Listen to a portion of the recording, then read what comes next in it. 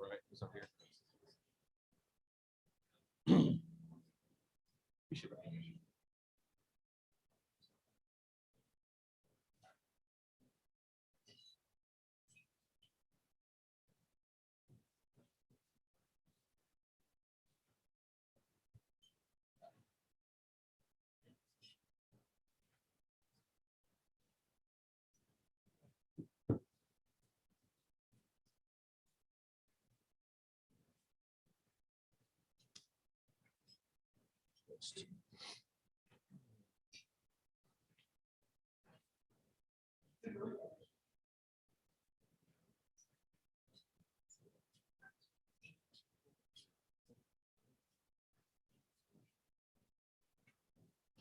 That's what I would think.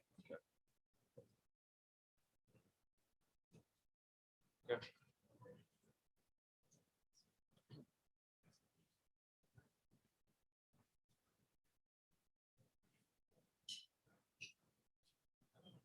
So these are just coming in order. Show up. Field, I guess you're right. Next Friday. Morning, Kate.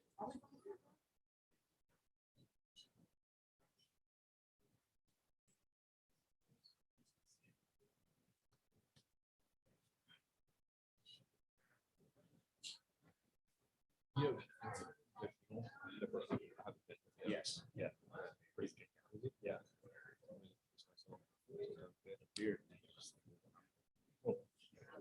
Yeah, I know, right?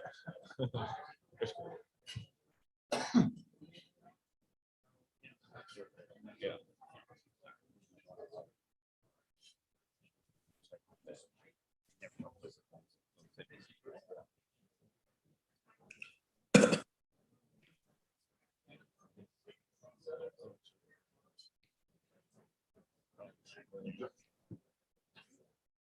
Hi, y'all. Last night she did.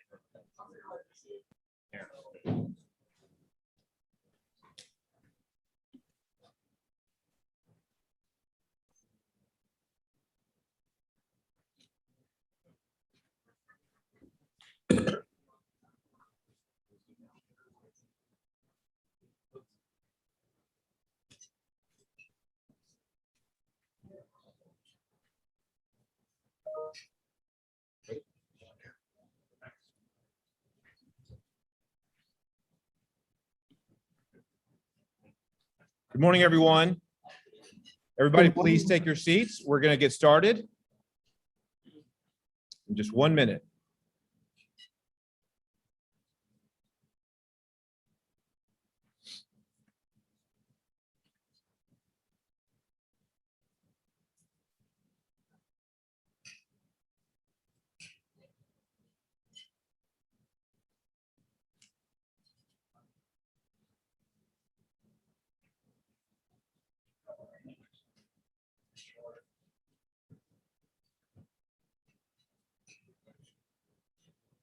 Good morning, everyone. It's now 9 a.m. and I'm calling the meeting to order. All directors who are appearing via Zoom will be unmuted for roll call. With our agenda posting, we invited members of the public to view a broadcast of the Board of Directors meeting, which is live at www.youtube.com/State Bar of Texas. We also provided instructions on how to sign up to speak at today's meeting, and signups were available until 5 p.m. yesterday. Members of the public will speak after agenda item 4 and will remain in the Zoom waiting room until it's their turn to speak. Please note that this meeting will be recorded and the recording will be made available to the public. Mr. Executive Director, I invite you to please call the roll.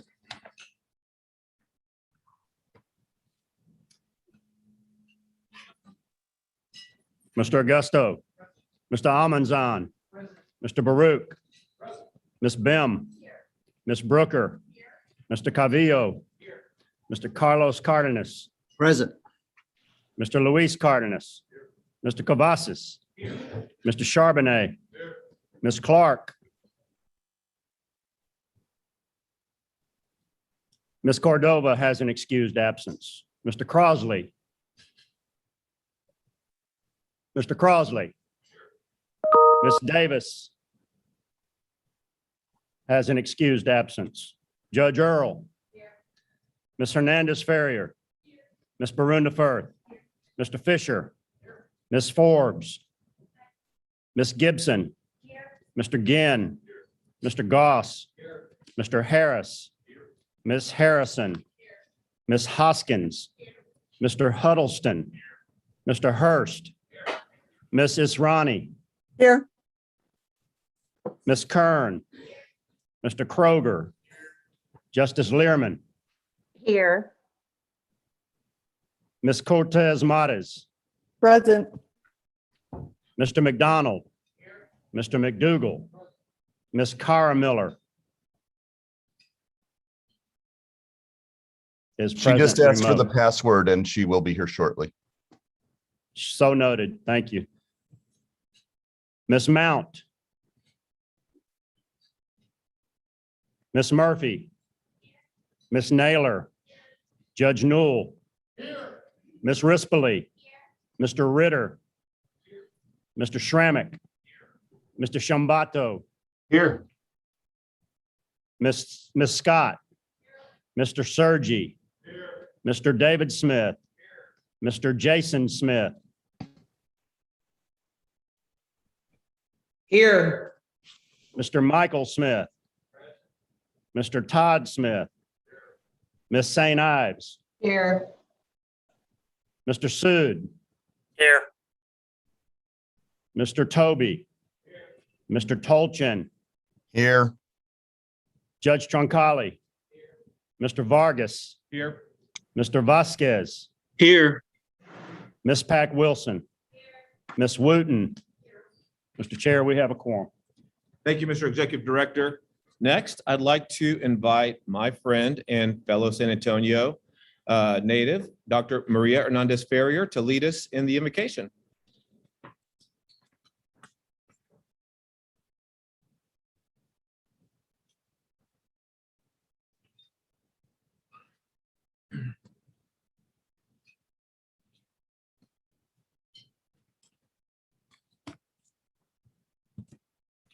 Let us pray. Dear Heavenly Father, we come to you this morning cognizant of the great responsibility you have entrusted to each of us. That for each of us you had a purpose and plan, and today we pray that we are living that purpose. We find a world, indeed even our nation, in a very dark moment with challenges on every hand. We know that we as a people need your light more than ever. Help us, Father, to be that light through the law that governs our nation. May each day of doing your will bring us closer to your kingdom of righteousness, justice, and love, with malice toward none and charity for all. For it is in your mighty and holy name we pray. Amen. Thank you so much for that beautiful invocation, Dr. Ferrier. Mr. Robert Toby, would you like to come up and lead us in the pledges?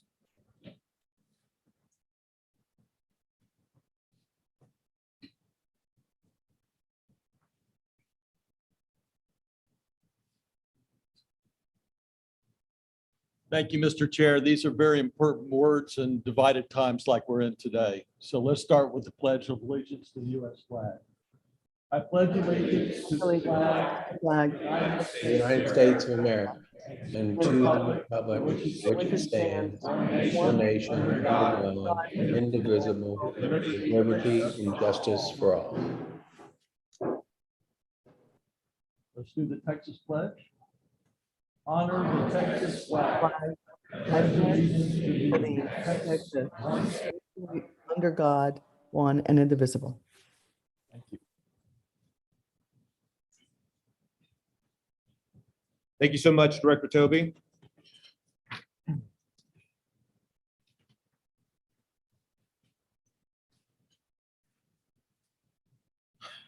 Welcome, everyone, to San Antonio in our September quarterly board meeting for the State Bar of Texas.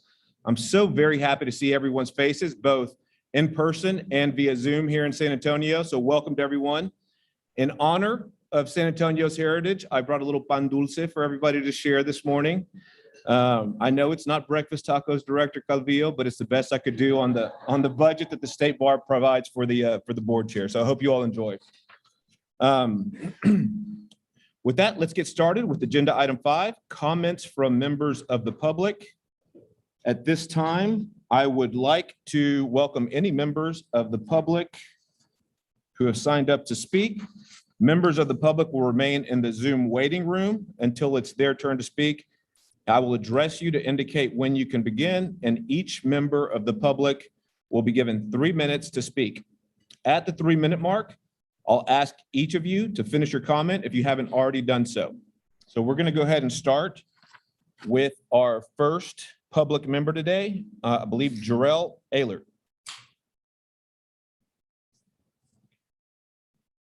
Jarrell Ehlert, you have the floor.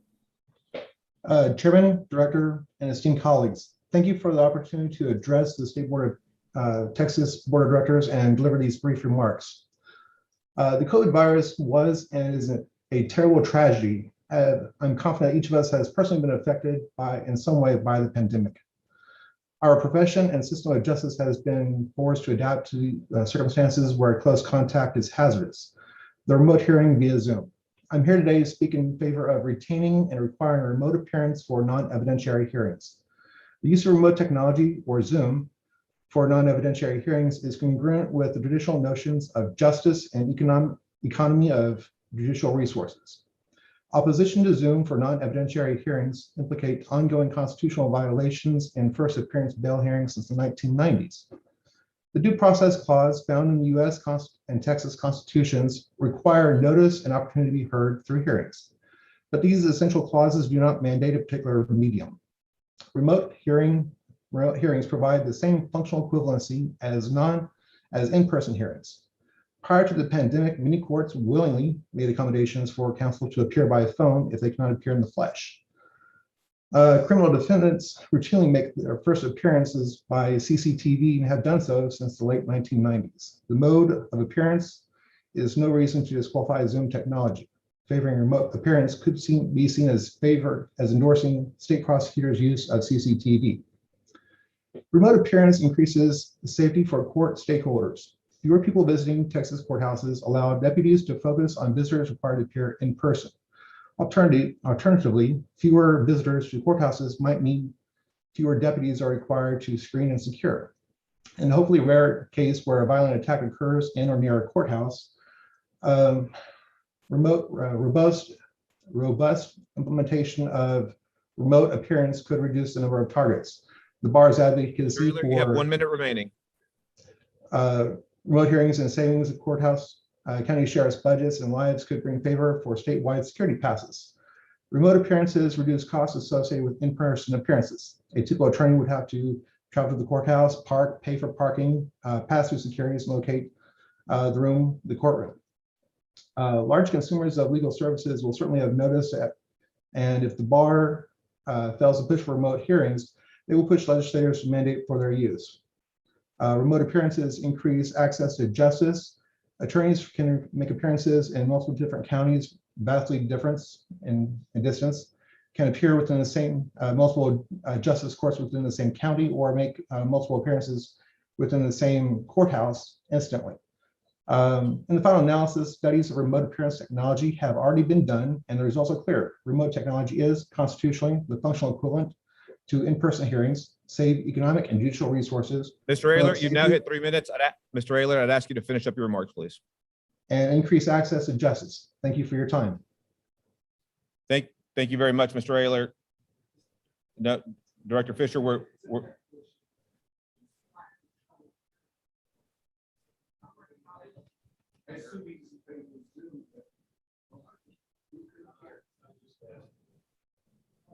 Director Fisher, thank you. Thank you very much, Director Fisher. We have somebody working on that issue now. Thank Point you, of Mr. order. Gaylord. With Point that, of I personal believe that our privilege. next speaker is Point of personal Mr. privilege. Stephen Denny. Mr. Denny, you'll have 3 minutes within which to give your remarks. And Mr. Denny, you have the floor. Thank you. I appreciate the opportunity to be heard today. I'm here as a criminal defense practitioner from Amarillo. I practice primarily in the counties in the Panhandle.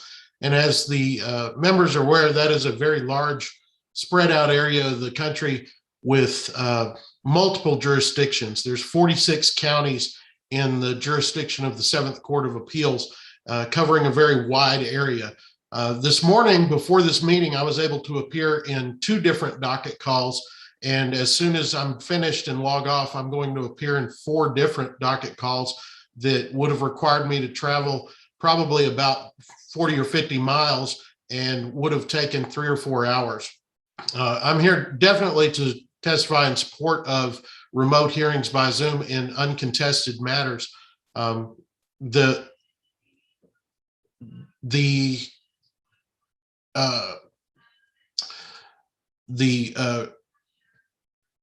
convenience and the money-saving options that are afforded by the Zoom should have been implemented years ago.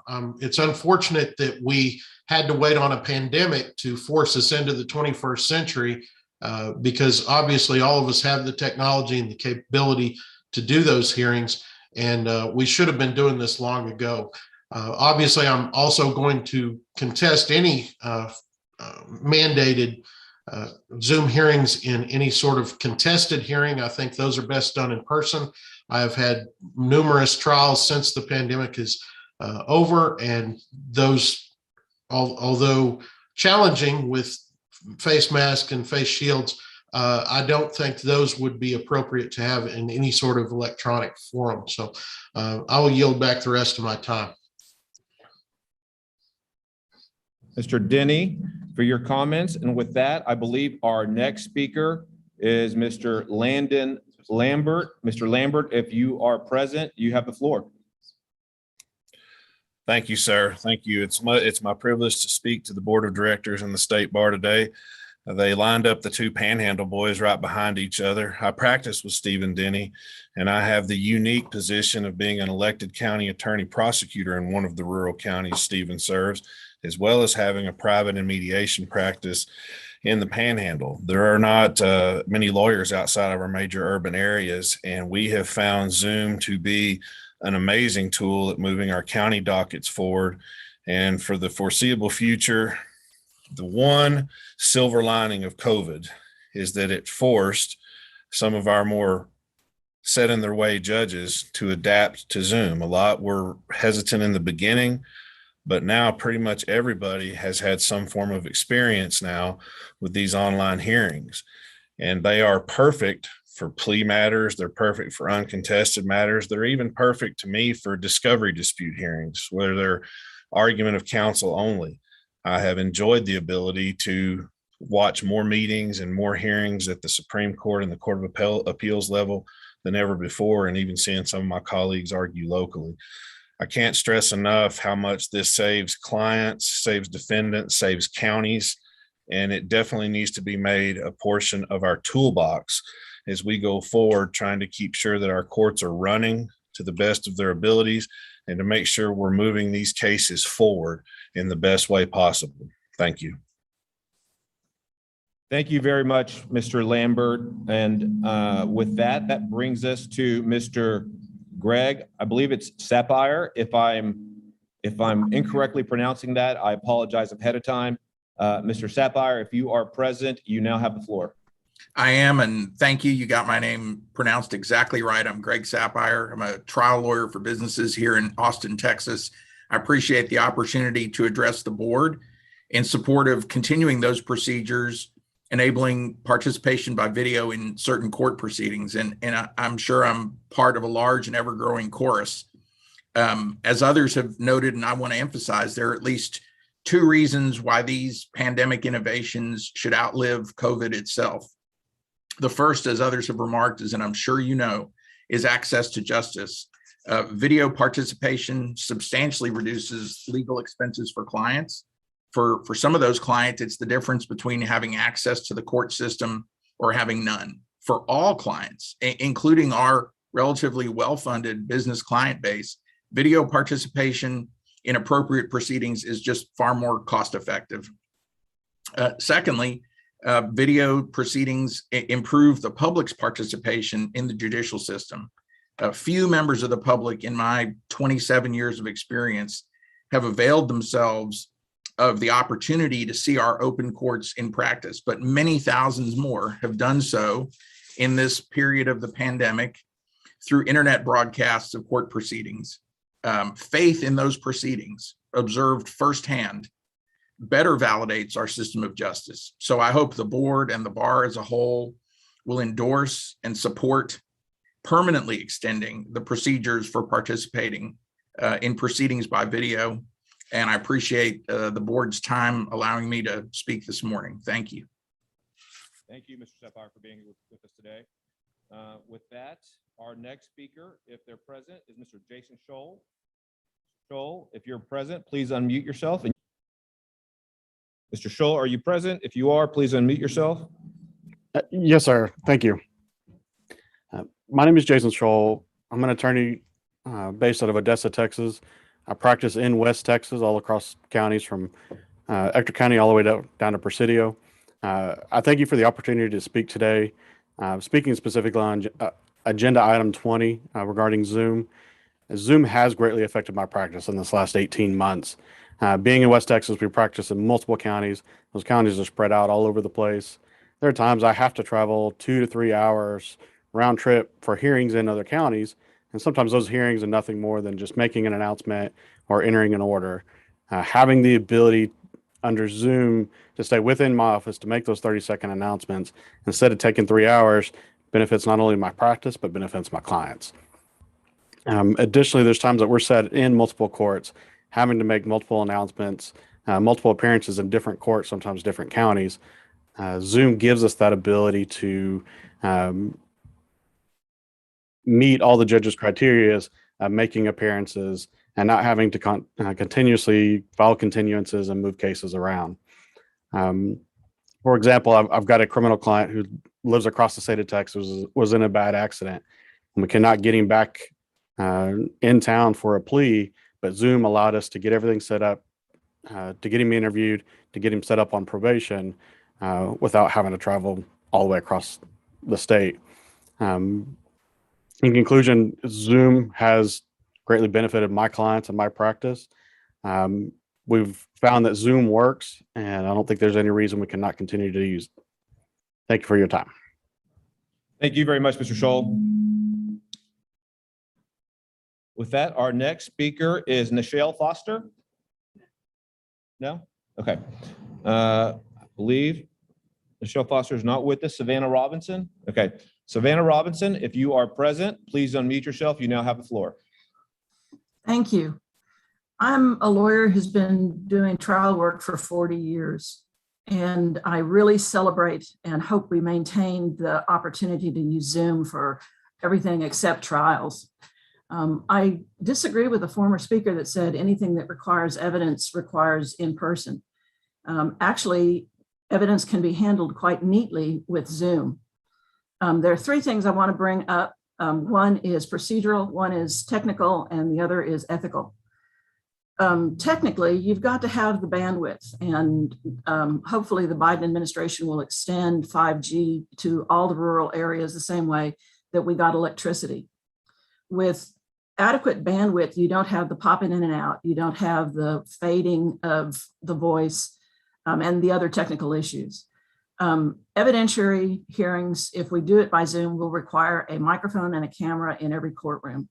And I know the counties are already strapped having added monitors, but this is something that can be done over the next several years. It doesn't have to be done all at once. So that's a technical issue. We need to upgrade. The procedural issue is that there's a lot of misunderstanding about what can and cannot happen during a Zoom. I mostly, as a civil trial lawyer, use Zoom for depositions as well as docket calls and those kinds of hearings. In a deposition, that I had recently, my witness was having trouble with the dates. And all of a sudden, this little hand comes across the screen and hands him a receipt so that he could read the date. We need to know who's in the room, and there needs to be an agreement about who can be in the room and what kind of impacts the other persons in the room can have on the testimony. The third one is ethical. I think the Supreme Court, by issuing the new mandatory disclosures, is kind of in my corner on this. I think we need to get past the gotcha. Practicing law is not gotcha. We're not Perry Mason anymore. We're trying to exchange information. 1 minute left, Ms. Robinson. And in exchanging information, you need to send exhibits prior to a deposition so the witness has them in his hand. Frequently, deponents are using cell phones, they're using iPads, and there's simply not enough screen there to read exhibits. So yes, there are some things we need to think about Zoom, but I am firmly in favor of continuing the Zoom technology and mandating that judges allow us to do it. Thank you. Thank you very much, Ms. Robinson. I believe our next speaker is Mr. Marty Leawright. Mr. Leawright, if you are present with us on Zoom, please unmute yourself, and you now have the floor. Thank you, sir. I appreciate the opportunity to address the board and everyone. I've been a practicing lawyer for almost 4 decades now. And if you would have asked me 10 or 15 years ago if I would be doing mediations by Zoom remotely, I would have said you're crazy. However, now I've done several mediations by Zoom, also depositions, hearings, and a non-jury trial. And I think that technology is here to stay in non-contested or non-witness hearings. There's some situations where you want to see people. There's so much nonverbal communication that goes on that's important in many proceedings. The use of Zoom is very, very efficient. I was talking to the dean of the Texas A&M Law School here in Fort Worth about a week ago, and he told me that he one time flew from New York City to San Francisco to appear at a hearing that was basically just a setting. He said it took about 15 minutes. He went back to the airport, got on an airplane, and flew back to New York City. Now that's an extreme example, but just imagine the pollution that caused just to go that great distance to appear at a uncontested hearing. Many times I've driven to the courthouse and parked a couple blocks away and paid for parking and walked over to the courthouse, went up to the 4th floor for a brief hearing, and then reversed that process. I live about 10 miles from downtown Fort Worth, and that's so inefficient. If we could do uncontested hearings by Zoom, it would not only not pollute the environment, but it would save so much 1 minute, Mr. time. Leawright. Pardon me? You have 1 minute left. All right, thank you. It would help our clients, and it would reduce the expense of legal services for the public. So I'm strongly in favor of continuing Zoom in certain situations. It's great technology. It's like some of the other things that we've gone from fax machines to email, and there's been developments over the years. And this is just the most recent one, and it helps us in our practice. It helps the public. So thank you for this opportunity to speak. Thank you for being with us, Mr. Leawright. And with that, I believe our next speaker is Dana Palmer. Dana Palmer, if you are present with us, please unmute yourself, and you have 3 minutes. You now have the floor. Thank you. Can you hear me okay? We can. Thank you. So we've gone through some very, very difficult times with the COVID-19 virus for going on 2 years now. And it's been extremely difficult and extremely taxing in so many different ways that I won't go over now. But one major exception is the widespread acceptance and use of Zoom hearings for court. The use of Zoom has dramatically improved the quality of life for a lot of lawyers in the state and in the country. And it is something that I think we definitely need to keep. I don't think that we should necessarily keep it for final trials or in family law that we should do it for temporary order hearings. I think actually Zoom is so easy that people don't avoid temporary order hearings like they do when they're standing in the courtroom and in the hallway, that I get more settlements for temporary order hearings from that. But for anything that is uncontested or just an appearance, a scheduling, a discovery, a dispute, pre-trials, I've been an attorney for 15 years, and the best and number one thing that has helped for peace of mind and just getting attorneys their time back. I went to a conference last week with the Frisco Bar Association, and an entire hour of the conference was about lawyer happiness and lawyer suicide and lawyer depression and lawyer alcohol use. And a lot of that can be eliminated by just the fact that we don't have days where we have to go from one courthouse to the other. Instead, we can do a 5-minute hearing from the comfort of our desk, just like I'm doing now. It's vitally important that we keep that. It's extremely important for gas money, saving of expenses, wear on your car, like dry cleaning on your pants. Like, I'm not wearing pants now. I got shorts on. I got some pants on. I learned that lesson. And I say that to entertain and also educate you at this thing, but especially lawyer time. Time is our most valuable commodity. And the fact that I don't have to get in a car and drive even to the courthouse that is closest to me is 1 minute left, Mr. 24 Palmer. minutes at best. Thank you. But we must keep Zoom, and for anything that's especially uncontested or non-evidentiary, it's something that's modern. It's a convenience. It's technology that absolutely helps. For judging credibility of witnesses, I do like in person better. I think that is important. But for the vast majority of the quantity of the number of hearings that we have, we should definitely keep Zoom, because I have had a lot of those type of hearings where Zoom has been an absolute godsend and a blessing and has reduced stress for lawyers. It's literally a lifesaver. Please allow that to be kept. Thank you. I'm Dana Palmer. I've been a trial attorney for 15 years in the state of Texas. Thank you, Mr. Palmer. With that, our next speaker is Victoria Warner. Victoria, if you are with us, please unmute yourself, and you now have the floor. Victoria, are you with us? If you are, please unmute yourself.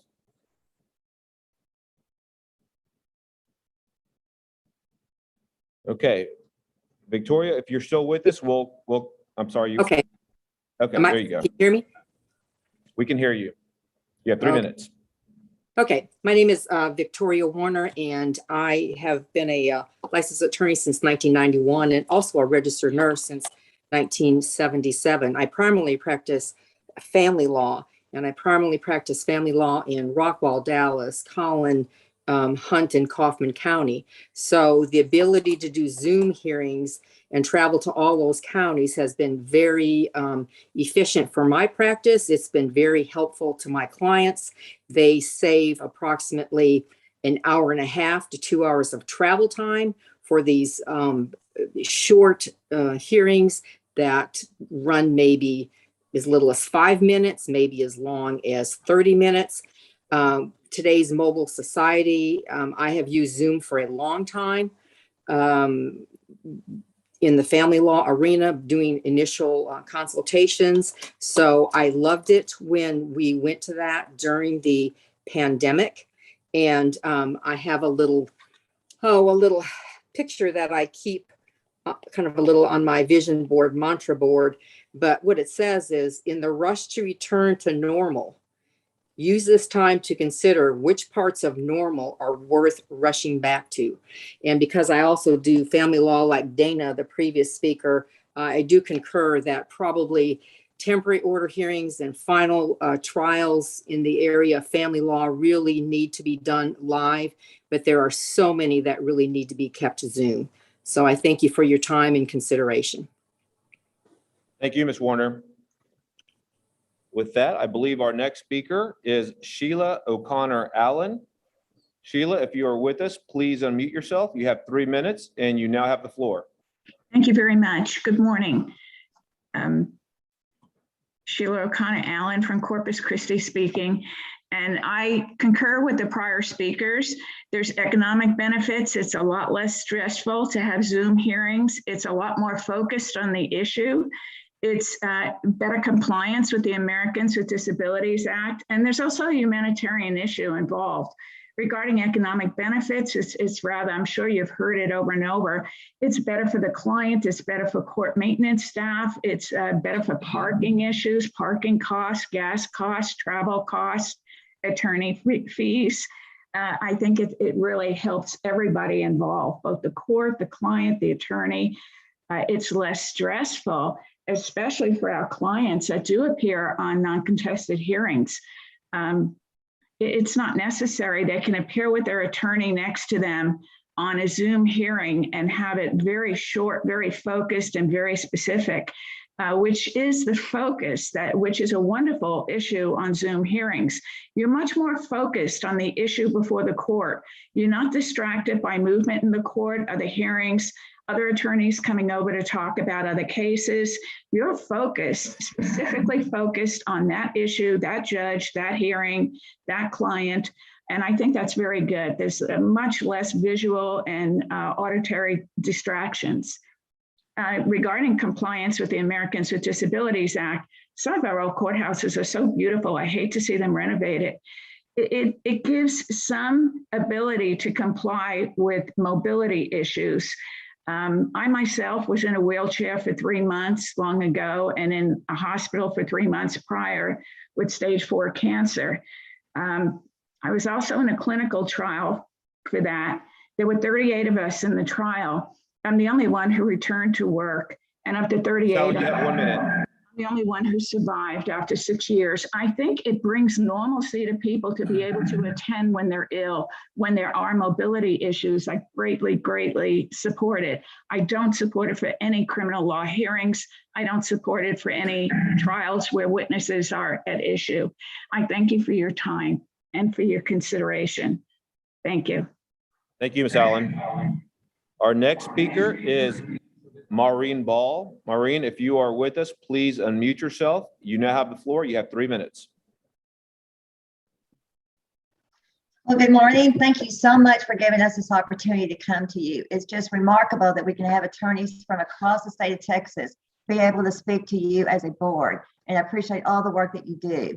Again, I'm Maureen Ball. I practice in Montgomery County, and I'd like to talk to you today about how effective the virtual hearings are in a CPS case. That's a specialized area of family law. It's one that is very meaningful to me. I have a passion to work with the parents and children. In a CPS case, the court has mandatory periodic hearings that must take place. For those hearings to take place, there are a minimum of 7 people involved in each hearing. You've got the CPS attorney, the mother's attorney, the father's attorney, the child's attorney. You've got the case worker, you have the CASA advocate, and you have the caregiver for the child. Each of those people, along with the parties themselves, the mother and the parents. So that's even 9 people. There's an amazing number of people in every CPS case. The CPS judges have an extreme full docket. To manage that many people in a courtroom is impossible. Zoom hearings have provided such a stress relief for everybody involved in that process. As an example, I have a mother that was involved with a CPS case that lives 2 hours away from Montgomery County. She worked her services. The Zoom hearings provide us an opportunity for her to appear virtually. So she did not have to drive the 2 hours to get here. That's extremely important. We forget about the people that have transportation trouble, that are economically disadvantaged. She worked a job that her employer was not happy about giving her time off to come to court. They arranged it so that she was able to do her court hearings in a private area of the employment.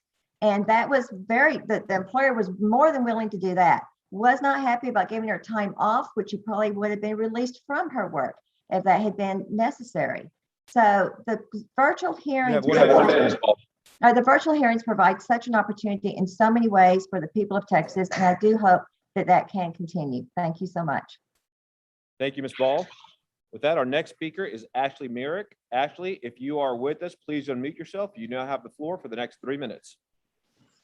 Good morning. My name is Ashley Myrick, and I've been practicing law for 19 years. During that time, I have become disabled.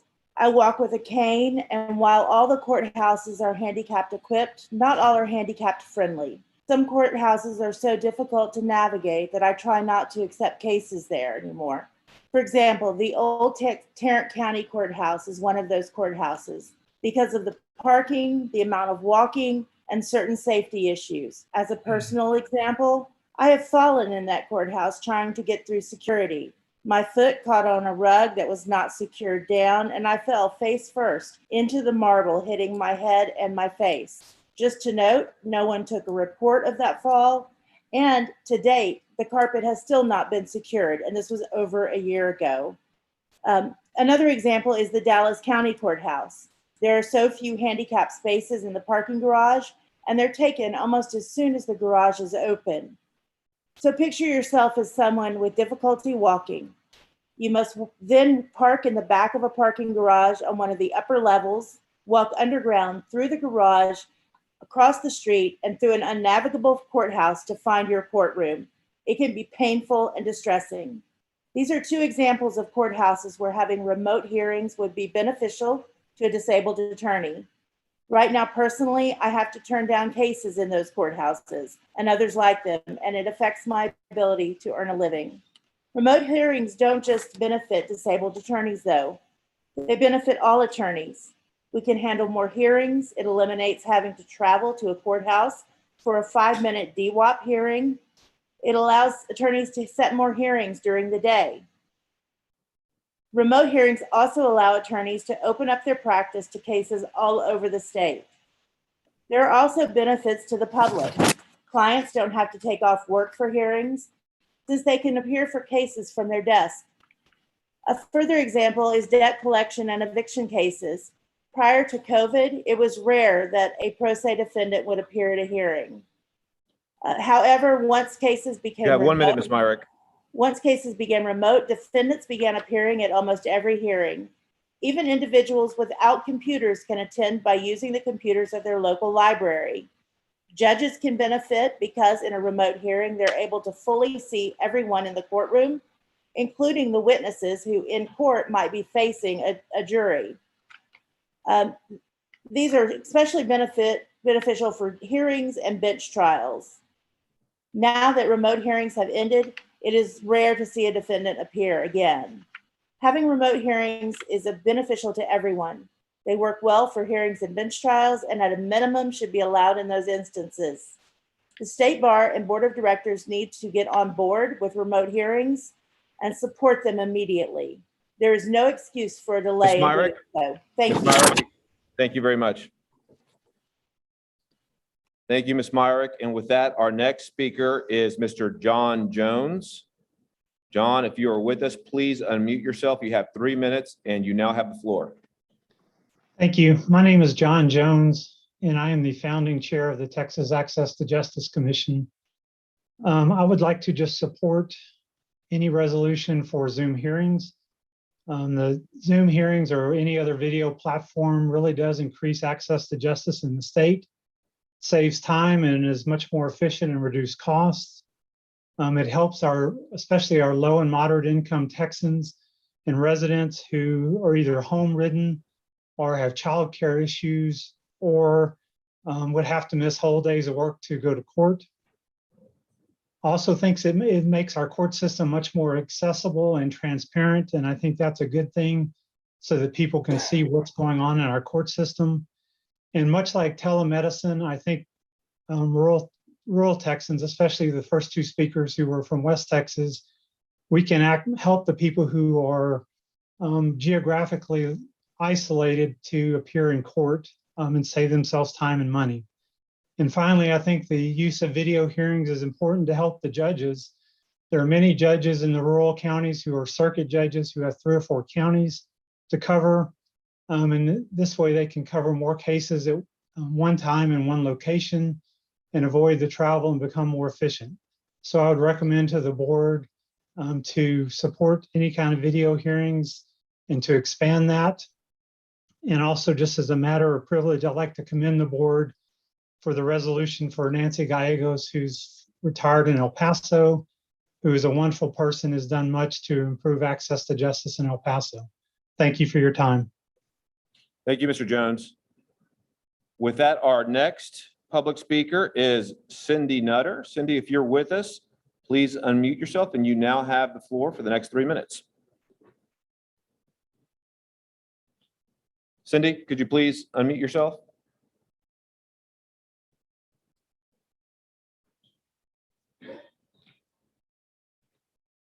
Ms. Nutter, could you please unmute yourself? You have the floor for the next 3 minutes.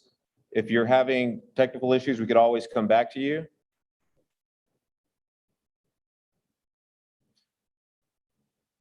Okay, Cindy, we're going to come back to you at the end. With that, our next speaker will be Mr. Al Green. Al, if you are with us, please unmute yourself and you have the floor for the next 3 minutes. Thank you, members of the board. I'm Al Green. A brief bio. I was licensed to practice law December 1, 1959. I'm board certified in family law, class 1, 1975 to current. Board certified civil trial law, class 1, 1978 to current. Board certified child welfare law, class 1 to current. I practice primarily in essentially border counties of Zapata, Jim Hogg, Webb, Duval, and Starr on the border on Falcon Lake. I have a current docket of somewhere around 35 to 40 pending CPS cases in addition to my other work. I'm appointed primarily as the guardian ad litem, attorney ad litem, or the dual role for the children.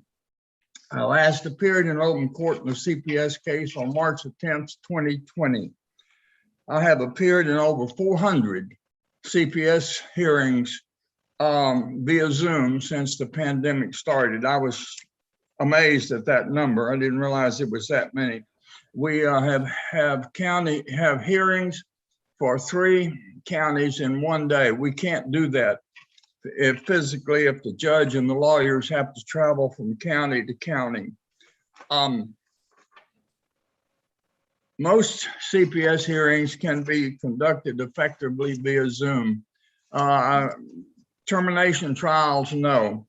Possibly adversaries, no.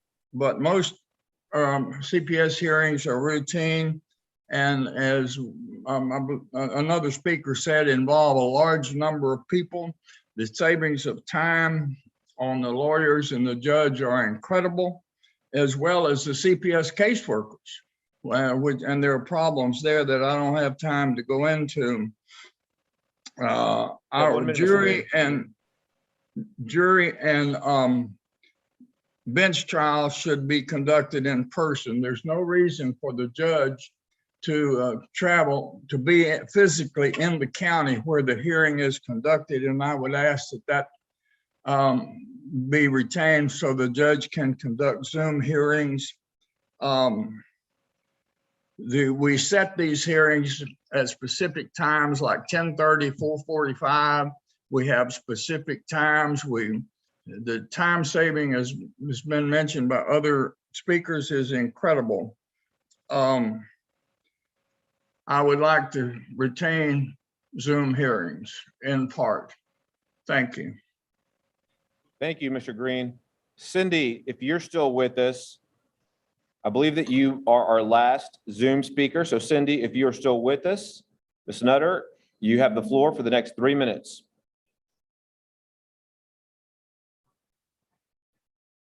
Okay.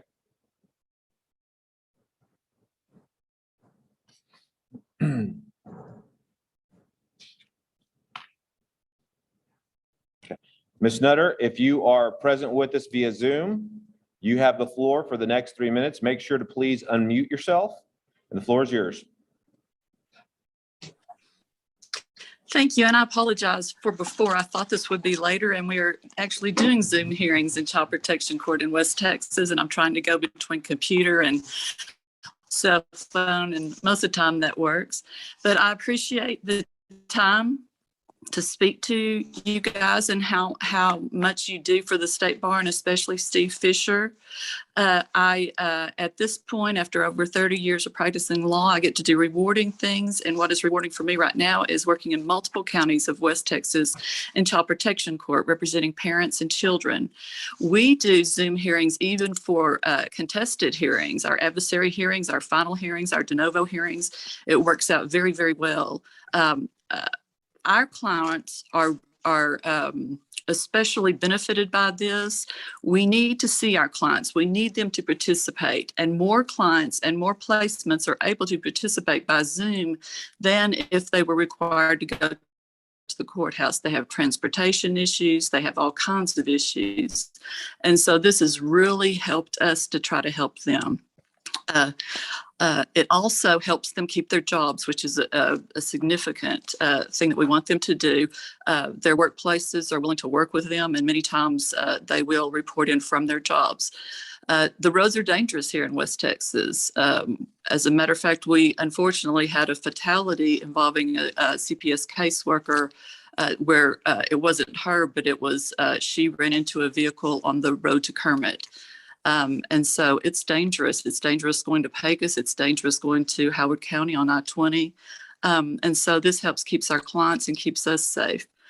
Also, it's important to see our clients. It's frustrating when you're representing a parent that you can't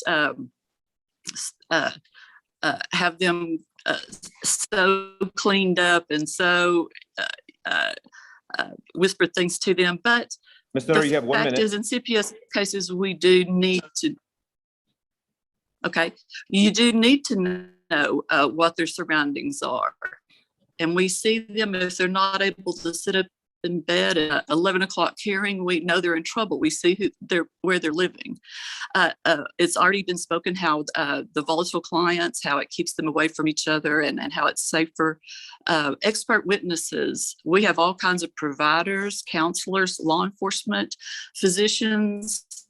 A lot of times in other cities, because the children physicians are in other cities. So we appreciate your considering this. It has really helped in child protection court, and we are helping families, and it's really helped us. Thank you so much. Thank you, Ms. Nutter. I believe we've now heard from all of the members of the public that were with us via Zoom. If there are any members of the public that are here with us in person, we do have a blue sign-in card for you to fill out. I don't believe that we do have any members of the public that are here present with us, but if there are, please sign in with the blue sign-in card. Seeing no members of the public here with us today, I believe that we've now heard from all of our public members, and the public comment period is now closed. We're now going to take a short 10-minute recess, and it is 9:48 a.m. and the State Bar meeting for the Board of Directors is now in recess.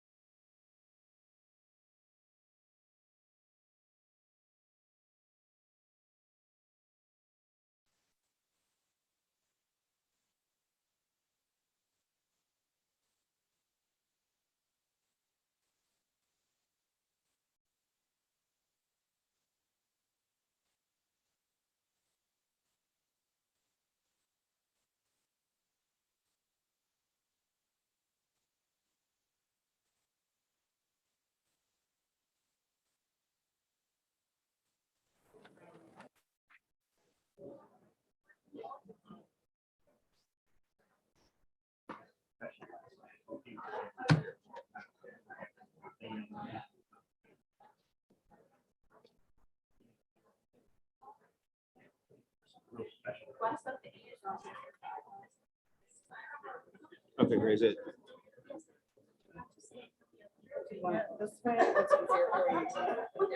No, that's good. That's good. Did the people stay on there? The little chat? Yes. I mean, the participation. Okay. How do I get this thing plugged in? Okay. That's good. Okay.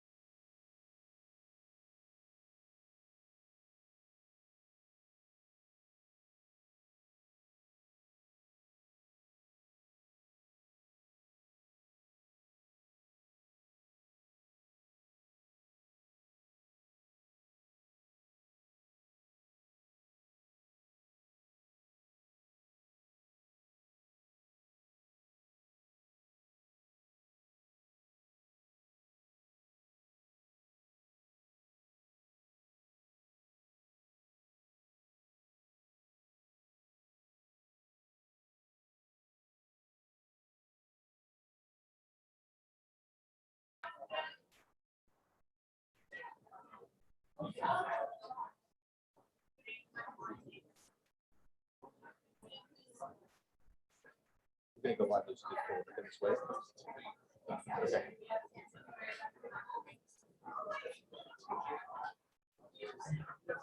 What?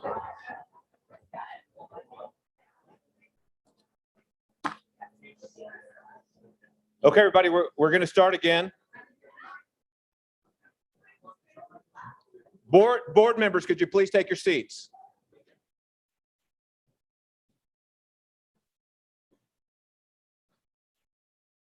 Board of Directors, it's now 10 a.m. and we're resuming the quarterly board meeting for the State Bar of Texas. During the remainder of the meeting, if there are board members participating by Zoom, who wish to speak at any time, please unmute yourself. Make sure that you raise your hand via the Zoom feature, state your name, and I'll call on you to speak. For those of us that are here in person, if you wish to speak, make sure that you approach the microphone in the center of the aisle, and I'll call on you to speak. Since this is a hybrid Zoom and in-person meeting, I ask that you bear with me as we kind of work through the logistics.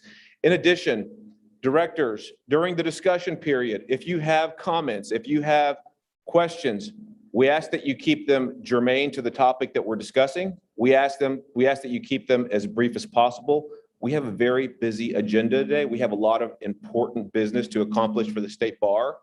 And so please keep your comments as brief as possible, as direct as possible, so that we can work through our materials as efficiently as possible. And so with that, that brings us to the report from the chair. And starting with the consent agenda, we need both a motion and a second to approve the consent agenda. Do I have a motion? So moved. Okay, Mr. Crosley moved to approve the consent agenda. Do I have a second? Mr. Harris, I saw Mr. Harris first. Mr. Harris is seconded. And so we now have a motion and a second to approve the consent agenda. All in favor, say aye. Aye. Aye. Any opposed? Hearing none, the motion is adopted and the consent agenda is approved.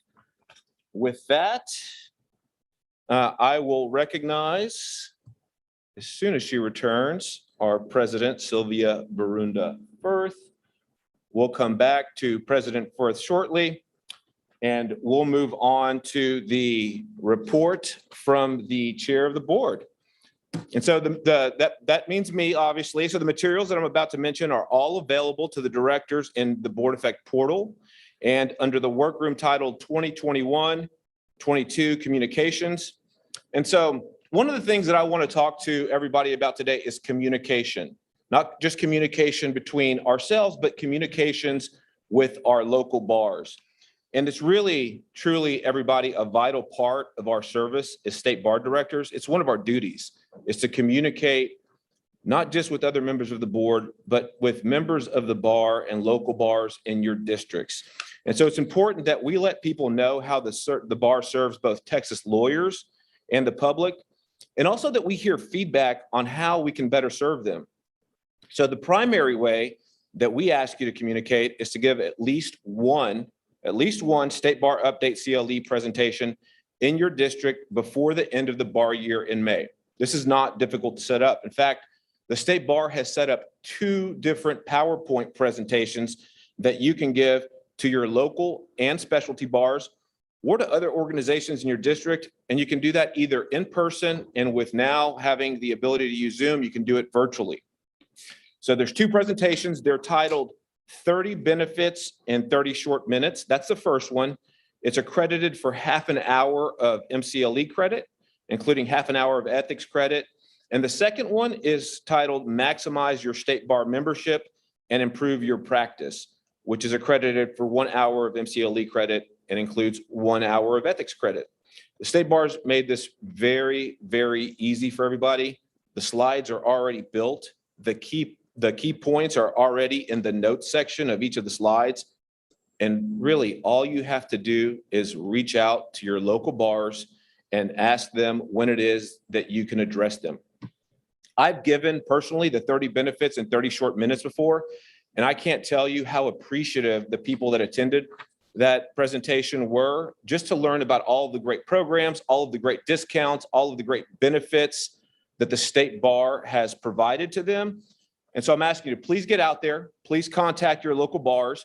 You're going to be very glad once you did it. You'll probably learn a lot yourself once you give some of these presentations. If you don't have contact information for the local bars in your district, don't worry, we've got you covered. In fact, in your Board Effect materials, you have a local bar roster that you can use to contact your local bars. We also have a variety of brochures. We have digital brochures, we have paper brochures, and you can share those brochures whenever you give your presentation. Whenever I gave my 30 benefits in 30 short minutes presentation, the State Bar sent me a plethora of materials that I was able to hand out to people. It was a great experience. I'd ask you to please reach out as soon as possible. If you are able to set up a presentation, please let our communication staff know as soon as you schedule it, because they want to make sure that you have the latest version of the presentation. And they also want to make a record of your presentation. So contact the contact info for the communication staff is listed also in Board Effect. For those of you who are just getting acquainted with Board Effect, it's an awesome tool. I'd urge you to get very familiar with it. And I want to thank everyone in advance for reaching out to their local bars and setting up a presentation. I can't wait to speak to each and every one of you during this board year to talk to you about how your presentations have gone. Okay, the last topic for my report is the race for chair of the board. The board policy states that a second-year director who desires to be nominated for the position of chair shall notify the chair in writing before the second quarterly board meeting of his or her intention to seek that position for the following organizational year. So if you're interested in running for board chair, you'll need to draft a written statement of intent, and you want to write something that you think is going to be informative to the board on their selection of the next chair. If you're a second-year director and you're interested in serving as chair next year, send me your letter of intent by Friday, December 10th. Make sure that you write that down, Friday, December 10th. And I'm going to tell you the same thing that Charlie Ginn told my class last year. Not that I listened very well, but whatever you do, don't wait until the last minute to draft your letter of intent. I can tell you, things come up. We all get busy with cases. We get set for hearings. We get set for trials. And so I don't want you to be scrambling at the last minute to write your letter of intent.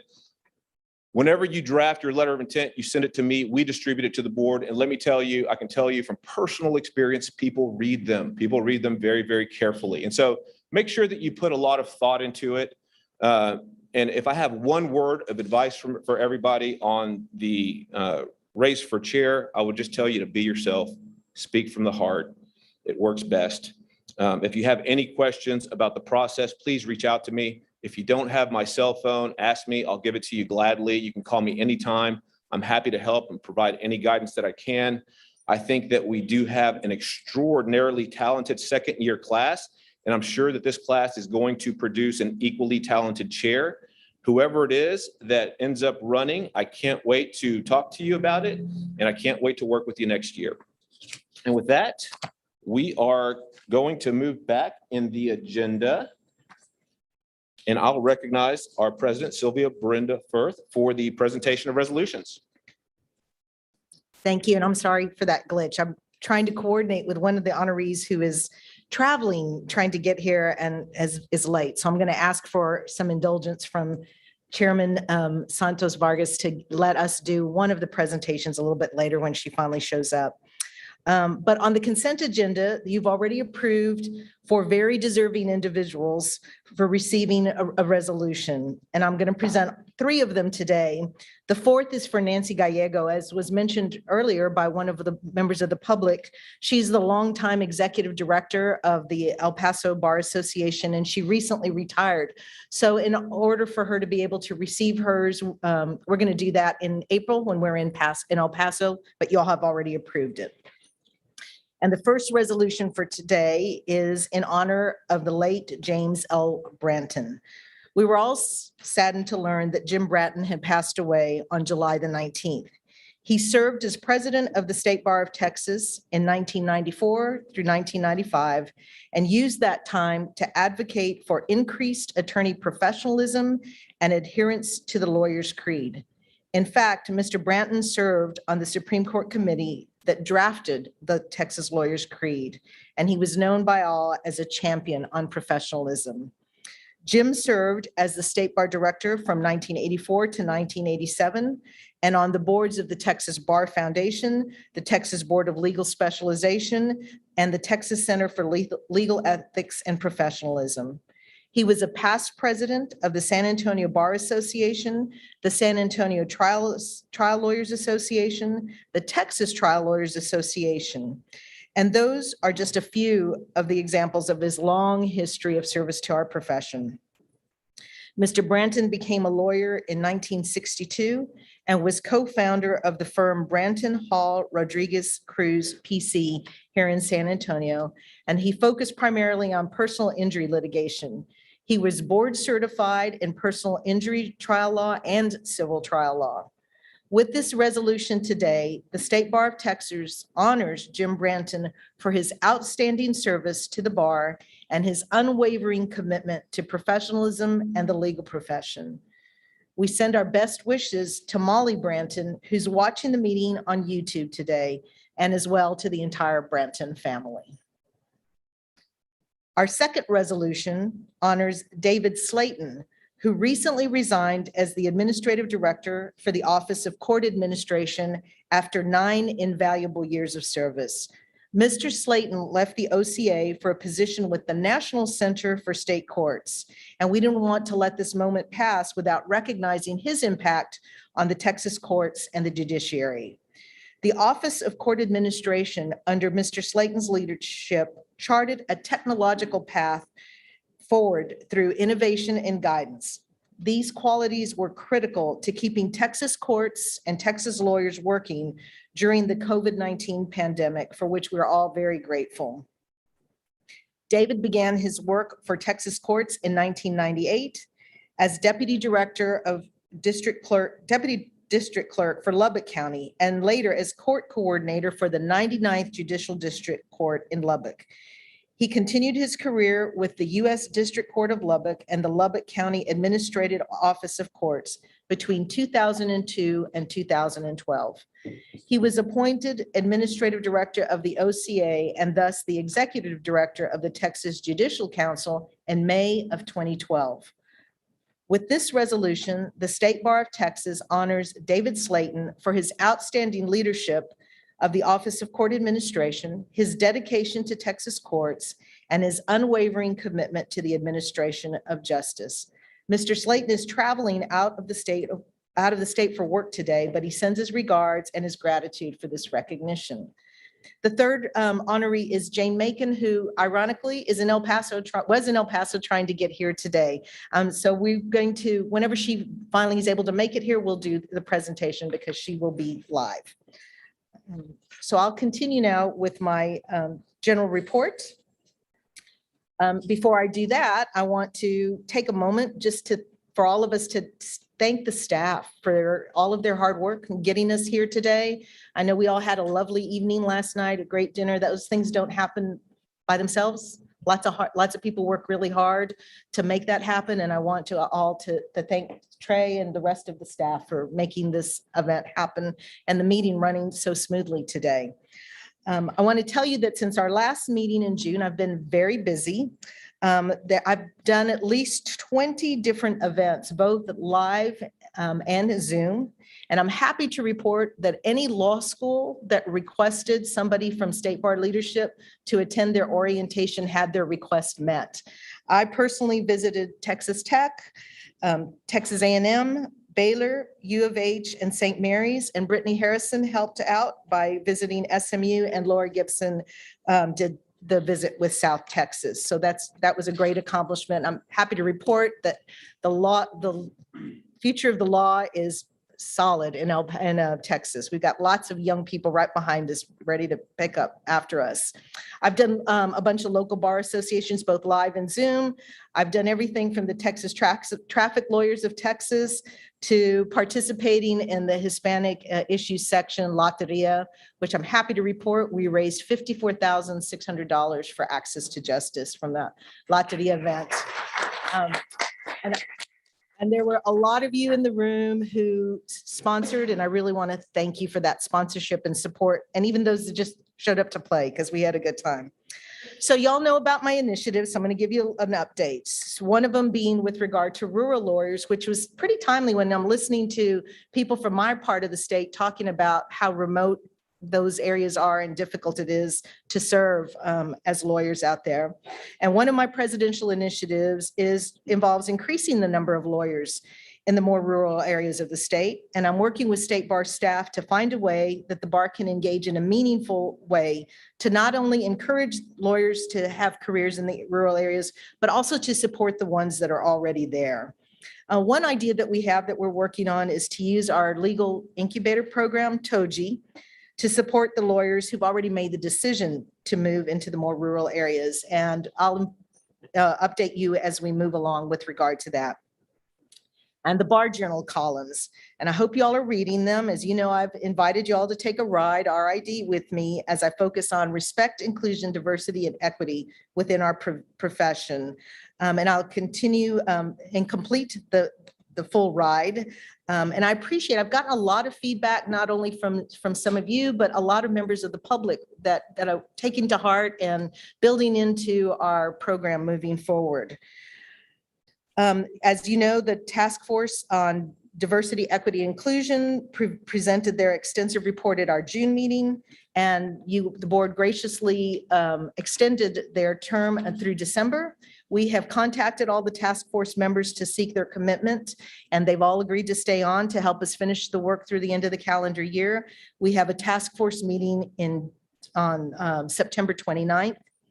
And you might recall that some of the task force recommendations involved the Texas Bar Journal. The Texas Bar Journal Board of Editors Committee has scheduled a meeting on September 29th to form a subcommittee to review the recommendations and consider how they might be implemented. Both Joe Escobedo and I have been invited to attend that committee meeting, and I'm looking forward to having a better report, a more in-depth report for you all in January with regard to the DEI task force and implementation of some of those programs. As you know, Larry McDougall formed the Public Protection Grievance Review and Client Security Fund Task Force during his term. And this task force also issued a report in June, which was referred to the DCAP committee. The DCAP met on August 19th and formed subcommittees to review the task force recommendations. And you'll hear a little bit more about that later in the meeting when the DCAP report takes place. We also have continued work on the work group on Texas Opportunity and Justice Program, TOJI. They've met and are considering options for the long-term structure of TOJI, and we'll keep you updated with regard to that progress. Another task force started by President McDougall was the Task Force on Criminal Court Proceedings, and they've met multiple times since our June board meeting. And early in the summer, when COVID numbers were decreasing, the task force started discussing how criminal courts could continue to use remote proceedings post-pandemic. Again, in keeping with the discussion we already had earlier today. Although things have changed significantly, so the discussion has shifted back to COVID protocols and in local jurisdictions for things like masks and vaccinations, and what role, if any, the task force should play in making recommendations. And after careful consideration, the task force adopted a resolution regarding safety measures. The resolution was provided in your meeting materials. And today, the board is being asked to approve forwarding the task force resolution to the Office of Court Administration for consideration. So y'all, I hope y'all had an opportunity to look at that. It's with regard to wearing masks or showing proof of vaccination to conduct court proceedings. And at this time, I'd like to move that the board approve forwarding the resolution regarding trial safety measures from the Task Force on Criminal Court Proceedings to the Office of Court Administration for consideration. Thank you, President Firth. We have a motion from President Firth to approve the forwarding the resolution regarding trial safety measures from the Task Force on Criminal Court Proceedings to the Office of Court Administration for consideration. Do we have a second? Okay. Let's see. Director Almanzan. Okay, we have a second from Director Almanzan. And is there any discussion? Is there anybody from the board that wishes to offer any discussion? If there is, then please approach the microphone in the center of the room. Seeing none, we'll go ahead and take a vote. And so the motion is to forward the resolution regarding trial safety measures from the Task Force on Criminal Court Proceedings to the Office of Court Administration for consideration. All those in support, please say aye. Aye. Aye. Any opposed? Hearing none, the motion is adopted and the motion passes. President Firth? you. Thank you all very much. I have another action item. As you know, the State Bar Act requires the State Bar to review apportionment of our bar districts from time to time. And the last time the bar did this review was in 2011, 2012. So it's time that we take another look at our bar districts. In your packet of materials is an outline for the creation of a task force to conduct this study. There is also a proposed roster of members, which consists of all board members. And I've asked President-elect Lori Gibson to chair this group, and she's graciously agreed to serve in that role. The roster reflects diversity of our board districts, as we want input from all around the state. The task force will meet mostly by Zoom throughout the year, which will limit travel costs. And they will take a look at the population of attorney members in each district in comparison to the elected board member positions. The task force will report to the board upon completion of their assessment. And at this time, I'd like to make a motion to approve the creation of a redistricting task force, including its roster of members. Thank you, President Firth. President Firth has moved to approve the creation of a redistricting task force. Do I have a second? Director Second. Harris. Director Harris has seconded. Is there any discussion? I see Mr. Fisher Yes. has approached the microphone. Mr. Yes, Fisher, you have the floor. And this isn't really about me. It's sort of about inclusion. And as a paid employee of the State Bar, our money goes to you. And that I believe that you should get most qualified people. Now, you should know on this redistricting. Director Fisher, all questions, all discussion should be directed to me as the chair of the board, not to other members of the board. I think when someone makes a presentation that we should be able to ask them directly and not have it filtered through you. Director But, Fisher, okay, we're operating pursuant to Robert's rules. Please direct your comments to me, Okay. sir. all right. And so I wonder if the president read the detailed 250 county redistricting plan I did. I wonder if she actually cared about including people with qualifications. I wrote the redistricting plan named after me in her hometown, which gave Hispanics the first fair chance to get a majority on city council. And that's exactly what happened. I write the Bar Journal demographic articles. I'm going to be there at that same meeting, September 29th, to present my 10-year, the next article and a theme issue. I know for a fact, I've talked to some of the members that have been picked for that redistricting committee. And I know this is going to be rubber stamped by the board. I'm aware of it. But what their qualifications were, and they admitted none, never worked on a redistricting, never did anything on demographics. But, you know, they're in favor, you know, they're in the favor of the chair. And people accuse us of acting like a high school council and these petty things. This is exactly what's happening. I also know that one of the members that she called to be on there said, you can't do this, I mean, ethically, without getting Steve Fisher.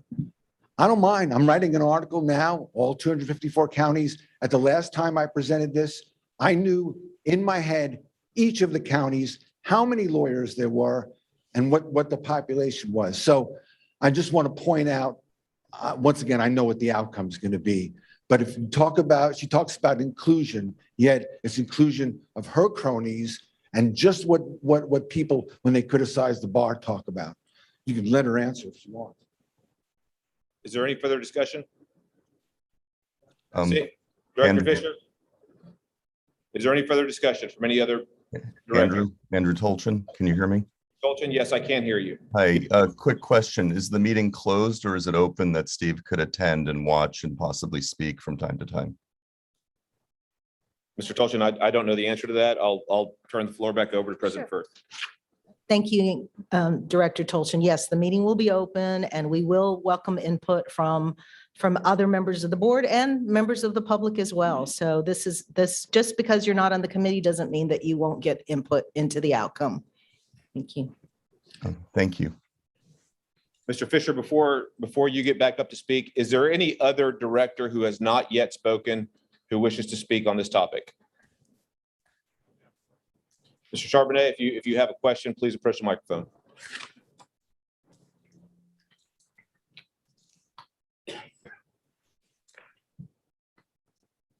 President Firth, what was the process for selection of the individual committee members? I'm making the recommendations.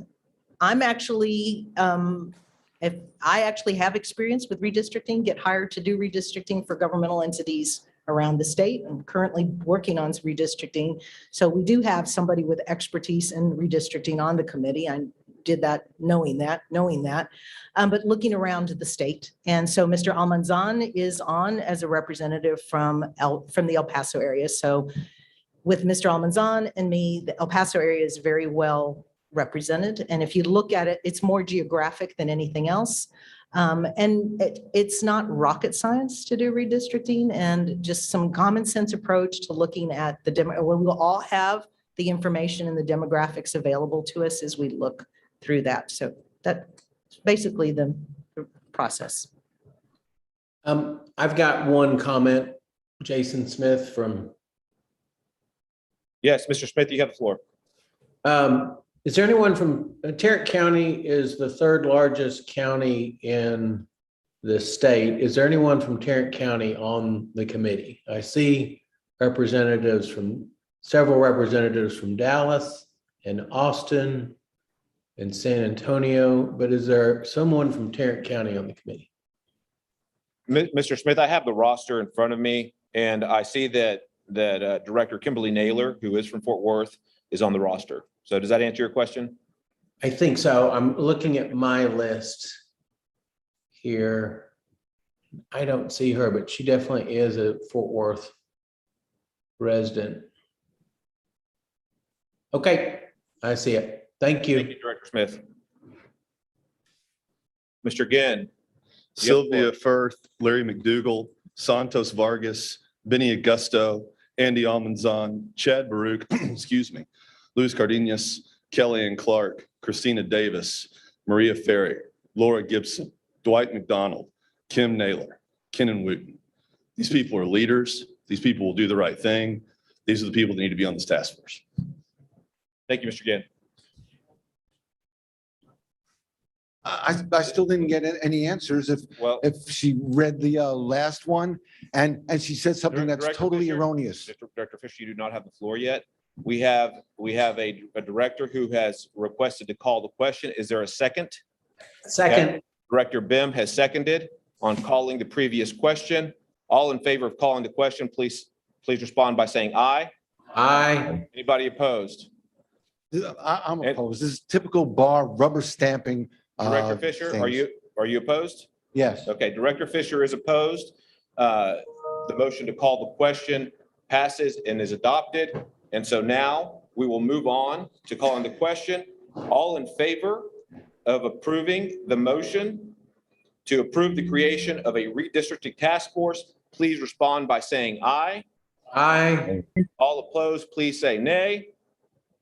Okay, the ayes hearing, I think, one objection, the ayes have it, and the motion's adopted. Sylvia, President Firth, you have the floor. Thank you.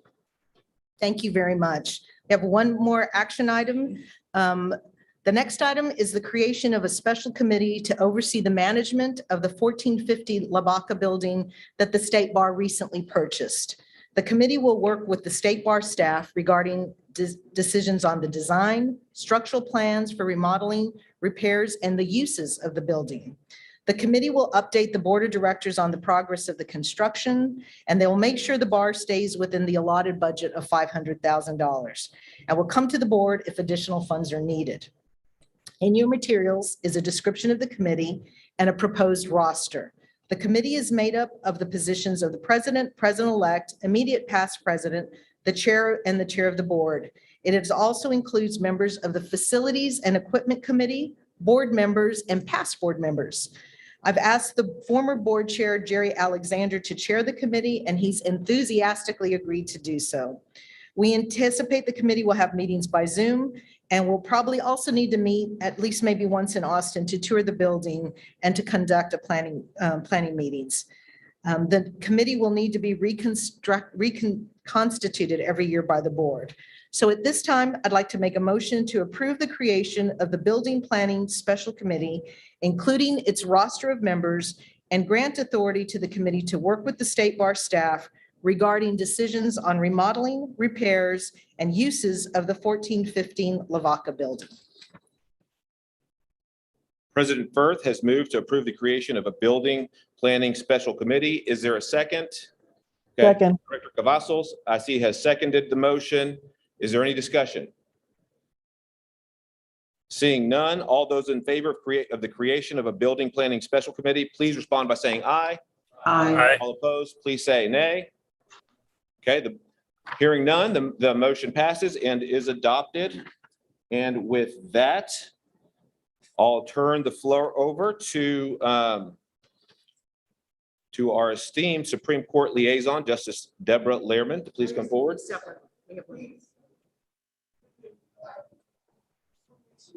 Director Fisher, hold on. I apologize. Director Fisher, if you have questions for the president for her report. No, I have questions. When someone is president of the bar and they go up and they make a report about all their wonderful accomplishments, we certainly have a right to ask her what she's done in certain areas and get some information. You know, this is Director supposed to Fisher, do be you a have- democratic bar. And people are allowed to ask questions, and we're already getting in trouble for not having freedom of speech. So why perpetuate that? Okay. I have several questions on her performance of president. Director Fisher, you have spoken twice. Doesn't matter. Director Fisher, I'm the chair of the board, okay? We're going to operate this pursuant to Robert's rules. Do you have a question for the president of the state bar? I have about three. My first one is, this is worth our time. I'm sorry.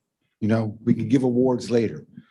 Number one, when you campaigned, you talked about grievance reform, signatures, sworn signatures in order to get votes. And of course, the bar funded your campaign and we fund your salary. Can you report to us what you've Director Fisher, accomplished? Director Fisher. Okay. Can you ask her to report to us what her progress was? No, Director Fisher, whenever you have questions for the president, for anybody who's providing a general report pursuant to Robert's rules, it has to be germane to what has been discussed. Director Fisher, do you have any questions on any topic that's germane to the topics that President Firth has discussed? You know, that is just wrong. So what you're saying is that we can have somebody that's president and officers and that they never have any accountability to the board, never have to ask any questions. And what you're doing, you're helping the people that are suing the bar, because this is exactly the kind of thing they talk about. She's president of the bar. She makes a report. If Bill Clinton or whatever president makes a report to Congress, they get questions and they don't get to pick the questions, you know? So do you have a question? Yes, I have three questions. Do you have a question that's germane? to Anything what's she been does discussed? as president in her official capacity, not asking her about her private life or anything like that, is germane to the State Bar of Texas business. Director Fisher, would you please ask your question? Okay. The first question was about her campaign promises. What has she done in the area of grievance reform? She ran on that, campaigned on that, and got votes on that. That's question number one. So, President Firth, you have the floor. yeah, well, first of all, my report was not complete and we have a past president waiting via Zoom to complete. So if you would, and I will answer your questions, Okay, but great. could we allow me to complete my report? You're absolutely right. Thank you. Thank you. So the next item is with regard to Texas Lawyers for Texas Veterans.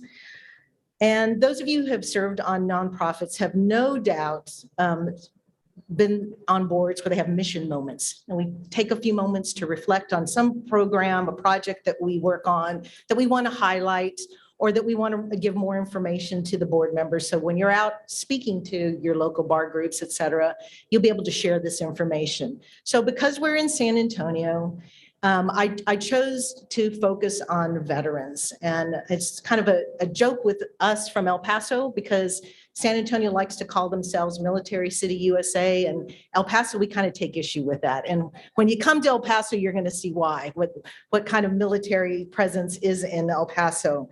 But nevertheless, I decided to take this opportunity to highlight one of the State Bar's signature programs.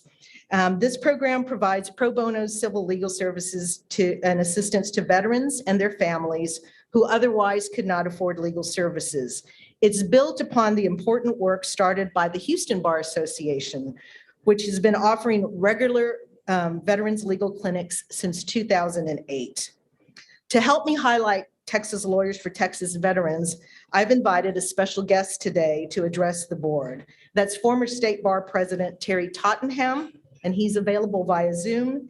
And as you may know, the state board implemented Texas Lawyers for Texas Veterans in 2010, 2011 under Terry's leadership. And we're very honored to have my friend Terry here today. And I'm going to turn it over to Terry via Zoom. Thank you very much. And President Firth and Chair Vargas, thank you for allowing me some time to speak to the group on this project.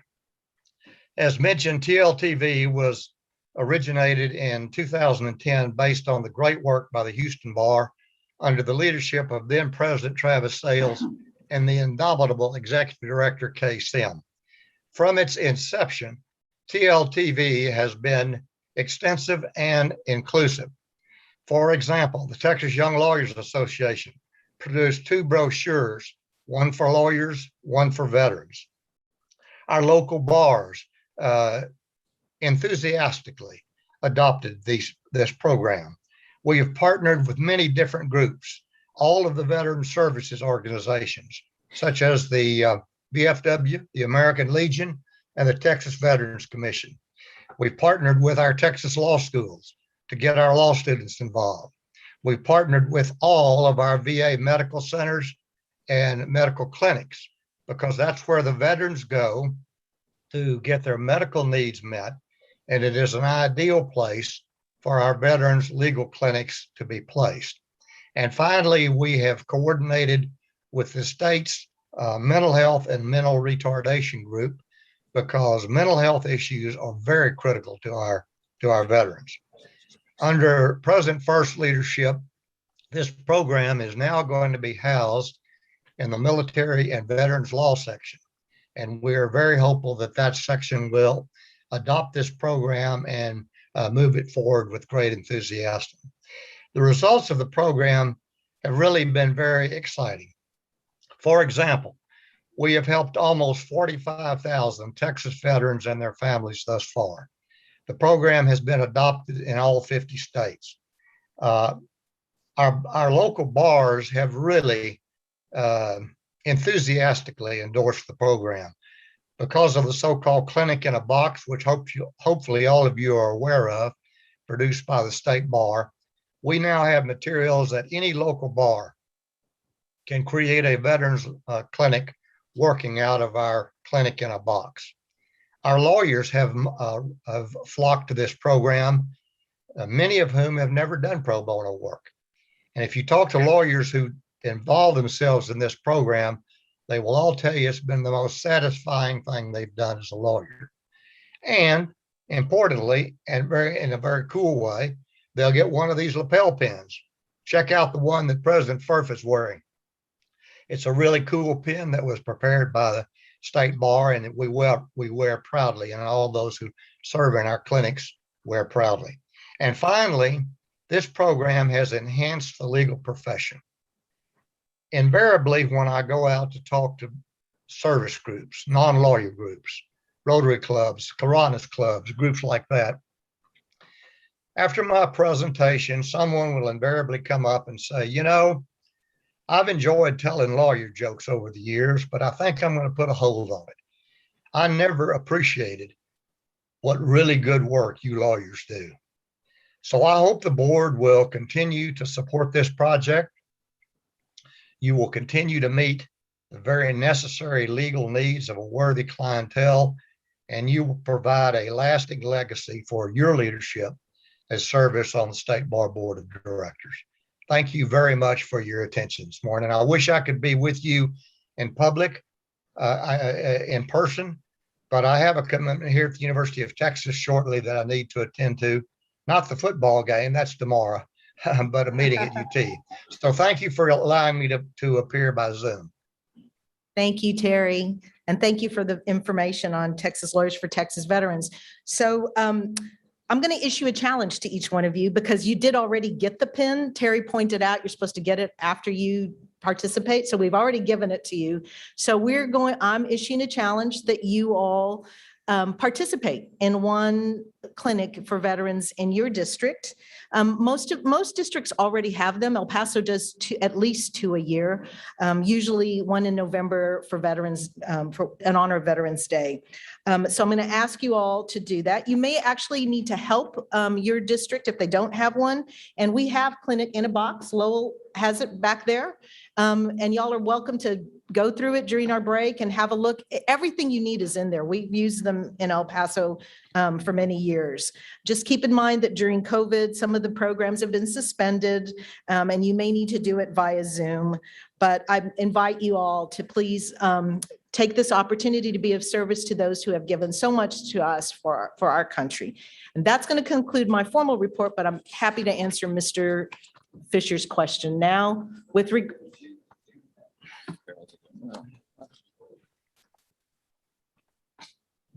I want to be absolutely fair. Director Fisher. No, wait, I'm going to withdraw that question. Hold on. It's okay. Director Fisher, what I was going to tell you is that if you have questions or comments, please go ahead and make them all now. Once you're done, I'll give President Firth an opportunity to respond if he wishes to. You know what I'm going to do? Instead of asking these questions now, one of them is for executive session, it concerns the lawsuit, so I don't want to mention that one. Closed door. What I would like to make sure that we all understand that it's official bar policy, that when someone who's an officer or a director, or an elected official, past elected official, speaks to us and makes their presentation, that in the future, we have a right to ask them questions about what they're doing for us and for our dues. I have one for Trey, and he's a big boy. He can probably answer that today. But I think we have to have some mechanism at a public meeting to hold people accountable. And yeah, I'll have lots of questions for her at the next meeting. But to be fair, to be compromised, I'll withdraw them all for right now, and I'll bring them up next time. Just understand that when you see that on the agenda item, it's fair game, not to just do their agenda, but to talk to them about other things that either they promised or question some of the stuff that they may have done. Thanks. Thank you, Director Fisher. Is there any other director, either in person or via Zoom, who has any additional comments on the report from the State Bar President? Okay. Seeing none, we're going to take an agenda item out of order, and we're going to move on to agenda item 21A. And I'd welcome our esteemed Supreme Court liaison, Justice Deborah Lehrman, who I believe is with us via Zoom, to address the board. Welcome, Justice Lehrman, and thank you so much. I can tell you on behalf of myself and the board for all of your hard work in recent months. Cannot express how much we appreciate everything you do. Justice Lehrman, you have the floor. Thank you so much, Mr. Chair, and also Madam President, for what all you've done. On behalf of the court, we are so appreciative to you, to all of the volunteers who so graciously give of your time all and every day, and we are aware of it, and to the wonderful staff on the State Bar of Texas. As has been mentioned repeatedly, this has been a very difficult, going on 2 years now. And it's not just because of the pandemic. We have election issues, polarization in our society that's beyond anything I can ever remember. We have, national disasters, the February freeze that we've had to deal with, ransomware attacks, just goes on and on and on. And so it's just been terribly difficult, but never have any of you failed to absolutely give your best every single day, stand up to the plate, recognize the importance of the third branch of government in our society, always, and especially now. No time has been more important than now. And so again, on behalf of the court, I want to thank you all very, very much. We were able, in spite of it all, to again clear our docket by the end of June. We are now waiting for the governor to appoint the successor to Justice Guzman, who retired in the early part of the summer. Of course, those are big shoes to fill, and we're waiting on that appointment.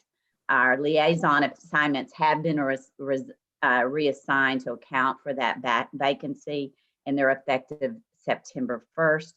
I will continue as the liaison for the State Bar of Texas, a position that I really am very honored to be able to provide that service. David Slayton, as he was recognized earlier, and thank you all so much for that. He is unbelievable, a force to be reckoned with, and is a great loss to the court. His last day was on August 31st. We appointed Mina Raymond, a longtime OCA General Counsel, as interim director while we continue to search for a permanent replacement. As some of you may know, Osler McCarthy retired August 31st. He is our staff attorney and director of public affairs, and he's been with us for many years. Looking for someone to replace. The position has been posted on the site in Texas.com. Looking for some lawyer and who has journalism experience. So if you know of anyone who is qualified, please encourage them to apply. It's an important position and we need to fill it as soon as we can. We, as many of you know, we have orders that come out every Friday, and Osler would send that to his list of subscribers who are interested in that. We are trying to figure out how to get that information to everyone before we have another director in place. It's difficult because of the legalities of turning over that list without the people who are on the list, without getting their permission. If you do want to continue, please let us know. You can find the link to sign up in a banner at the top of the Supreme Court webpage, or you can contact Pauline Easley, assistant to the rules attorney, to make sure that you continue getting our weekly updates and Friday orders until we can find a permanent replacement for Osler. With regard to our COVID-19 emergency orders, we have issued 43 pandemic-related orders. 3 are still in effect. One has to do with extension of state bar dues, which was extended from August 31st to October 31st. We have our general order that was renewed on just 2 days ago, September 22nd. There are some changes through December 1st.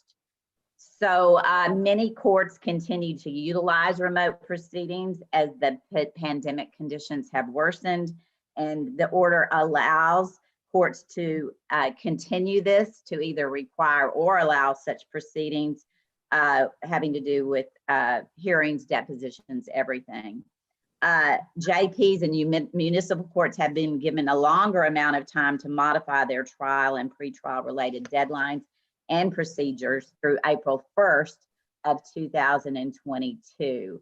Courts remain authorized to modify dismissal dates in CPS cases for certain stated periods of time without a participant's consent.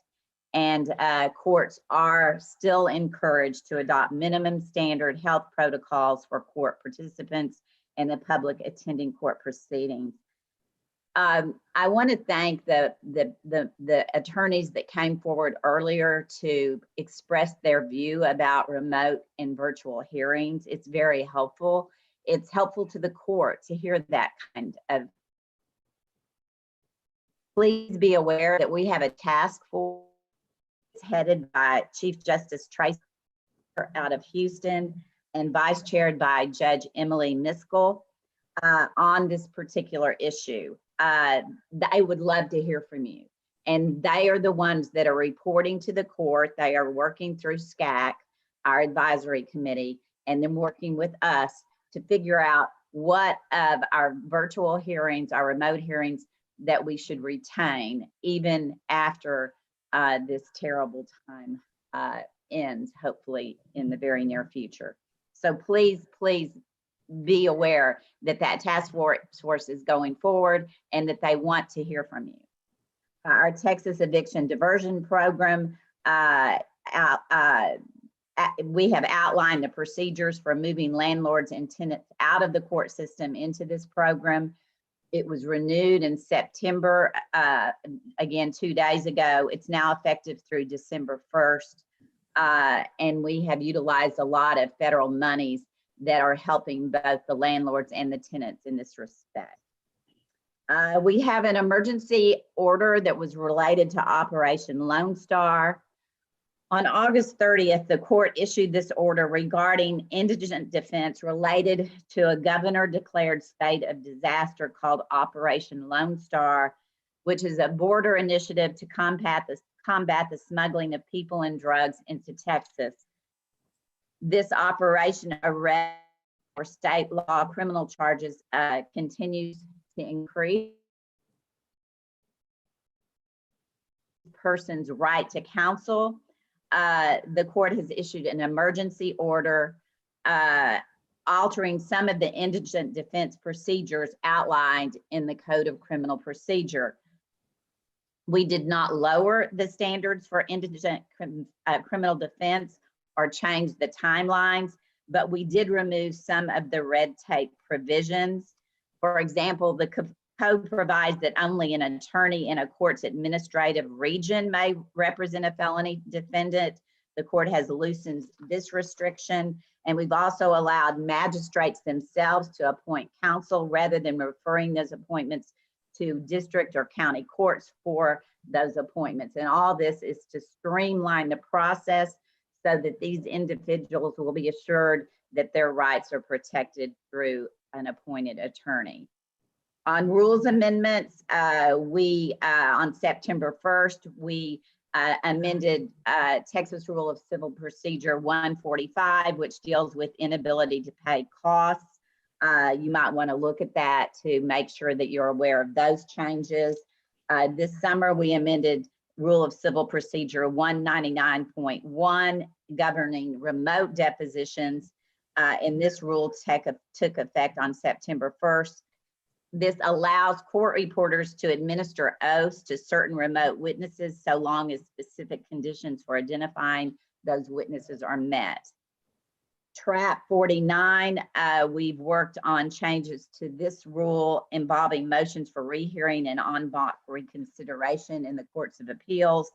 And this amended rule provides more information about the contents of a motion for reconsideration and just cleans up some terminology that has caused quite a bit of confusion in our courts of appeals. We've also approved TRAP 57 having to do with direct appeals to the Supreme Court. We've certainly been seeing a big increase in this. The bulk of these changes are to spell out the direct appeal process to better explain how it works. The rules basically were silent on that. And so lawyers were always calling the clerk's office just to figure out what to do. And we've also accepted a change related to 57.2 having to do with discretionary review, providing for one avenue rather than two options when that situation arises. We are currently accepting public comment on this until December 1st. There's an effective date of January 1st of 2022. Please be aware that when those comments are made, the court is very, very careful through our rules attorney to go over all of those comments, take them into consideration before issuing a final order. With regard to the Board of Law Examiners, we recently approved amendments to Rule 4. It was effective September 1st, which has to do with whether attorneys who have been convicted of a felony or received are able to apply for a law license. We have changed this to a rebuttable presumption that they will not be able to become a member of the bar, but it can be overcome. with regard to, we are having a judicial summit on mental health, which will be held on October 14th and 15th. Registration is now open for this live stream. There's already a waiting list for in-person attendance. It's a very, very important initiative that we have a permanent task force now on mental health, as we do the Children's Commission. And so please be aware of that. And again, thank you very much for all of your wonderful work, for your dedication to the rule of law, to the third branch of government, and for doing all that you do daily to help the citizens of this state. Thank you. Thank you so much, Justice Lerman. We really appreciate all of your efforts and everything you do for our state bar. Do we have any comments from any directors on Justice Lerman's report? Yes. If you do have a comment, remember, just please approach the microphone. Thank Yes, you Director very Wood, you much. have I the just floor. want to first say thank you, Justice Lerman, for the report and let you all know that I'm on the Remote Proceedings Task Force, specifically chairing the subcommittee on remote hearings. So if anybody has feedback, I would love to hear from you today, because we are going to be working on proposals for the task force that will be submitted to the Supreme Court Advisory Committee in the near future. Thank you. Thank you, Director Wooden. Do we have any other comments from any directors, either in person or via Zoom? Okay, seeing none. With that, we're going to move on to agenda item number 7, the report from our executive director, Mr. Trey Apfel. You have the floor, Mr. Apfel. Thank you, Mr. Chair. Good morning, ladies and gentlemen of the board. Madam President, thank you for your words of gratitude for the logistics of the dinner and meeting today. I had absolutely nothing to do with it, but I will accept those words of gratitude on behalf of our incredible State Bar staff and professionals, all of whom are in this room, and you know well. I had the privilege last night of sitting at dinner with Charlie Smith, past president Charlie Smith and his wife Ann, and past president Alan Dubois and his wife Pam. You know, all of us lawyers in this profession have opportunities to meet and work with just incredible lawyers, but more importantly, incredible people. And Charlie Smith and Alan Dubois fit that mold. Charlie Smith served as president, as Sylvia introduced him last night, in 85, 86. He shared with me that he served as board chair in 80, 81. And he said that when he came in as chair, the board meetings were 3 days long. I told Chairman Vargas not to get any ideas. So Chairman Smith at the time reduced those board meetings significantly, and so it's a much better product, I would submit. Charlie Smith went to law school with my dad. He knew my dad, and he knew a San Antonio lawyer, some of you may know, Jack Pascal. They were all very close. Jack Pascal, I called him Uncle Jack. But in the course of sharing stories and comments with Charlie and Alan, they wanted me to be sure and extend their gratitude and also to make sure that our San Antonio directors knew how proud of you they were. And that's Dr. Ferrier, first year director Tom Crosley, TYLA president-elect Michael Ritter, and I've got another one over here. Oh, yeah, over here. Last but not least, Chair Santos Vargas. So that was really special. President Firth also honored Jim Branton. Jim Branton, I had the privilege of serving on the board with. He was president in 94, 95. And I was a first-year director when he was president. He was the first state bar president I ever shook the hand of. So as I say, that's part of what this exercise is all about. I find it very different from student council work. Give you some updates on things going on at the bar. We have a new administrative assistant. Debbie Garcia started as our new administrative assistant to the board on August 4th. Debbie comes to us from the JANA Corporation, where she served as the administrative assistant there for almost 6 years. She retired from the United States Air Force in 2014 after serving for 20 years. We welcome Debbie. Debbie is in the back. If you get a chance to meet her, say hello to her. We have an addition to our legal counsel's office. Chris Ritter has joined our legal counsel's office to work alongside John Sermon, Brad Johnson, and Spencer Walker. Chris is watching, I know. Chris is a graduate of Baylor University, Sikkim. He has a BA in political science and a philosophy degree from 1994, and he's a graduate of the University of Texas School of Law, 1998. Since November of 2018, he has served as director of our Texas Lawyers Assistance Program, where he has helped countless lawyers dealing with substance use or other mental health issues. In addition to his legal education, Chris has a master's degree in clinical mental health counseling. Chris has been saving lives. Before he joined TLAP in 2014, he spent almost 16 years as a civil trial lawyer with significant experience representing and advising governmental entities. He represented 26 counties, several cities, and university employees in lawsuits involving serious injuries, constitutional violations, wrongful terminations, whistleblower claims, sovereign immunity, and wrongful death.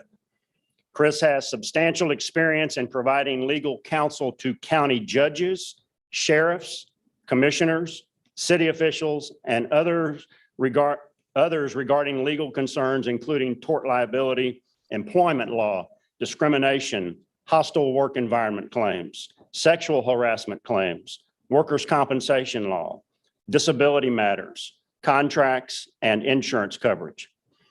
As an assistant civil district attorney, he advised county leaders about legal issues, reviewed contracts, handled administrative hearings, assisted in responding to open records requests, helped with compliance with Open Meetings Act and election laws, managed discovery and litigation, and coordinated with outside counsel on special cases. He has first chaired more than 30 jury trials, handled appeals, and has prepared complex briefing, pleadings, and other legal documents in state and federal cases. We are fortunate to have Chris on our team. He was unable to be here in person because he was attending to personal family matters. So we're glad to have Chris. Chris, if you're here, if you hear us out there, welcome aboard, and we're looking forward to working with you. We have now, of course, Chris's move created a vacancy in the TLAP director position, and I can assure you that TLAP remains in excellent hands. I'm pleased to report that TLAP's lead professional, Erica Grigg, has been promoted to fill the director role. Erica is well known and respected across the legal community, and I know she will do an excellent job in her position. If you have not met Erica, she will kill you with enthusiasm. Before joining TLAP in 2018, she served as a volunteer for the program for 9 years. She was a litigation attorney at Spivey and Grigg in Austin from 2014 to 2018, focusing on civil rights and personal injury law. She's had as good a training as you can get. Erica holds a JD degree from the University of Texas Law School and is pursuing a master's degree in clinical mental health from Lamar University, which she will complete next summer. We look forward to Erica's leadership. Copies of the new volunteer and staff guide and the new annual reports of the State Bar and the Commission for Lawyer Discipline are now available. All of these resources are available to the board in Board Effect. The reports are available to the public on the State Bar website. Please take some time to read through these reports and learn about the great work being done by and on behalf of Texas lawyers. And that reference to the Commission for Lawyer Discipline jogged my memory, and I served on the Commission for Lawyer Discipline when Charlie Smith was chair. So we always have our Staff Excellence Award. And at this time, it's my pleasure to present the quarterly Staff Excellence Award to Royce Lemoyne. Royce is attending remotely. Royce is Deputy Counsel for Administration and the Regional Counsel for the Austin region of the CDC. During the past 18+ months of the pandemic, Royce has been one of the unsung heroes at the State Bar in terms of his selfless leadership during these unprecedented and challenging times. Royce was and has remained instrumental in ensuring that our CDC's remote operations remained at 100% throughout the pandemic. When the pandemic forced us in March 2020 to move from in-person to remote operations, seemingly overnight, Royce hit the ground running to make sure CDC's 4 offices remained fully operational. Although emergency orders of the Texas Supreme Court told statutes of limitations, the CDC continued to operate with other grievance deadlines remaining in full effect. Royce made it possible for the CDC to continue to process all incoming grievances and meet all deadlines imposed by the Texas Rules of Disciplinary Procedure. Working long hours and weekends, he personally opened, sorted, and scanned all incoming mail and made sure the scans were forwarded to the correct person in each of the 4 offices. It should be noted that this is no small feat. The volume of mail for the CDC central intake, which covers Austin, Dallas, Houston, and San Antonio regions, is by far among the highest of any division in the bar. And there was no real slowdown of that effort due to the pandemic. Suspicious mail, as well as mail from inmates housed in jails and prisons where COVID outbreaks were most rampant, had to be handled under very strict COVID safety protocols.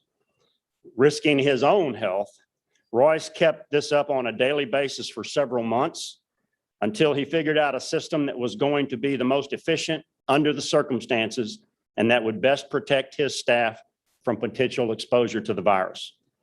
Almost 1 year into the pandemic and under extremely dangerous weather conditions, you may remember Snowmageddon, Royce literally walked through snow and ice to get to the office and make sure the operations of CDC continued uninterrupted during the February 2021 winter storm, despite power outages affecting the entire state. He maintained this operational role for months while managing his own work. It is clear that no task is too big or too small for Royce. Like other divisions of the bar, the CDC experienced several vacancies during the 18+ month long pandemic. During this time, Royce continued to be counted on to fill the void until those positions could be filled. Throughout this challenging time, Royce has consistently demonstrated and support for his staff, which has not gone unnoticed or unappreciated. Those who know Royce know he is a man of few words, who does not seek out the spotlight or accolades. He is the guy quietly working behind the scenes. He doesn't say a lot, but he's always thinking about what's the next task to be done and how he can figure out a way to help staff complete that task more efficiently and more effectively. Royce, thank you for your exceptional service to the State Bar of Texas, and I'm proud to stand with you as we all are. Congratulations.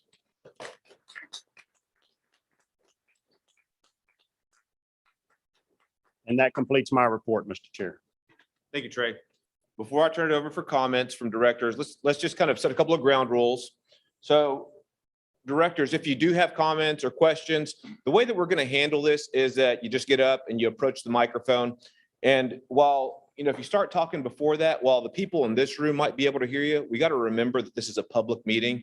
And so we want members of the public to be able to hear you as well. Don't worry, I'm going to call on everybody. If you have comments or questions, no problem. Just get in line at the microphone and then just wait for me to recognize you, and you'll have the floor after that. Mr. Fisher, it looks like you might have a comment. So if you want to start approaching the microphone.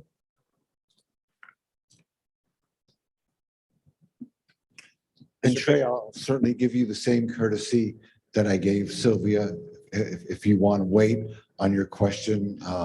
I think it's a topic that we need to discuss. Is this working? Okay, all right. We can hear you. I do have one comment to your remark about that we're not a high school student council. I believe in many ways we are worse than that. A student council doesn't force dues. A student council doesn't have ban people's freedom of speech and go after people. And the student council doesn't get to punish people who have different opinions. They're much more inclusive. Student council doesn't have a bunch of lawsuits against it. But that's not what I was going to ask. So I guess I'll discuss this and Trey can handle it how he likes. Okay. First, you know, when you got nominated, you called me and said, you can't do this without my support. I think you remember that phone call, and that you'd always keep an open door. And I think you have, and I generally do support you, and I voted for the pay increase. One of the things that bothers me though, and this is, and by the way, you know, I might say something negative. I've looked at a lot of state bar budgets, and I want to commend you and the State Bar of Texas and the staff that we are so much more fiscal responsible than many other states that spend more than they take in. That it's you know, especially during COVID. So you've done a great job on that. And I call them as I see them. The problem I have is with the bar's PR department. Because we're a mandatory bar, because people have to pay dues, we need to have news disseminated that's totally equal and fair to all sides. So that one person who has a blog who's suing the bar, I don't like his blog. Director Fisher, I don't want to cut you off, Director Fisher. Well, because Hold on, he's hold on. head of public relations. He's responsible for public Director relations. Fisher, hold on. Do you have any comments that are germane to the report that was provided from our executive director? Then I will withdraw that. But I want you to understand that when people make reports, they get to have questions about their job. There is no other mechanism for us to ask Trey or Sylvia or anybody else what the comment on their job, on what they've done, or ask questions that the bar provides. So please, I'll stop that now, although there'll be some of it in closed session. I want that incorporated. I want a mechanism for the dues paying lawyers of Texas to be able to have questions asked about their performance. If you want to add it to the agenda as a separate item, please do so now. Thank you. Thank you, Director Fisher. Do we have any additional comments from any of our state bar directors who are either with us in person or via Zoom? Want to make sure that I'm catching everybody that's here with us via Zoom. I don't see any. So with that, we're going to take another agenda item out of order. We're moving on to agenda item 23A, and we're going to go into closed session now. The time is now 11:13 a.m. and the State Bar Board of Directors will now recess the open meeting and reconvene in closed session as authorized by Texas Government Code Section 551.071 for the purpose of consulting with legal counsel, including regarding pending or contemplated litigation, including McDonald versus Longley and Bennett versus State Bar of Texas, with the exception of board liaisons and section representatives.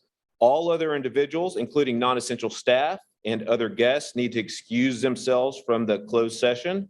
At this time, we'll have a 5-minute recess for our moderator, Jen, to put any members of the 2021-22 board, including section reps and board liaisons appearing via Zoom, into a breakout room for the closed session, and all other individuals, including non-essential staff and other guests appearing via Zoom, will remain watching the broadcast.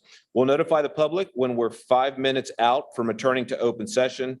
Any director who's attending via Zoom, please make sure your video is on so that we can visually confirm your identity. And if you are appearing by Zoom, please do not use the chat feature while we're in closed session for open record purposes. And at this time, we'll take a 5-minute recess.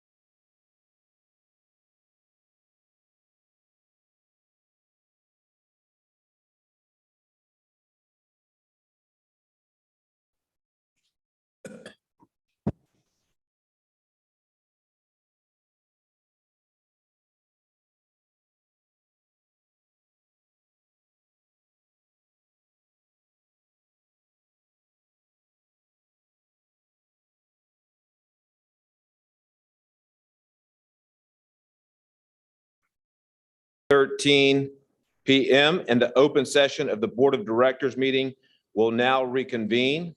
During the closed session, only matters relating to consultations with legal counsel concerning pending or contemplated litigation matters were discussed.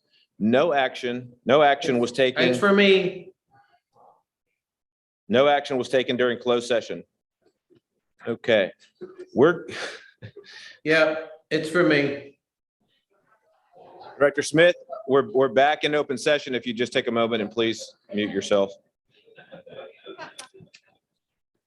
Thank you, Director Jason Smith.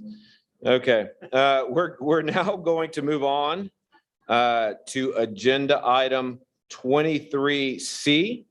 And first, I'm going to call on Director Mary Scott, who is the chair of the litigation subcommittee, to discuss the proposed changes to the state bar rules and the policy manual, including regarding membership and enrollment in the state bar, the budgeting process, and the expenditure objection process.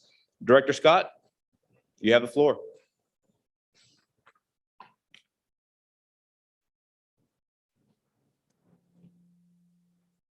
Am I too close? You're fine.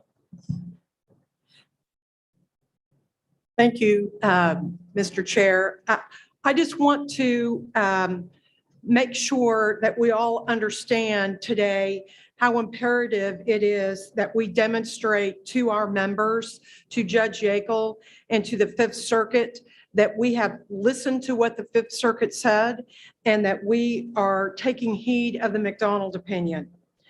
The ad hoc submission committee and litigation committees met multiple times about these changes to the rules and the policy manual. We've spent two months, our committees and other committees with the bar working through these changes and through the process. And it was, the directors have acted with deliberation and thoughtfulness. And I just want to assure our members and everyone that we have a very talented and able group of lawyers looking and vetting these changes to our rules and the process manual. And fortunately, we have very good outside counsel too, very skillful and able outside counsel that helped guide us through this process so that we could bring the bar in compliance with the McDonald opinion. When we took our vote on whether to bring these changes to the full board, I will say that the litigation committee unanimously approved taking these changes to the full board.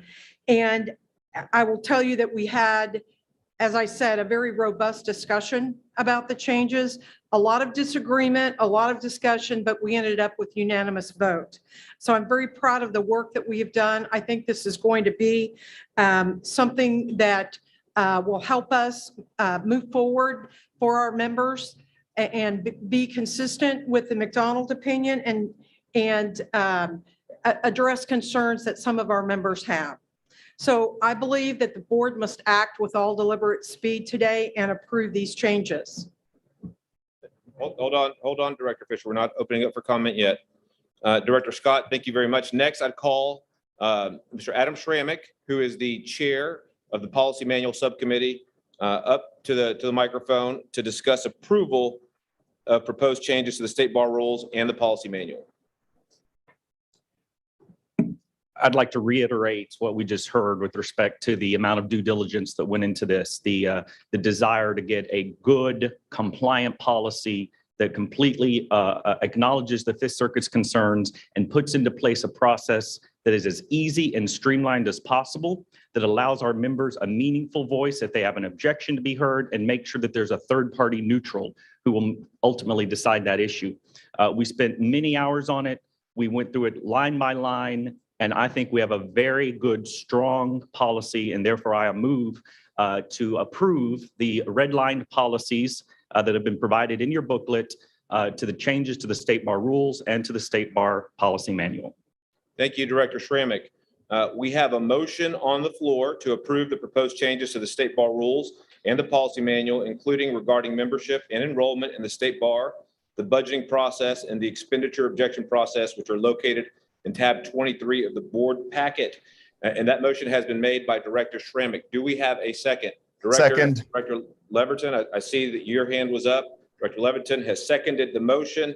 Is there any discussion? Director Fisher? Director Fisher, if you could please approach the microphone.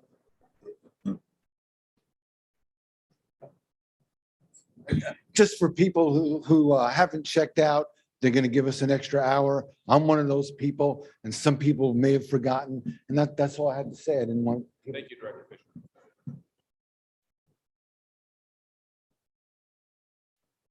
Okay, is there any additional discussion from any of the directors regarding the motion that's on the floor?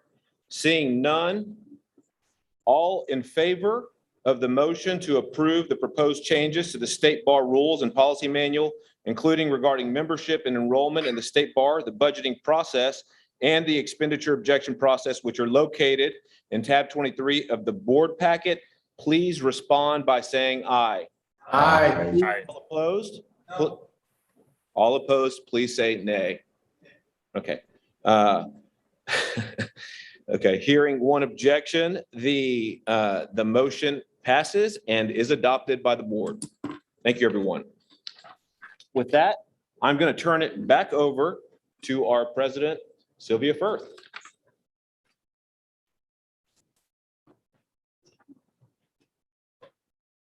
Actually, I need somebody to go out in the hallway and bring Miss Macon in. We're going to do her presentation. Thank you. Ahí estaban los dos gatos en la mañana. Sí. Okay. Sí, comieron. Lily, And Lily, I- you are muted. While we're waiting for Jane, I'll thank you very much for your patience on this. Jane was actually in El Paso today, doing what Jane does best, working with our housing authority. And she's done an amazing job as legal counsel for our housing authority and brought tens of millions of dollars to our community for affordable housing. And so it was kind of the crossing, and she got stuck in Dallas, Fort Worth. And so she's really excited to be here. And she's been waiting outside since we went to executive session. So I know where she is now. You want to do something else? Or why don't we do something else? So keep moving, and then as soon as she comes in. Okay, great. Okay, while we're waiting for Jane Macon to come into the room, we're going to move on to agenda item 9, which is the report from our president-elect. President-elect Gibson, you have the floor. Thank you very much, Chair Santos. So one of my big responsibilities this year as president-elect is to chair the Budget Committee. And as you've heard for the last hour or so, the Budget Committee has its work cut out for them because we've got some new procedures that we will be following in order to comply with the McDonald decision. We had our first meeting on Tuesday of this week. We discussed the budget process and the timeline for preparation of the fiscal year 2022-2023 budget. We had extensive conversation, as we have had in closed session, about the changes to the policy manual that are necessary in order for the State Bar of Texas to comply with the McDonald decision. And we reviewed those changes extensively to the board policy manual, and I'm pleased that the board has approved those. Although our first meeting was not until Tuesday, the process of budgeting began much earlier. We have Tracy Jarrett back in the back, who is our fearless leader, and she is well capable and prepared to lead us through these new challenging times. So last month, the budget packets were sent out to the different departments and leaders. And so they have been working on their budgets and answering questions about how the expenditures from each department or division are germane to the purposes of the State Bar as enunciated in the McDonald opinion. The second part of the budgeting process is going to send our budget packet to the State Bar divisions and department directors on October 1. And they will have until October 15 to complete those. And once that additional data is received, the Finance Division will prepare and analyze the budget. The Budget Committee is going to meet again next month. so that we can further refine and develop the procedures to make sure that our budget complies with the directives of the Fifth Circuit in McDonald. We will have those procedures in place before we meet to finalize the budget. We're currently planning on meeting on December 7 and 8 in Austin. So instead of typically what has been a one-day process, we'll have a two-day process to review thoroughly the budget. And we will finalize a proposed fiscal year budget for 2022 and 2023 to be presented to the executive committee and ultimately to this board at our January meeting in McAllen. The next step after the January meeting, hopefully where this board will approve that budget, will be to conduct a public hearing in April of 2022. And in that regard, we'll be publishing notices to the public and to our members in our March issue of the Texas Bar Journal and in the Texas Register. If there are any changes that are made to the budget following those open meetings, then we'll make those changes and present them to this board in April. And then after the hearing that is scheduled in May, well, we have a hearing scheduled in May to present the final budget to the Texas Supreme Court, answer any questions they have about the budget. And I'm sure the court will be looking very carefully to make sure we're in compliance with McDonald, and we'll be prepared to answer those questions. And hopefully after that hearing, the Texas Supreme Court will approve our budget. Once the budget has been approved, we'll be working on completing the exemplar. I think we talked about in the board packet, it's at page 362. Morgan Kelly told us it's called the dues allocation notice. And that is something that we will prepare to publish to the public and our members that details how their bar dues are being spent in each line item. We'll disseminate that and those will be allocated to categories to demonstrate our compliance with McDonald. So you can tell that the Budget Committee has a lot of work in front of us. And in addition to that, I'm pleased to chair the redistricting task force or committee.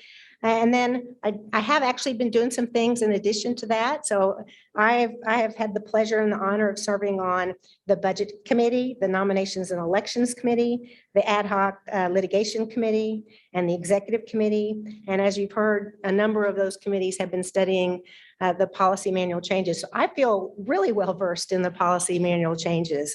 I also had an opportunity to participate in the ABA Texas delegate meeting, and that was unfortunately this year by Zoom. We typically have a in-person breakfast, but we had that meeting, and then I participated in the two-day House of Delegates meeting of the ABA on August 9 and 10. I was honored to present, as Sylvia told you, to the South Texas College of Law first-year class on professionalism, along with Janine Rispoli and her mom, who didn't present but was there, and Laura Sharp and Erica Grigg, our new executive director of TLAB. And, those are a really great group of young law students who really are excited. And, I can't even imagine what it's like to be starting a career in law during a pandemic, but they have bright eyes and they're excited and paid very good attention to our remarks. And then I also got to address the Estonian consulate and meet the honorary consul of the Estonian consulate in Houston, Sugar Land. On September 10. And then the most important thing I have to say is if you're enjoying your special blend, remember to bring your spice jar with you to McAllen in January, and I will refill it for you. And I'll send you a reminder about a week beforehand, so don't worry. And if you're desperate, I will send you more. Thank you for your time. Thank you so much, Laura. President Firth.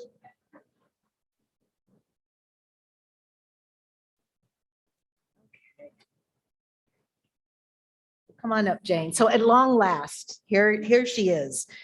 You all are in the presence of greatness. This is a legend. Jane Macon is a legend in government law circles and otherwise. And I'm blessed to call her a friend. She's been a personal mentor to me and someone I admire. But let me tell you a little bit about her. Jane is a 50-year Texas lawyer. She's probably going to kick me for saying that. She was licensed in 1971 and she earned her JD from the University of Texas. She made history when she was appointed the San Antonio City Attorney in 1977. Not only was she the first woman to hold a position in San Antonio, she was the first person to hold a position in the state of Texas. And Jane even actually whispered into my ear that at that time, she was the first woman to hold the seat of city attorney in any major city in the United States. As of today, she's still the only woman that's ever been the city attorney in San Antonio. She was, if you all have been enjoying the hotel and the Riverwalk and all the cool things there are to do in downtown San Antonio, you have Jane to thank for that. She was instrumental in laying the legal groundwork for the dynamic economic development of downtown San Antonio that led to the expansion of the Riverwalk, the development of the River Center Mall, and numerous hotels that make the city the tourist attraction it is today. I could go on and on and on of all the wonderful things Jane has done. In municipal law circles, we joke and we call her the parking lot queen because everybody who does development knows there's no good development without a parking lot. And Jane found ways to get parking all over downtown San Antonio. After she left her position with the city of San Antonio, Ms. Macon practiced law for 30 years in the firm that's now known as Norton Rose Fulbright. And she's now a partner in Bracewell here in San Antonio. And she continues her extensive volunteer work in the community. She's dedicated a lot of her volunteer time to substandard housing issues, family violence, youth services, and underserved areas. She's a pioneer in women's leadership. You can see why she's my hero.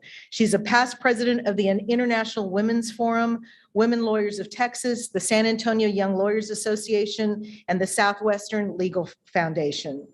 Jane is also a valued friend and a generous mentor. She's used her talents and far-reaching influence. And believe me, if you could see this woman's Rolodex and who is on it, you wouldn't believe it. But she uses those contacts to support countless women in our profession.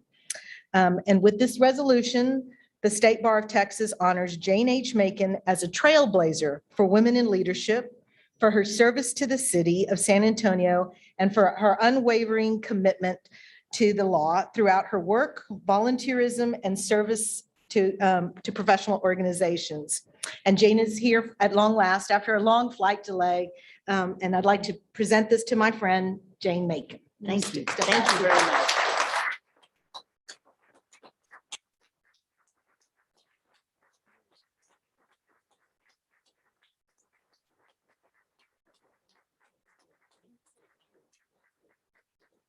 Thank you so much for being here. I see many wonderful friends in this august body.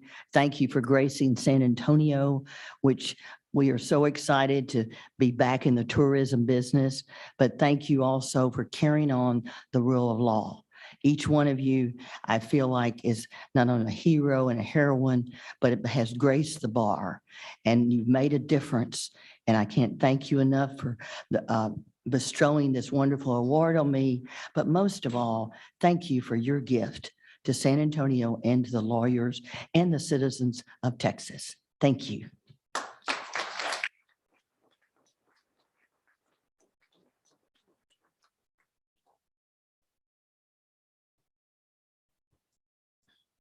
Thank you, President Firth, and congratulations, Jane. I can't think of anybody more deserving for this award. And thank you so much for coming here in person and honoring us with your presence. Thank you so much. Congratulations.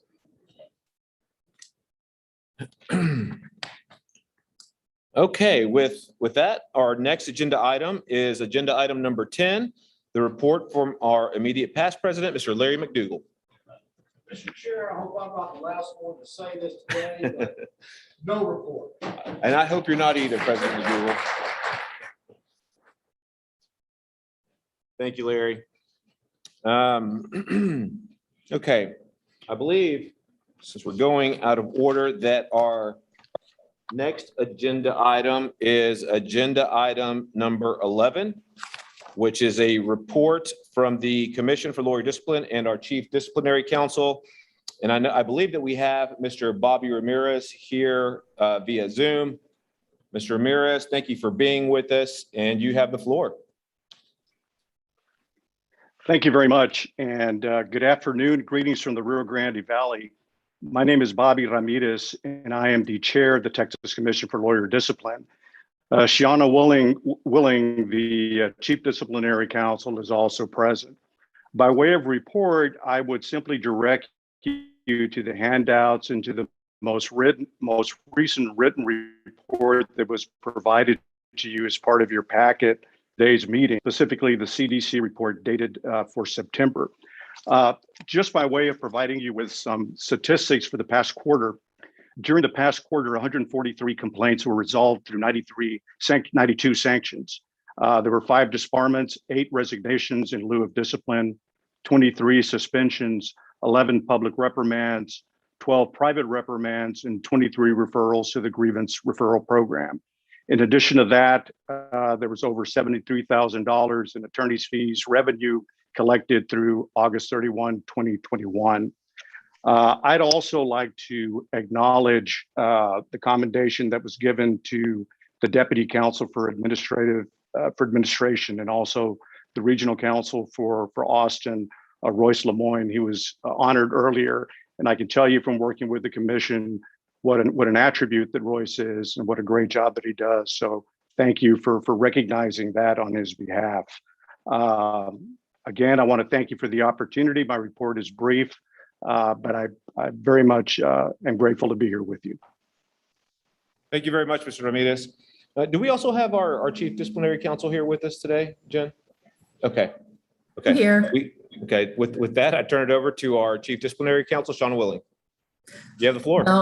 Oh, thank you. Our chair, Bobby Ramirez, did an able job of presenting the report to the board. The only thing I would just add is that our annual report for the commission for the last fiscal year, 2020, 2021 is in your materials.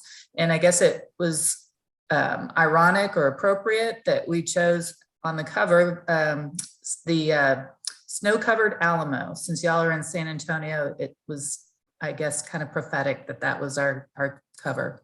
But thank you very much. I appreciate your time and your service. Thank you very much, Ms. Willing. With that, we'll move on to agenda item number 12, our report from the Executive Committee. And I'll turn the floor over to Mr. Charlie Gann. Larry. Oh, as well as Mr. McDougall. Well, hello, friends. Good to see everybody. We will go quickly as we can. We have a few items to discuss today. And so Larry and I are going to talk about this. Larry, you just jump in whenever. We decided, the committee decided to continue to use paper ballots this year. About 25% of our voters still use paper ballots. We thought that was an important percentage to still use. So we're going to move forward with that again this year. You got to understand, I'll chime in real quick. We want to keep the voter numbers up. And we felt like if we dropped paper ballots, we would lose a lot of voters. And that's why we're continuing that expense.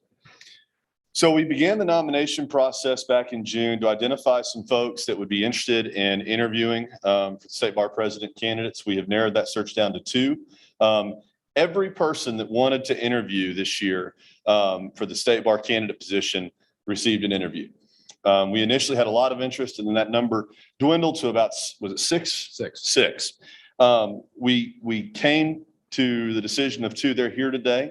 That's Joe Escobedo and Cindy Tisdale. And for all you Ted Lasso fans out there, I feel like we fell out of the lucky tree, hit every branch on the way down, hit all the money, and landed in a pool of Sour Patch Kids. We are so lucky to have these folks here today. They are going to do, in my opinion, they're going to run a fantastic race. We are lucky and blessed to have them for next year.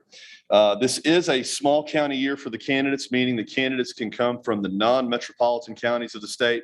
So really, that's any county except Bexar, Dallas, Harris, Tarrant, and Travis counties. On August the 17th, we conducted in-person interviews at the Texas Law Center. It was an incredibly strong group of nominees. The other 4 folks did an incredible job. And I think Larry would echo me in that it was an incredibly difficult decision. They deserve praise because they presented themselves honorably, and we appreciate their dedication and service as well. Did you agree with that? I agree. We had a strong group. Let's see. So on behalf of the Nominations and Elections Subcommittee, I make a motion the Executive Committee approves Cindy Tisdale of Granbury and Joe Escobedo of Edinburgh as the State Bar candidates for President-elect for the 2022 election. Thank you, Mr. Gann. Motion has been made. The motion coming from a committee, it does not require a second. Is there any discussion? Seeing none, all those in favor of approving the recommendation of the nominees for the 2022-23 State Bar of Texas President-elect, please respond by saying aye. Aye. Any opposed? Seeing none, the ayes have it and the motion is adopted. You have the floor, Mr. Gann. Thank you, Mr. Who's Chair. introducing Cindy? Who's Well, going we're not, first? do you want to finish our stuff and then we We're just gonna get out of the introduce- way? We're gonna do the elected signature stuff now? Yeah, let's just finish our Go stuff for and it. then we get out of the way, don't you Got think? So we have two other items to talk to you about today. One is an electronic signature. This relates to, and I'm sure as many of you, our directors know, we have to get signatures to be nominated, right? This would apply to anyone wanting to run as a petition candidate for president or as a district director. And we have submitted suggested amendments to the board policy for your consideration. They're in your materials. The first proposal deals with the electronic signatures. Anyone who wishes to be included on the ballot as a petition candidate for president-elect or district director must submit their petitions containing signatures to the State Bar and be certified as a candidate by March the 1st of the year of the election. The committee discussed the signature process and wanted to clarify what was allowable under our election rules. Last year, due to the pandemic, the committee and the board approved the use of electronic signatures for the 2021 election cycle to make it easier to obtain signatures for petitions. The committee discussed it again this year and determined the electronic signatures on petitions for president-elect and directors should be allowed on a permanent basis. So this will facilitate candidates in gathering signatures electronically. This means that lawyers may sign a candidate's petition from using a program such as Adobe Acrobat, DocuSign, or other software programs to insert an electronic facsimile of their handwritten signature. A couple of things I want to tell you before we introduce this motion. The nomination committee in the past has always preferred the signature to be handwritten, either original or a copy. In the past, I'm just reiterating that, allowing a typed signature doesn't allow any verification of the signature within a handwritten signature to authenticate. The committee would need to reconvene potentially to consider a change in the policy. Maybe not. The board does want, I think we should approve the use of electronic signatures, but I want to talk about what that means for just a second. I anticipate here in a few minutes that Mr. Schrammick, Director Schrammick is going to come up with a potential amendment, and he's going to walk you through that. And I just want to let you know that if you look at the language in your materials, it currently reads under 10303A. I think the relevant language is an electronic signature may be used on the petition form, period. And then it goes on to say the electronic signature must be a digital impression, comma, facsimile, comma, or electronic replication of the signer's own handwritten signature. In the past, the reason I think for the concern of we prefer the handwritten, right, as opposed to electronic. And I think the way it's written here, it could be used to suggest that the electronic signature is not the simple /S. It is actually a facsimile or an impression of your digital signature. There's two concerns and thoughts there. Number one is to prevent fraud, right? I'll let Adam address that more in a minute. That's one of the concerns. The other is to suggest that there should be some act of getting these signatures as opposed to just sending out an email blast. Okay. That has been the traditional viewpoint of the committee. All right. Now, I'm not suggesting that we don't need to get away from that. I'm not suggesting that there's probably not a better way to do it, but the motion as it reads right now is this. You have anything to add before I read the motion? Go read the motion. Okay, thank you. On behalf of the nominations and election, I make a motion to approve proposed amendments to board policy as identified in your materials pertaining to electronic signatures. That's my motion. Adam. Mr. Chair. Well, he's got it. Have you made the motion? I just made the motion. Yeah, thank you. Thanks, You're talking too fast. I know. Lowell, is there any way to pull up on the screen the language that we're talking about? Okay, so Mr. Gann has moved to approve the proposed amendments to the board policy manual pertaining to electronic signatures that are contained in tab 12 of the board packet. Coming from a committee, it doesn't require a second. I know that there is some discussion. I want to make sure that we get the language pulled up. And if I can, if you look at the second paragraph in red, right? And paragraph 10303A, there it is. And it's the red line in that. Can we zoom in a little? I think there's a zoom. Yeah, it's the plus sign at the very top. No, to your left. Middle of the screen, top, black bar. There, little left. One more. There you go. I understand. All good. And if you scroll down, there you go. Perfect. The red line language is what we're talking about. The electronic signature may be used on the petition form, period. The electronic signature must be a digital impression, facsimile, or electronic replication of the signer's own handwritten signature. Okay. So with that, Director Schrammick, would you like to address the board? Yes, I'd like to make a friendly amendment and then explain that amendment. And the friendly amendment is to delete the second sentence, both in 1.0303, the sentence up there, as well as in 2.0105, because it's the exact same sentence. And my friendly amendment is simply to state as a policy that an electronic signature may be used on the petition form, period, and that be the only change to it. Okay, and so if I understand the motion, Mr. Schrammick, it's to delete the second sentence. That's right. 1.0303C? Correct. Okay, and 1.0305, is that correct?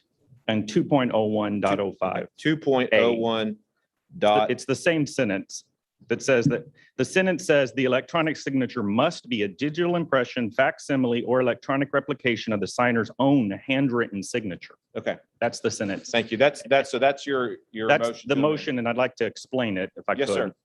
So here's the issue. You heard me when I talked about going through the state bar rules. You know, we wanted to make it as simple as possible, and we wanted to make it as easy as possible on our members to object, to have their, matter heard, simplicity. Who is the person who is asked to sign lots of forms, right? We are. People come to you, they want to run this, sign my form, email this. And so, I'm sorry. And so I want to make this as easy as possible on our members as well, so that they can, if someone wants you to sign their form, you can sign it very easily, whatever your digital signature is. We should not be adding a bunch of requirements that it has to look like a handwritten signature. What does that mean? Think about the people. You use your digital signature all the time in federal court, right? It's a /S. I type out my name. I use Adobe sometimes and I make it, you can pick the font, and you can use a different font. You kind of stick it on there. I don't even have I have the capability, I'm sure, but currently I don't have this digital signature even in existence. So we're going to have all of our members go out and find some way to get software so that they can do this digital signature requirement so that they can sign a form so somebody can run for a state bar office. I mean, why are we adding that requirement to it? And I've talked about this with a couple of folks, and the response is twofold. Response number one is fraud. Okay. I'd like to see the handwriting expert at the state bar who is going to go into the records and declare which signature is authentic. It's not going to happen. What are you going to do? If you think there's a suspicious form, what are you going to do? You're going to call the person who allegedly signed it and say, hey, did you sign this? I never signed that. Doesn't matter if it's by hand or electronically. So I don't see the fraud angle at all. I mean, if you're in criminal law, give me a forgery trial. I get two experts up there and we're going to be arguing all day over one signature. Give me a will contest. We're going to be arguing all day over whether or not that's a signature. So the fraud element, I don't buy at all. And the second response that I got was, well, we don't want to make it, well, I'm not going to, it didn't come off like this, but it essentially was, we don't want to make it too easy for people to get their signatures done. That's ridiculous. We should be making it as easy as possible. We should be making people participate in the process. And we should not be putting just, these bureaucratic limitations on things like electronic signatures. And think about our members who are, don't use computers that much. They have a computer, they know how to use it, they don't use it that much. I know people at my firm, one of the biggest firms in the world, right, that wouldn't be able to comply with this and figure it out. I mean, I'm always helping folks with, this.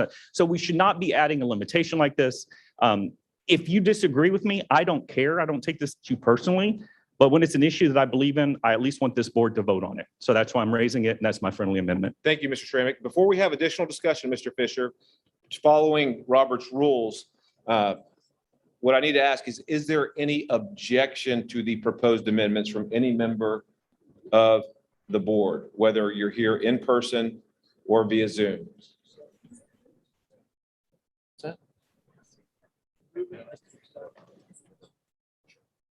Not just that, it belongs to.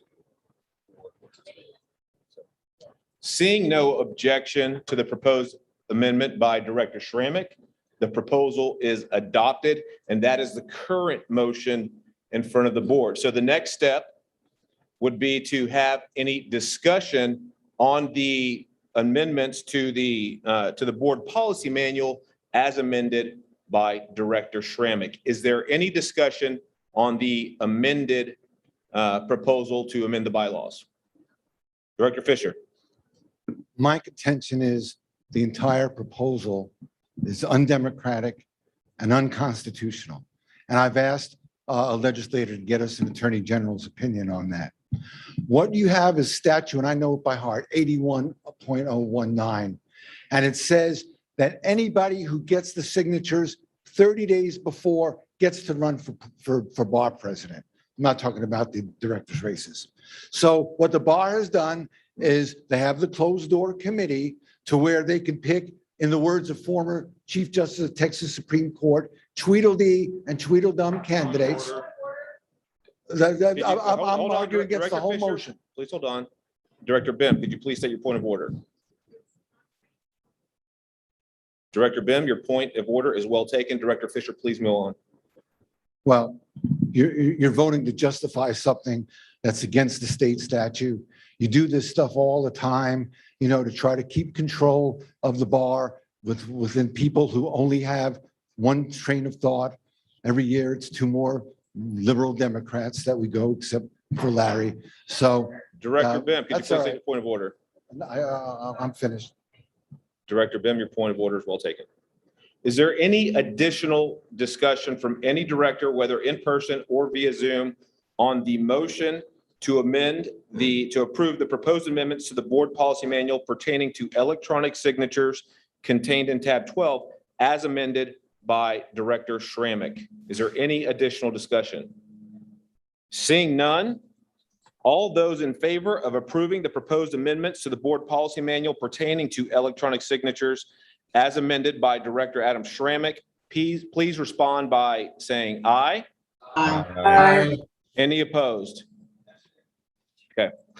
Hearing none, the ayes have it and the motion is adopted. I will next pass it on to Director Ginn to discuss an additional amendment. Thank you. And I would like, once we go through this, I'd like for Larry to explain the reason why we're doing this next portion. This has to do with the principal place of business requirements. There's no definition of what the term means in our policy. The bar, thank you, Larry. The bar has defined the principal place in the past as the office address given to us by each attorney. If they don't give us the office address, we have used the home address. The membership database calculates the district they are in based on the zip code of the address. It's a simple definition. It provides a bright line for us to define what state bar district a lawyer is in. We've used this standard for decades. We just need to put it down in a bright line writing. We've drafted a proposed definition for the term principal place of practice. It's in your materials. It's placed in the general definition section of the board policy. It's a way to memorialize our internal working definition. We also added an eligibility disqualification for an attorney's principal place of practice for district director elections.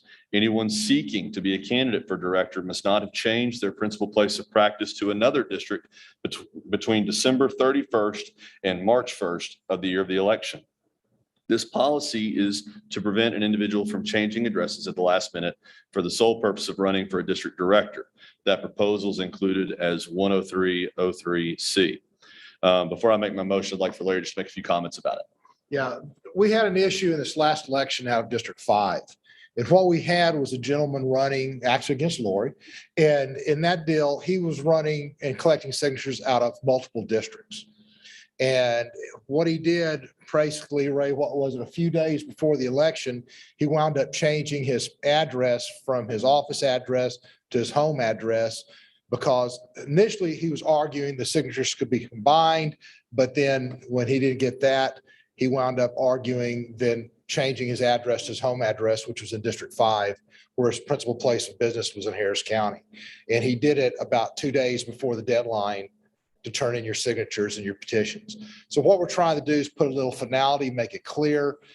We will admit that by not having definitions, they were a little ambiguous at the time. He did file an appeal, went through the appeal process, but was unsuccessful. And so what we're trying to do is put a little clarity in to prevent that from happening, so that when people want to run, they know it's in the zip code. And if you're not in there by December 31st, prior to the election, then you can't change it. So there's no people getting signatures out of multiple districts and then saying, well, I got the most in this one, and then changing their address. And that's kind of what the purpose behind all this is. And so this was brought on. It had never been a real problem before, but it actually became a problem in this last election. So that's why we addressed it like this, and we have this motion. So with that, Mr. Chair, I'd move that on behalf of the Nominations and Elections Subcommittee, I make a motion to approve proposed amendments to board policy as identified in your materials pertaining to the principal place of practice. Thank you, Past Chair Ginn. Past Chair Ginn has moved to approve the proposed amendments to the board policy manual pertaining to the principal place of principal place of practice contained in tab 12 of the board packet. Coming from a committee, it does not require a second.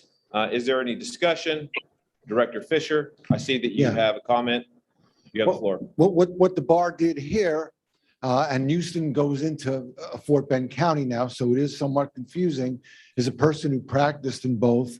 And under Mills versus Bartlett, a person has a big leeway onto where they can declare that they live or whatever. However, what you did was you took a minority, an Indian American, and you talk about inclusion. It's only inclusion when the minorities agree with you, and you eliminated his chance to run.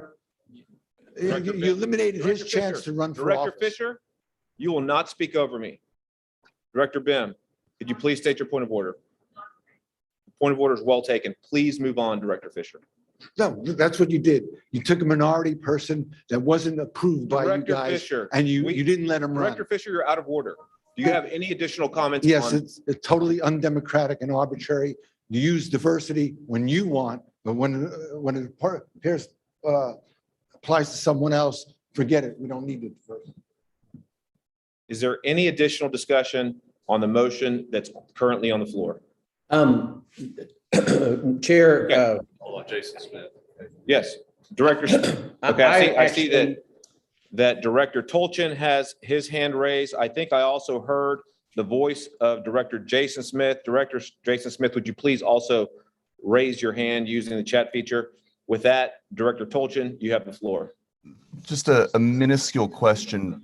Would it be more correct to say by March 31st and March 31st of the bar year of the election, since the bar year runs June to June and it could create confusion possibly?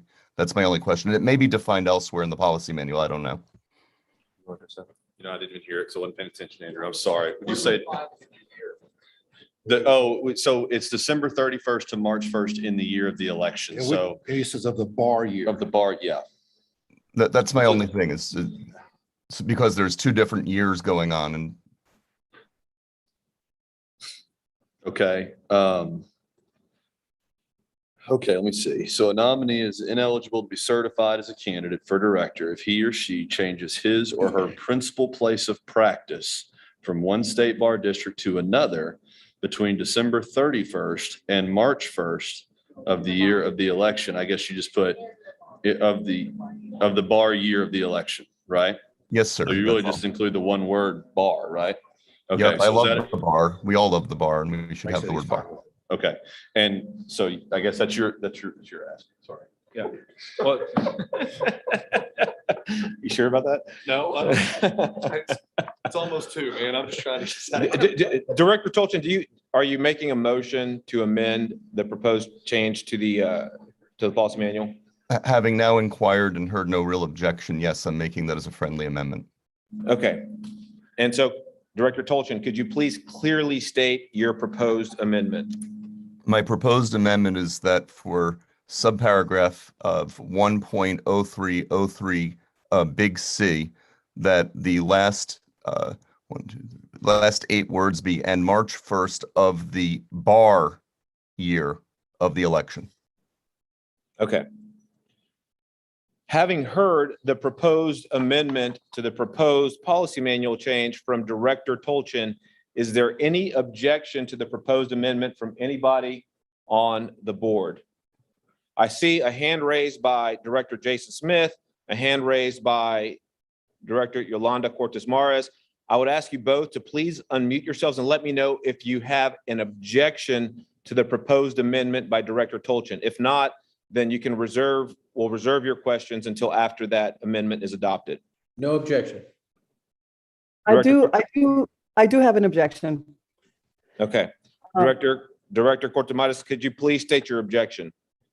Yes, I just believe that it's a little ambiguous in the sense that we all know what the bar year is, but most people don't. They would have to look it up. So to that end, I am opposing the proposed amendment. Okay. Having had now an objection to the proposed amendment, Director Tolchin, your proposed amendment will require a second and a board vote on your proposed amendment. Is there a second to Director Tolchin's proposed amendment? Seeing Director Harris's hand up, I believe Director Harris has now seconded the proposed amendment to the proposed policy manual change by past Chair Ginn. And so we'll now take a vote on the proposal to amend, or the motion to amend the proposal to amend the policy manual. And so all in favor of the amendment offered by Director Tolchin, please respond by saying aye. Aye. Aye. Any opposed to the proposed amendment by Director Tolchin? Nay. Okay. Having heard one objection, the ayes have it, and the motion is adopted. And so the current motion on the floor is the motion as amended by Director Tolchin. We will now have any additional discussion on the motion as amended. Is there any additional discussion? Director Smith, I see your hand up. Yes. You have the floor. Thank you. I actually, it is a good principle to have board representatives who are familiar with the lawyers and who practice in the same area that they do for representation on the board.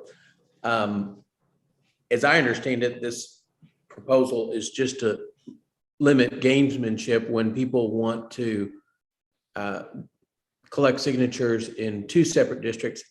Actually, in the discussion in the committee, I thought we needed a longer period of time to require eligibility. It is a common practice that that for offices in this country and in this state, that folks have a certain duration of residence or location in the district in which they're going to represent. And therefore, while this isn't everything I wanted, I certainly support this change.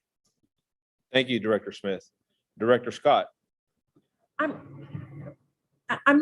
guess I'm a little concerned about the way this is drafted, just because, with the pandemic and so many lawyers working out of their homes now, as opposed to having an actual office. And what about a lawyer whose practice is still where their office used to be, but they live in a different district, even though they're still practicing where they used to be? We talked about that, and let me talk to you and Jason too, because I think that they kind of blend a little bit. So to your point, Mary, so that was part of the reason that we had the confusion last year.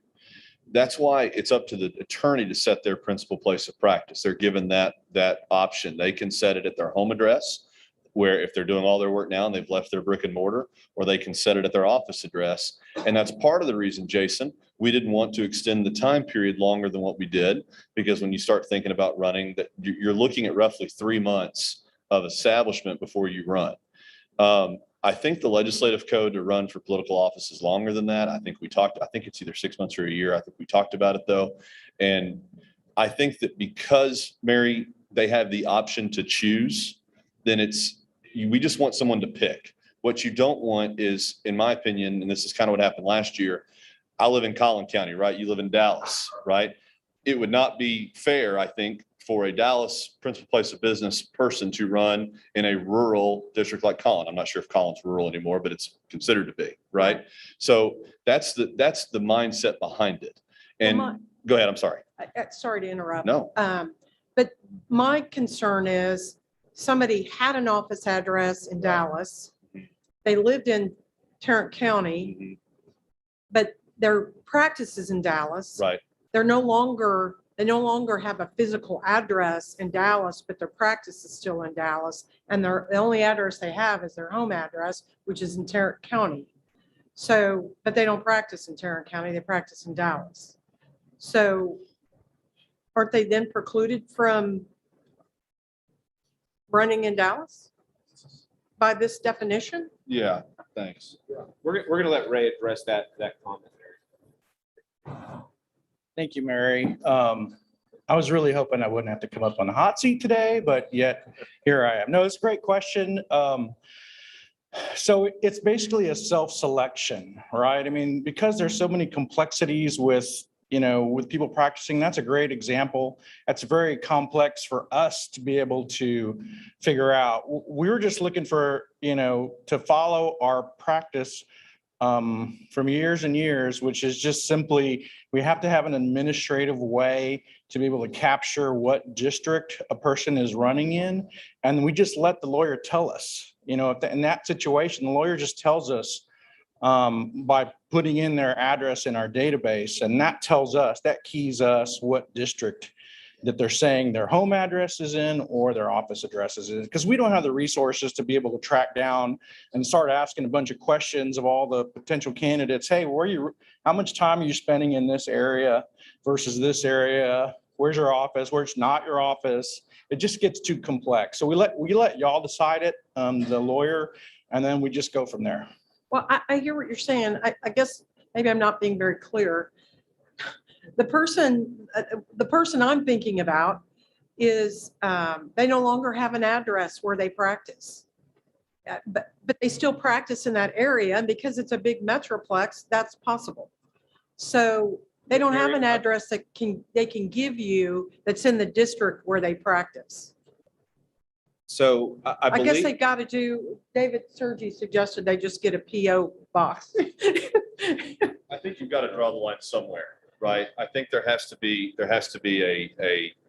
a hard line that we can follow. And I don't know that there is a fix all for this situation, Yeah.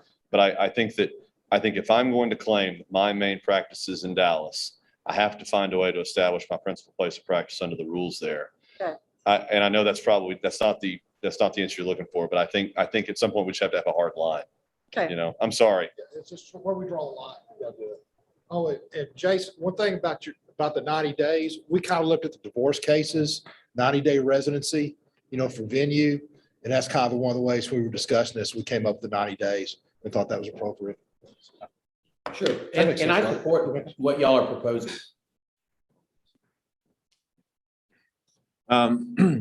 So Director Jason Smith, Director Cortez Matos, I see that you both have your hands up virtually. However, Director Sergi is waiting in line to speak here in person. He has not had an opportunity to address the board yet. And so you have the floor, Director Sergi. To follow up on Director Scott's idea, I think in this time, we have people practicing out of their houses, and yet they work principally in other counties. And I think allowing them to designate 90 days before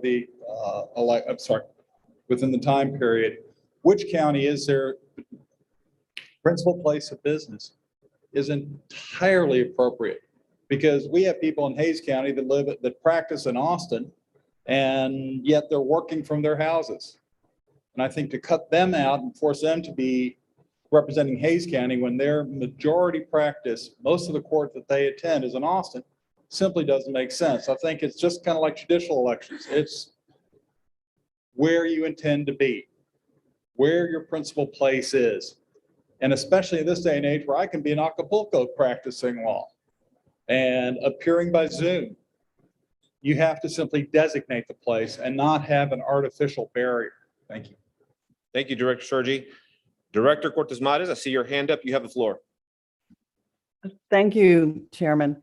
I like this concept. I'm not speaking against it. However, I ran into a situation many years ago where in Bell County, which is where I primarily practice, the judges require attorneys who want to be on the court-appointed list to have their principal place of practice in Bell County. Years ago, someone decided to just rent part of an office space just so that they could get mail at that location so that they could get on the list. Another person tried to get a PO box like Director Sergi suggested. I don't think that's the intent of this provision.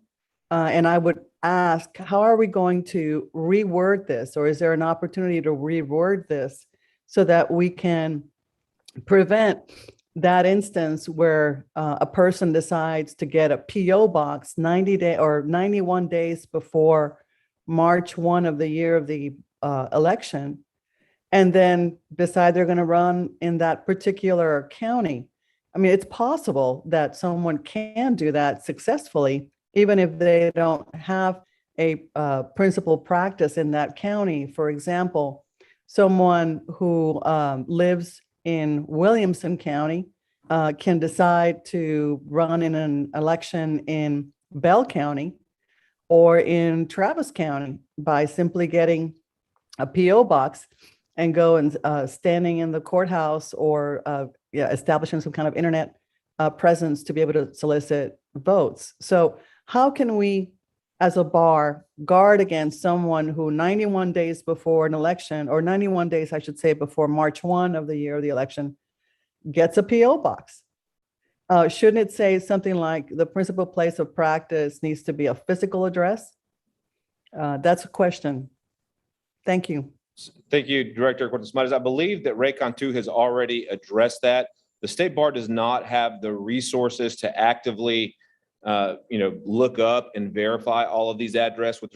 With respect to your question about additional changes in the future, the answer to that is we're taking a vote on this amended motion now. If there are additional changes that somebody wishes to suggest in the future, that should run through the Nominations and Elections Subcommittee as well as the Policy Manual Subcommittee. And so if there's no additional discussion on this proposed amendment that's currently on the floor, then we're going to go ahead and take a vote. So all those in favor of approving the proposed amendments to the board policy manual pertaining to principal place of practice as amended by Director Tolchin, please respond by saying aye. Aye. Aye. Aye. Any opposed? Nay. Okay. With that, the ayes have it and the motion's adopted. And with that, I will pass the floor back over to Director Ginn. Thank you, Mr. Chair. I just want to make one more comment about our candidates. I find any reference to Tweedledee and Tweedledum offensive to the process. I find it offensive to the people that showed up. I find it offensive to their beliefs, where they're from, the type of practice that they have, their political ideologies. We had an outstanding group of people come and interview. They were exceptional. All 6 of them would have been terrific leaders for our organization. We were blessed to have them. Any type of insinuation that it was people being cherry picked is just flat out wrong. Every person this year in the state of Texas that wanted to interview for the State Bar of Texas position received an interview. We put that out in the State Bar Journal. We put that out in social media. We solicited comments in June and invitations in June. And I know that I speak for, in the words of the great Rob Crane, the hardest working subcommittee of the State Bar, that we were very impressed and blown away, and that decision was not easy.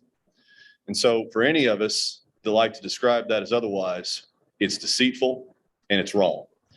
Our candidates, Joe and Cindy, are going to do an amazing job. And I commend them for taking the plunge and setting aside their practice, setting aside their times for family. And we are grateful to both of them. And I think that's all I have. Okay. Thank you, Past Chair again. Director Fisher, I see you in line. This is not a comment period. There's no motion on the floor to comment on. So he can comment Director and I Fisher? can't respond. Director Fisher, you're out of order. Please sit down. With that, I'd next invite Director Luis Cardenas to introduce candidate for State Bar President-elect, Joe Escobedo.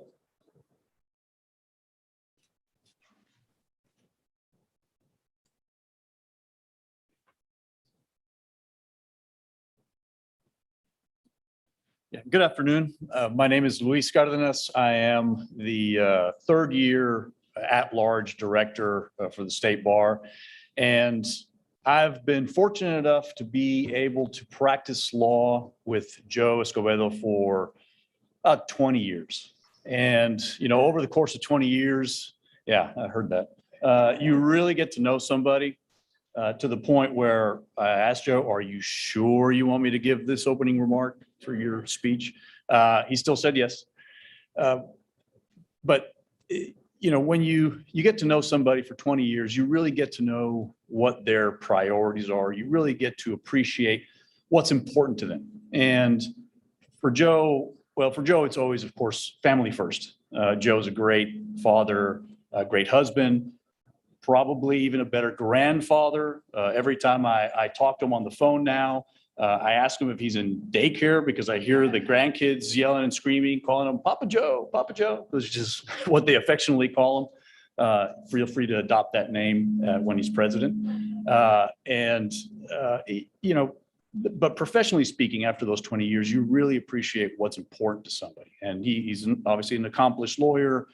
He is well respected by his peers, always practices with integrity, is always giving back to the community, including coaching high school mock trial teams. But one thing that I noticed most recently, once he started, when he was involved with the State Bar, is I'm not sure I saw anything else professionally speaking that he has been as passionate about and cared as much about as his work and his involvement with the State Bar. And it shines through. And for all of you all that have had the chance to work with him here, I'm sure you've seen that. And Joe has always been a champion for diversity, equity, inclusion, and I know he would continue that work as president. And really, if he was elected, I know he would be the president. Bless you. He would be a president for all members and lawyers of the State Bar. And with that, just Joe Escobedo.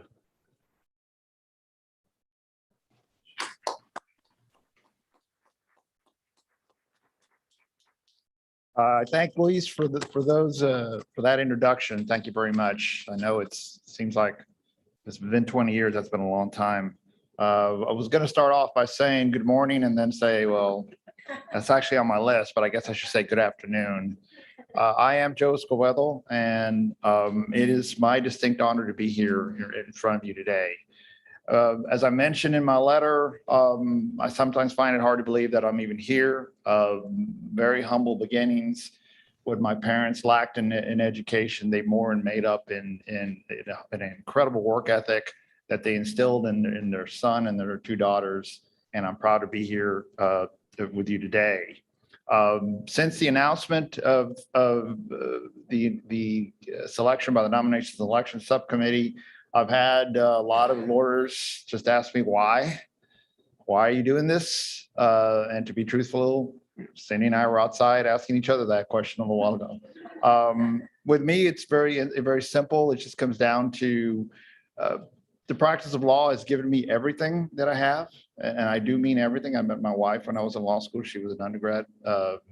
And it's just my service to the bar. It's just my way of giving back to the profession that has given me everything. So that is my reason for doing this.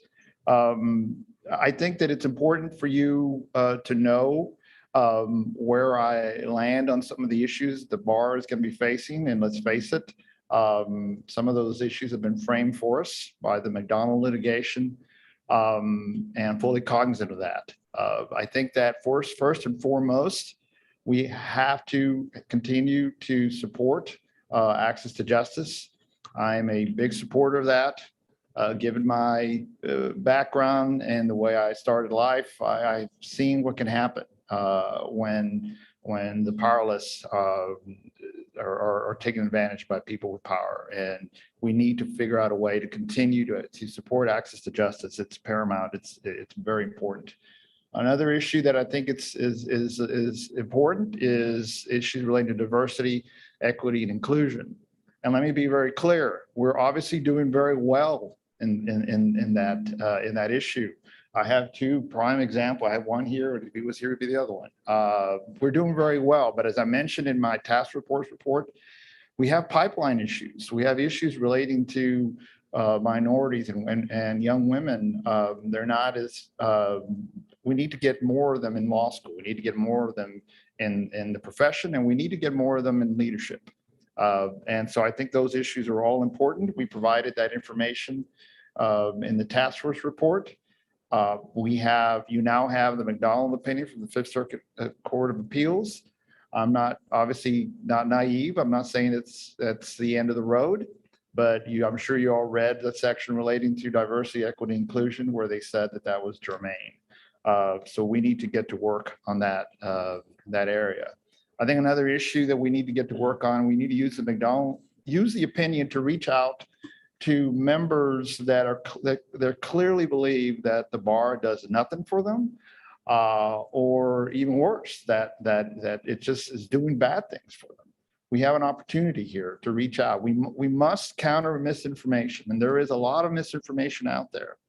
And it's tiring work. I understand it's hard for us to do our practice, to take care of our kids, to take care of our grandkids, whatever, and then have to fight misinformation relating to the bar. But the alternative is it's just something that I don't want to consider, and that is that we will lose what we have, which is the ability to govern ourselves.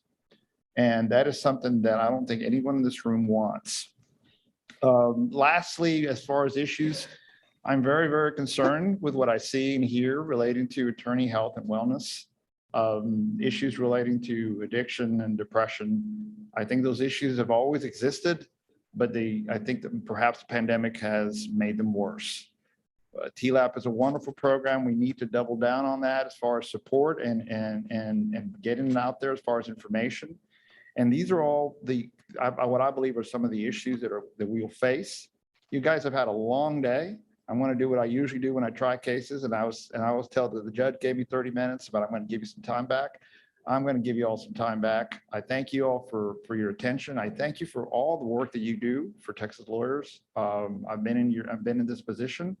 Thank you very much, and God bless.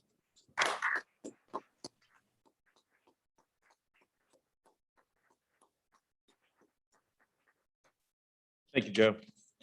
Next, I'd like to invite Catherine Murphy to introduce candidate for State Bar President-elect, Cindy Tisdale. Catherine, you have the floor.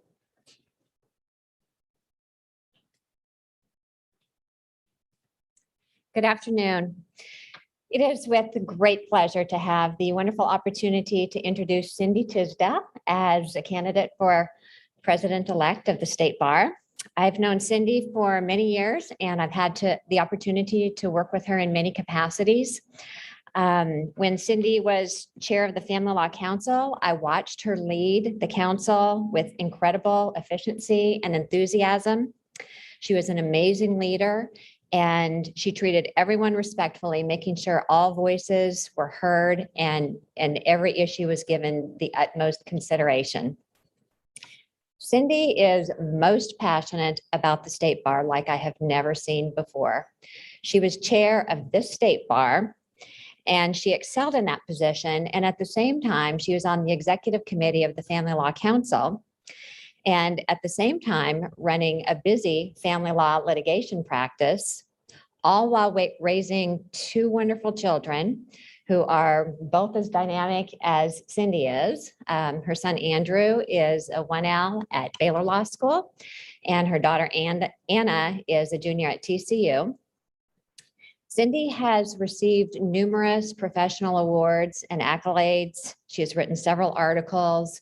She has given numerous CLA presentations. She is a fellow of the prestigious International Academy of Matrimonial Lawyers, the American Academy of Matrimonial Lawyers, and the Texas Academy of Family Law Specialists. And she doesn't just join these organizations. She is actively involved and has been actively involved for quite some time in all of these organizations. And as you can see, Cindy is always smiling. Everybody that knows Cindy loves her. And please join me in welcoming Cindy Tisdale.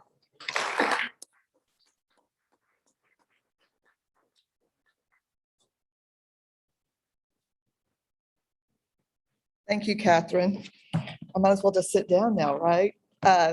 No, first and foremost, I want to thank the Nominations and Elections Committee for having faith in me and to present me as a nominee for candidate to run for president-elect for the State Bar. I am truly honored and humbled by that. I also want to thank the Nominations and Elections Committee, though, for nominating an outstanding lawyer and great leader as my opponent, Joe Escobedo. My biggest regret is that we both can't be president-elect. That's my biggest heartache for that, because I do love Joe. This is going to be a positive campaign. I have no doubt about it. The thing you can trust about us is that we will both work for our bar. We're going to make it stronger. We're going to make it more innovative. And Joe and I both love this bar, and we're going to do everything we can for that. You know, the first contact I had of volunteering for the bar was as a director for District 14 that Ms. Leverton is in now. I can still remember my first meeting and that orientation. Wow, that learning curve was steep. It was like, I said something last night, it's like drinking out of a fire hydrant. Because you know what? Our bar does so much for the lawyers of the state and the public. There are so many programs, initiatives, divisions, everything. And trying to learn all of that was kind of crazy and overwhelming. But in volunteering for this bar, I grew so much professionally. I grew so much in my personal life and with the personal connections I made, all while helping other lawyers. I love my job. I love my job as a director. I love helping others. You know, like Joe said, I have had the question, Cindy, why? Why are you running for this? Why do you want this? It's easy. I love my profession. I love being a lawyer. I love helping lawyers. And, you know, there's this quote that coming through my head when I was asked to interview in this process. If not me, who? If not now, when? If there's any way for me to help the attorneys of this state, I should and I will. And that's why I'm standing before you today. You know, first and foremost, we have to remain an independent mandatory bar. That's number one on the list. We are so much more efficient and productive in our current status than we would be otherwise. We have not raised bar dues in 30 years. 30 years we have not raised bar dues. Yet this bar, our bar, continues to fulfill its mission under the State Bar Act for these attorneys of the state. During this time, there's no question that transparency and communication are going to be vital during this time, and we need to communicate with our members. We have to make sure we stay still as self-regulating entity, because again, like Joe said, to do otherwise is going to be disastrous. I want to be a champion for that cause. I want to be a champion for the State Bar of Texas, because we are stronger together. As president-elect, my job, the way I see it, is I work with the president and the past president to look at the initiatives. Is there anything new that we need? Let's look at what our current initiatives and programs are. Are they meeting their goals? Are they germane to the State Bar purpose and our mission? All the while, we have to keep in mind our members' dues money.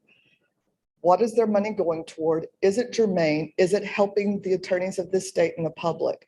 And I see my role as that, to look at everything we're doing and make sure we're in line with that. You know, we always need to be innovative in communicating. We can't make people read the Texas Bar Journal. We cannot make them open their emails. As much as the State Bar does a good job of getting the word out, we can't make them read them, right? I'm a firm believer, direct communication is always best. Unfortunately, the pandemic has put a halt on that, but I can tell you right now, as soon as practical and as soon as I'm invited, wherever 2 attorneys are assembled, I will go, period. Because you know what, we're better together, we need to stay together, and I would be honored to help lead the State Bar of Texas with your help. Thank you very much.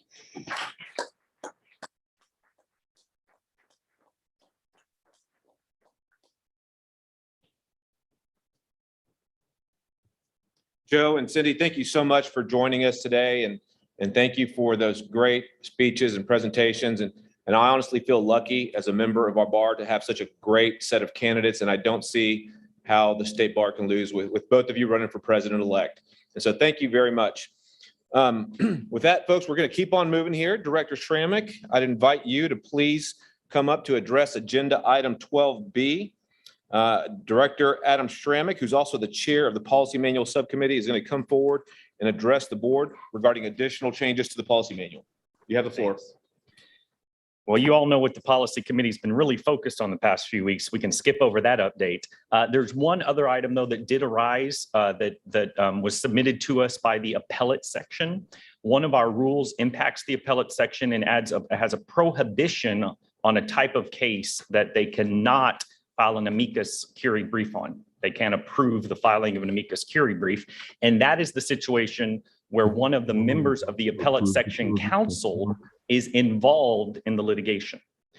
So we understood the concept of why you would want to do that. Well, you don't want just appellate, amicus briefs being, done by the council members, each other's, et cetera. But there was a situation that came up in which everyone in the appellate section was like, yeah, we need to file one in that case, but they couldn't because we have an absolute prohibition on that ever being allowed, not even an exception to the rule. So their own internal operating rules had a different rule. And so we saw this conflict. And so what they've asked us to do is to amend our rules, our policy manual, in order to not make it an absolute bar, but instead to say that if a person on the council is participating in a case in which an amicus has been requested, they cannot participate in the decision-making process. They're conflicted out, they're not going to participate, and the other members of the council will make that decision. So it's actually even better than the current rule to some extent, because it extends that conflict to anyone in the firm either. So if it's you or anyone in your firm that is handling in a case, you cannot participate in the decision-making process of that amicus brief decision, whether to file. So I think this rule makes sense. It provides flexibility, and yet it still gets to the purpose of making sure that council members aren't inappropriately trying to, bolster their own cases with amicus briefs from the State Bar.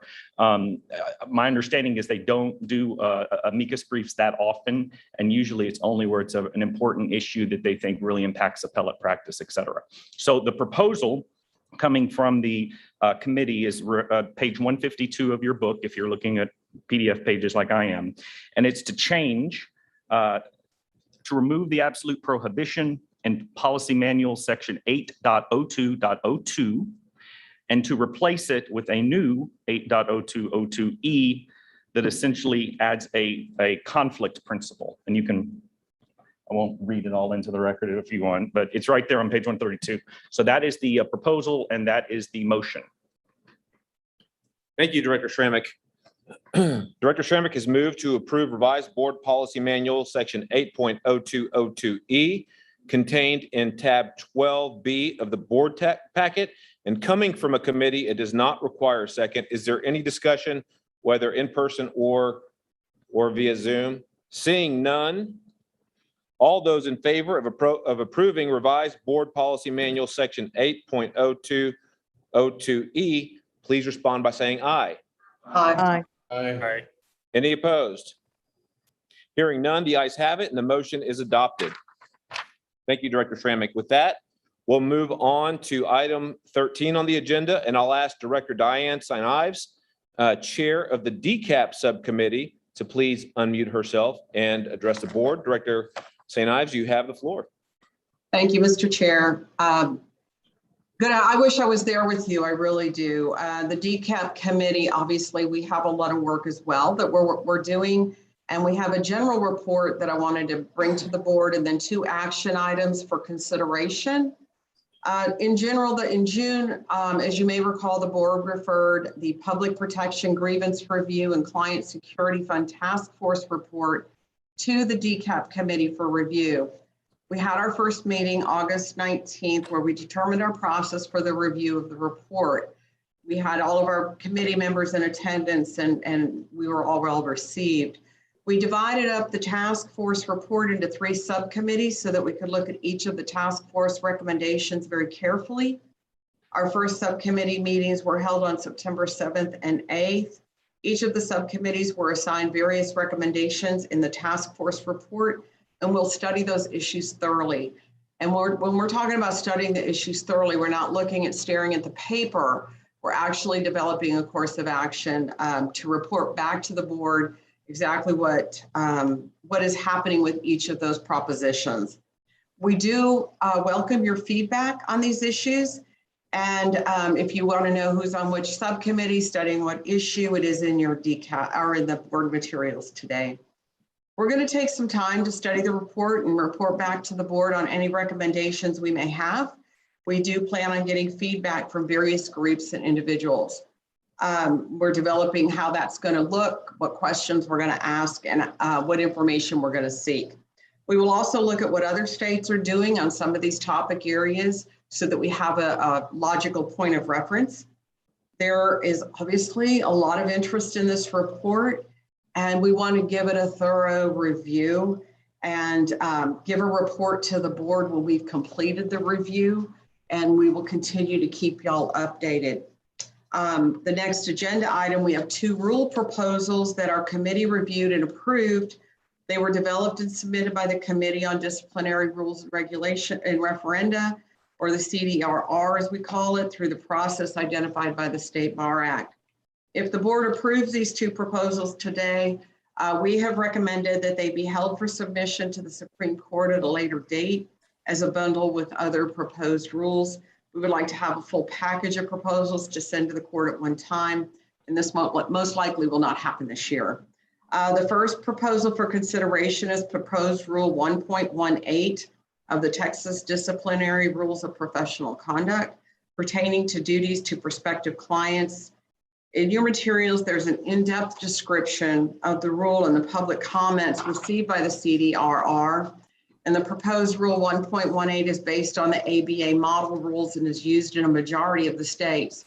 We're only one of 5 states that hasn't adopted this yet.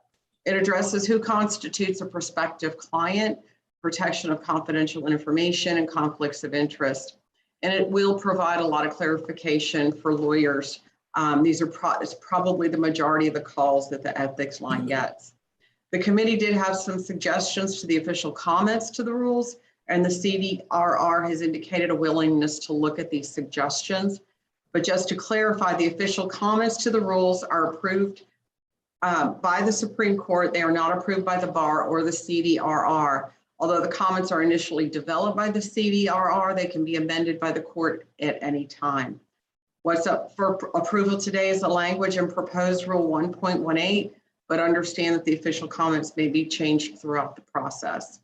On behalf of the DCAP committee, I'd like to make a motion to approve the proposed Rule 1.18 of the Texas Disciplinary Rules of Professional Conduct pertaining to duties to prospective clients for submission to the Supreme Court of Texas at a later date as a bundle with other proposed rules as deemed appropriate by the board. Mr. Chair. Thank you, Director St. Ives. Director St. Ives has moved to approve the proposed Rule 1.18 of the Texas Disciplinary Rules of Professional Conduct pertaining to duties of prospective clients for review by the Texas Supreme Court at a later date, as contained in tab 13 of the board packet. Coming from a committee, it does not require a second. However, is there any discussion from the board? Seeing none, all those in favor of approving proposed Rule 1.18 of the Texas Disciplinary Rules of Professional Conduct to be reviewed by the Texas Supreme Court at a later date, please respond by saying aye. Aye. Any opposed? Any opposed? Okay. Hearing none, the ayes have it and the motion is adopted. And I'll turn the floor back over to Director St. Ives. Thank you. The next item on our agenda is proposed Rule 13.05 of the Texas Rules of Disciplinary Procedure pertaining to the termination of a custodianship for the cessation of a practice.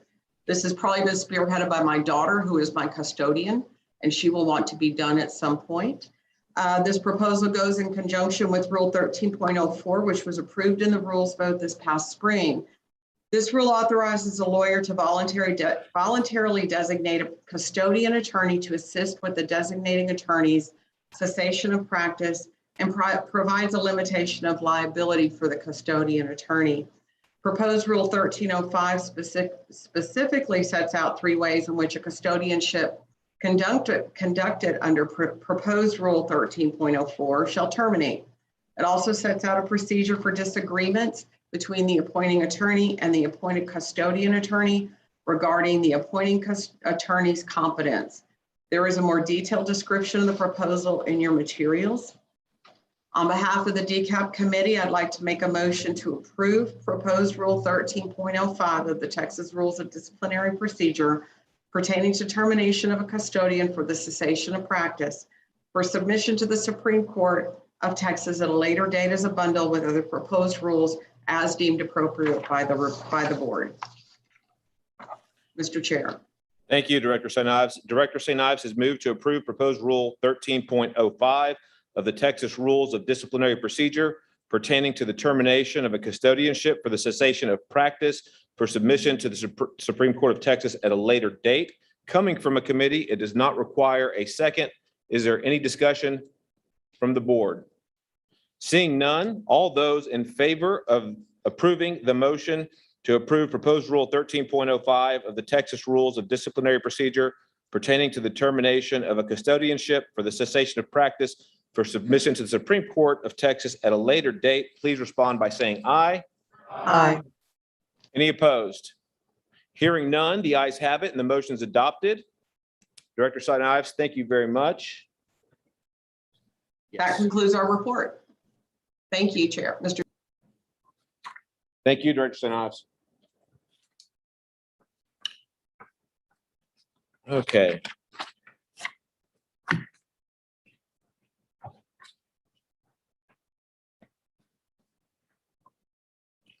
With that, we'll move on to item 14 of the agenda. And I'd ask Director Kate Bim, there she is. I'd ask Director Kate Bim, Chair of the Client Security Fund Subcommittee, to address the board. Director Bim, you have the floor. Good afternoon. I'm here on behalf of the Client Security Fund Subcommittee. First, I'd like to begin my remarks by saying thank you to the intrepid Claire Reynolds, who works very, very hard to make sure that the hardest working committee in the State Bar of Texas can do their jobs. I'd like to thank our membership as well, Lucy Forbes, my vice chair, Benny Augusto, Chad Baruch, Steve Fisher, August Harris, Michael Hurst, Cara Miller, Rocky Israni, Lydia Mount, Kimberly Naylor, Nitin Sood, and Michael Vasquez. The Client Security Fund Committee met via Zoom on Friday, September 17th.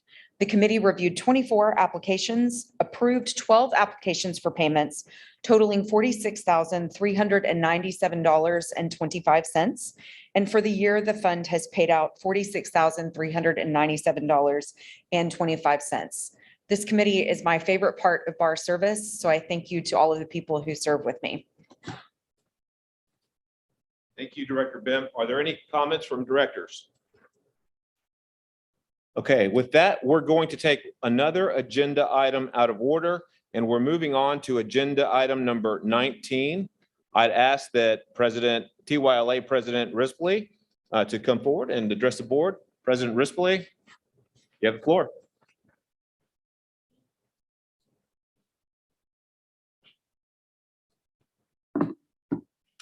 Good afternoon.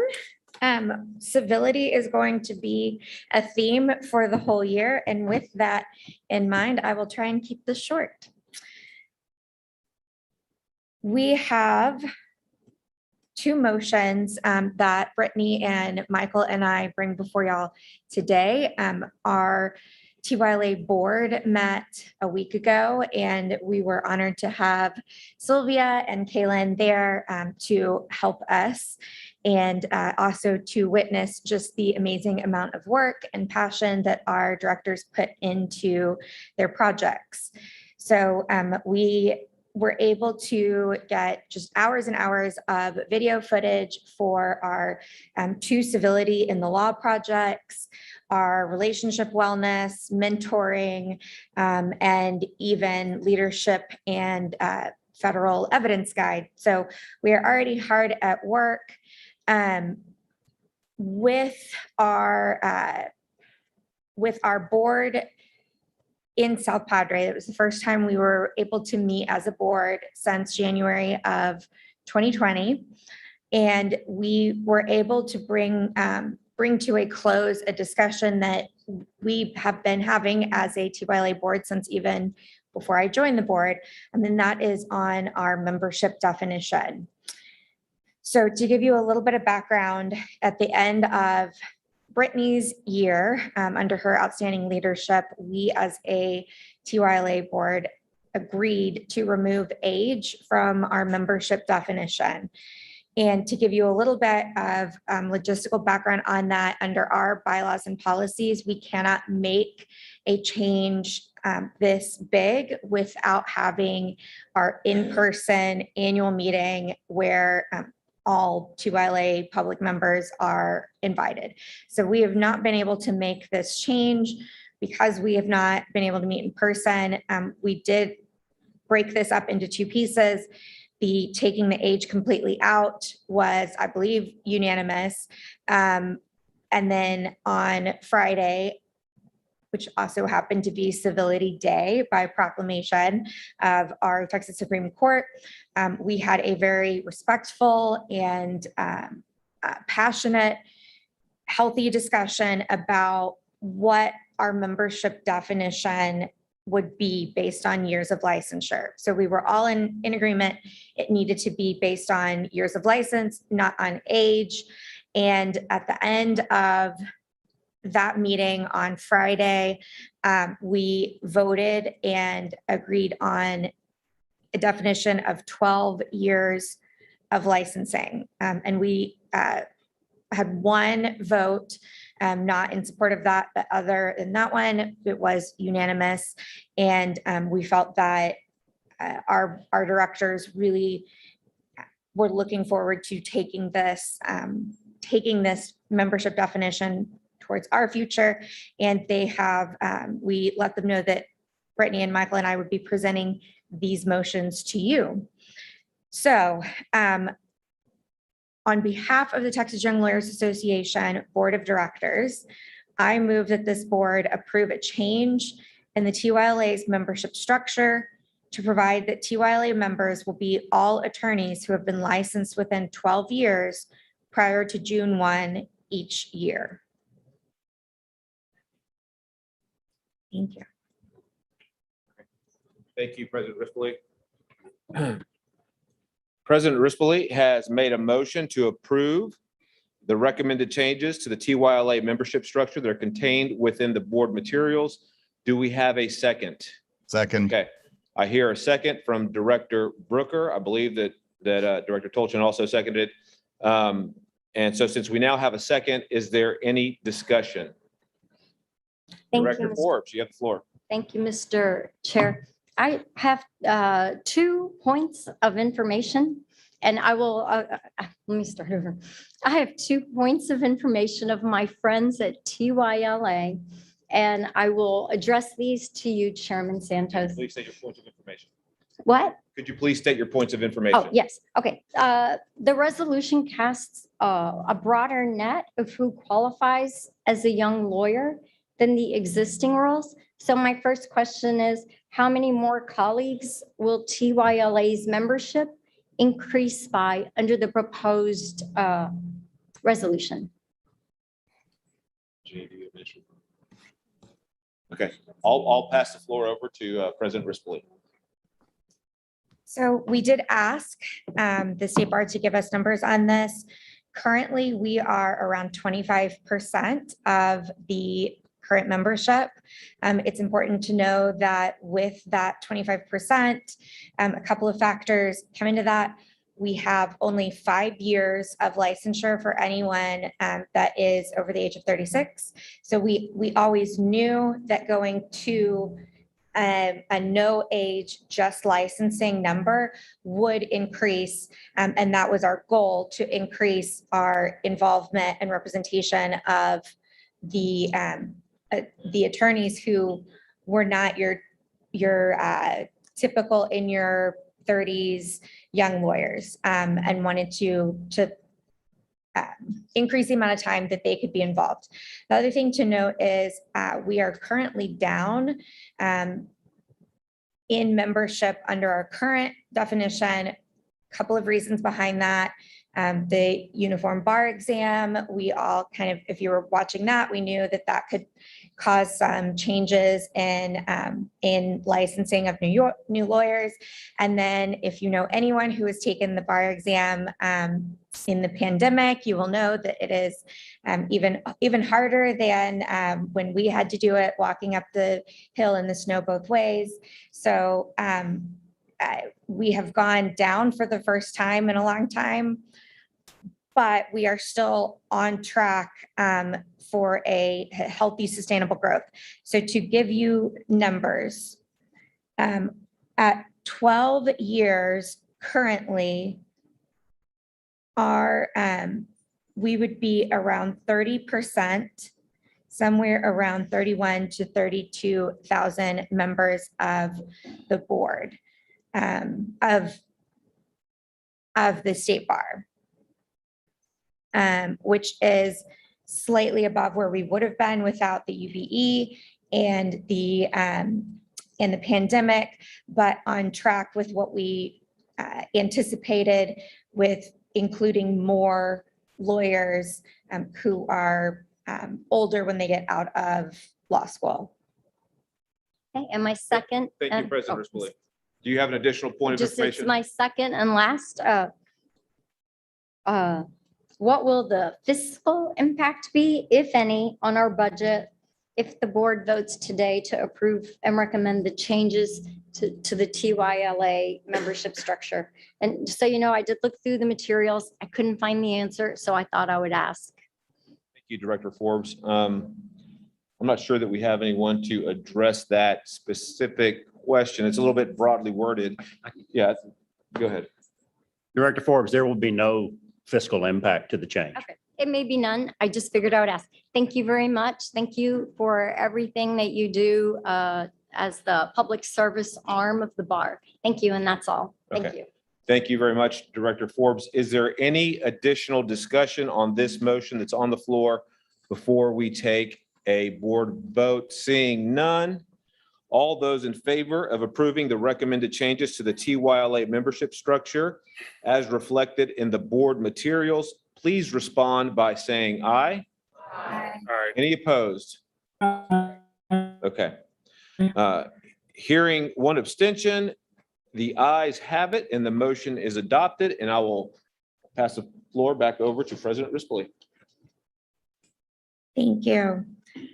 Again, because of logistics of our policies and bylaws, we next ask that this board make a request to the Supreme Court of Texas requesting that the court provide in the state bar rules that TYLA members are those lawyers who have been licensed within 12 years prior to June 1 of each year.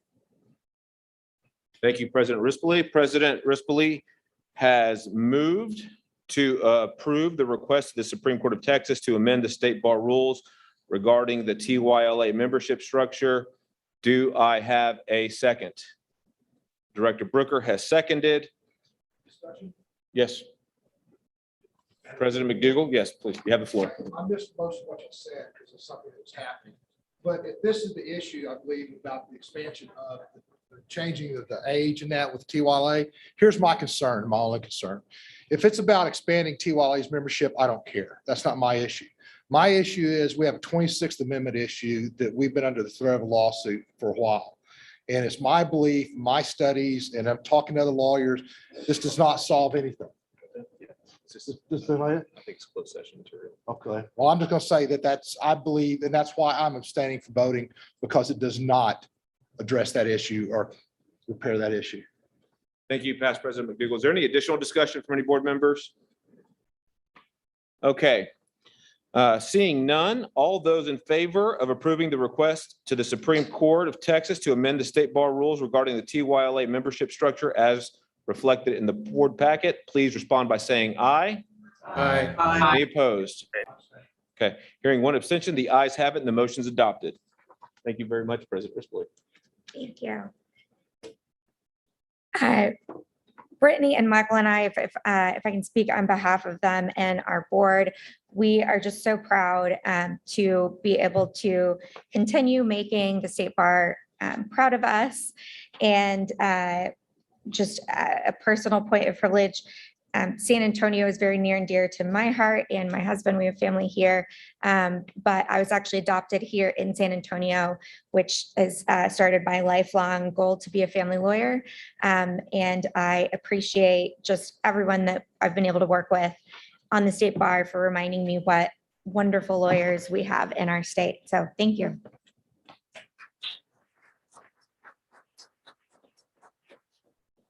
Thank you, President Rispoli. With that, we're going to move on to agenda item number 14. And I'd ask Director David Calvillo, the Chair of the Audit and Finance Subcommittee, to step forward and address the board. Director Calvillo, you have the floor. From the Texas Treasurer to the San Antonio Saint. It's my privilege to be here representing the Audit and Finance Committee because I love numbers. I told my daughter when she was going to major in accounting that the financial statements tell stories. And so it's important, I think, especially to the new directors, that you immerse yourself, if you will, in the financial statements because they tell the story. What we're going to do in this report is we're going to look at the inflows and outflows of the State Bar, and then we're going to spend a little bit talking about one of the biggest assets that the State Bar has. And so without further ado, let's talk about the story. Let's tell the story.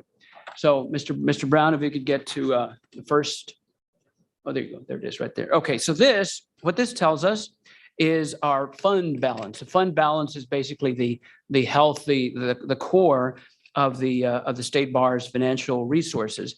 And we, the State Bar, ended with a net increase in the fund balance for the year ended May 31st of 2021. The revenues for the year were about $42.6 million. That was a good number, but it was a slight decrease from previous years of about 3.4%, as you would expect, that story being the pandemic. But the other side of that coin, the other side of that story, was that the expenditures also increased. The expenditures decreased more, so it was a net positive for the fund balance or for the financial health of the State Bar. So we now talk about the revenues and expenses, how they're the composition of them. So this next slide talks about the revenues, the money that comes in. As you would expect, most of the revenue comes from the dues. Another big chunk of it comes from the Texas Bar CLE and then the MCLE revenues as well. In this past year, they decreased only by $1.1 million compared to previous years, as you would expect because of the pandemic. But because of the staff's great efforts in sort of retooling things, the impact was minimal. So when you go to the next slide and you talk about the expenditures, the composition, the general composition of the expenses remained the same, but they decreased in certain very important categories that resulted in the decrease in expenses and thus resulted in the benefit to the bar. The savings were primarily in the categories of travel, of course, $2 million, meetings and conferences that were no longer being held, to the tune of $4 million, and rental fees, in which we saved about $500,000 there, about $560,000. The other thing that happened in this past year is that the board expended money for the purchase of the 1415 Lavaca building, and that's indicated by that last little spike in gray that you see in the slides. This next slide shows the actual versus budget. We budget for the expenses to equal the revenues. So that's why you see in the middle that it's zero, right? But if you look at actual, what's actually happened, you see that we had an excess of $7.6 million. So that's generally viewed positive. It's a positive variance. That's the story that slide shows. The next one shows, well, what have we done so far in this fiscal year for the 2 months ended July 31st of 2021, and then we compare that to what happened last year. So this year, you see, for these 2 months, you see a negative decrease of $244,000. That's not to be alarmed, because it's actually, when you look at revenues versus expenses, it was still positive. The revenues exceeded expenses, so that was good. But the board had certain expenditures that were committed. In particular, $500,000 transferred to the technology fund, $200,000 to the client security fund. So in general, that's why this shows for the first 2 months, of this fiscal year, you see a decrease. If you look at that general revenue, the general fund, which again is sort of the net core of the financial statements, you see this breakdown a little bit more, and you see the favorable variance rather of $787,000 versus the budgeted amount. This next category, I was pleased to hear Director Fisher talk about fiscal responsibility earlier, because this next slide talks about the financial audit. The financial audit allows us to compare our financial statements with those of other state bars and other similar nonprofit entities. And that's what the financial audit does. The financial audit is performed by the CPA firm of Weaver, and Weaver has finished its field audit where they come in and they do their certain procedures where they examine things on a random basis. And they issue their report in the January meeting. The next slide, continuing the theme of fiscal responsibility, that is in particular highlighted by the internal audit. So you have the financial audit, which is done by Weaver. You have the internal audit that's done by a firm called McConnell & Jones, and the internal audit focuses on a little different approach. And as opposed to looking at external audience, they look at the internal audience, and they say, okay, what are things proceeding on a basis that makes sense, and that are the internal controls, are those in place? Are they being followed? Anything we need to be concerned about? But what McConnell & Jones has done is they have a 3-year plan in which they rotate their area of focus. For this year, they're going to be focusing on MCLE, compliance and financial processes. They're going to do an audit of the IT divisions, administration of information security, disaster recovery, and we expect that to be ready for the April meeting. So that's the internal audit. So we looked at the revenues and the expenses, the inflows, that story. The next big part of the story is the biggest financial asset that we have, the liquid funds of the State Bar. And this is where now I'm going to turn it over to Mr. Nelson Bush, who manages that big asset for the State Bar. Good afternoon, and thank you for the opportunity to talk to you about the portfolios that we help you manage. Copies of the State Bar's May 21st, 21 quarterly investment report are included in your board packet. The State Bar's general fund portfolio is currently invested in U.S. Treasury securities, federal agency securities, commercial paper, some FDIC insured CDs, and a AAA rated money market fund. These are all securities that are designed to meet your primary investment objectives of safety, liquidity, yield. Clearly nothing exotic there, clearly nothing that really risks the principle of the investment portfolio. Overall, the portfolio that's being managed right now is $36.3 million. It's very highly liquid, has very, very high credit quality. For the period ended May 31st, it generated a quarterly total return. Total return measures income and market value fluctuations of 14 basis points, which outperformed its performance benchmark, which is the 6-month Merrill Lynch Treasury Index. We of course continue to very closely work with the finance division's director to place investments in each of the accounts in each of those areas that will produce the highest yield while maintaining safety of principal and liquidity as required by your investment policy and the Public Funds Investment Act. Looking forward to the next several periods of time, we'll continue to be on the lookout for opportunities to invest in somewhat longer term fixed income securities in an effort to enhance returns. Overnight investment rates are really in the range of 0 to 5 basis points right now. That's a lot of decimal places out before you actually get a yield. But high quality investments with maturities in the 2 to 3 year range can generate returns of 25 to 30 basis points. We don't expect the FOMC to act and to move the Fed funds target rate for at least another 12 months. So we're very comfortable recommending somewhat longer investment securities in the portfolios, provided that it's clear through analysis that there's sufficient liquidity in the portfolios to meet their different liquidity needs.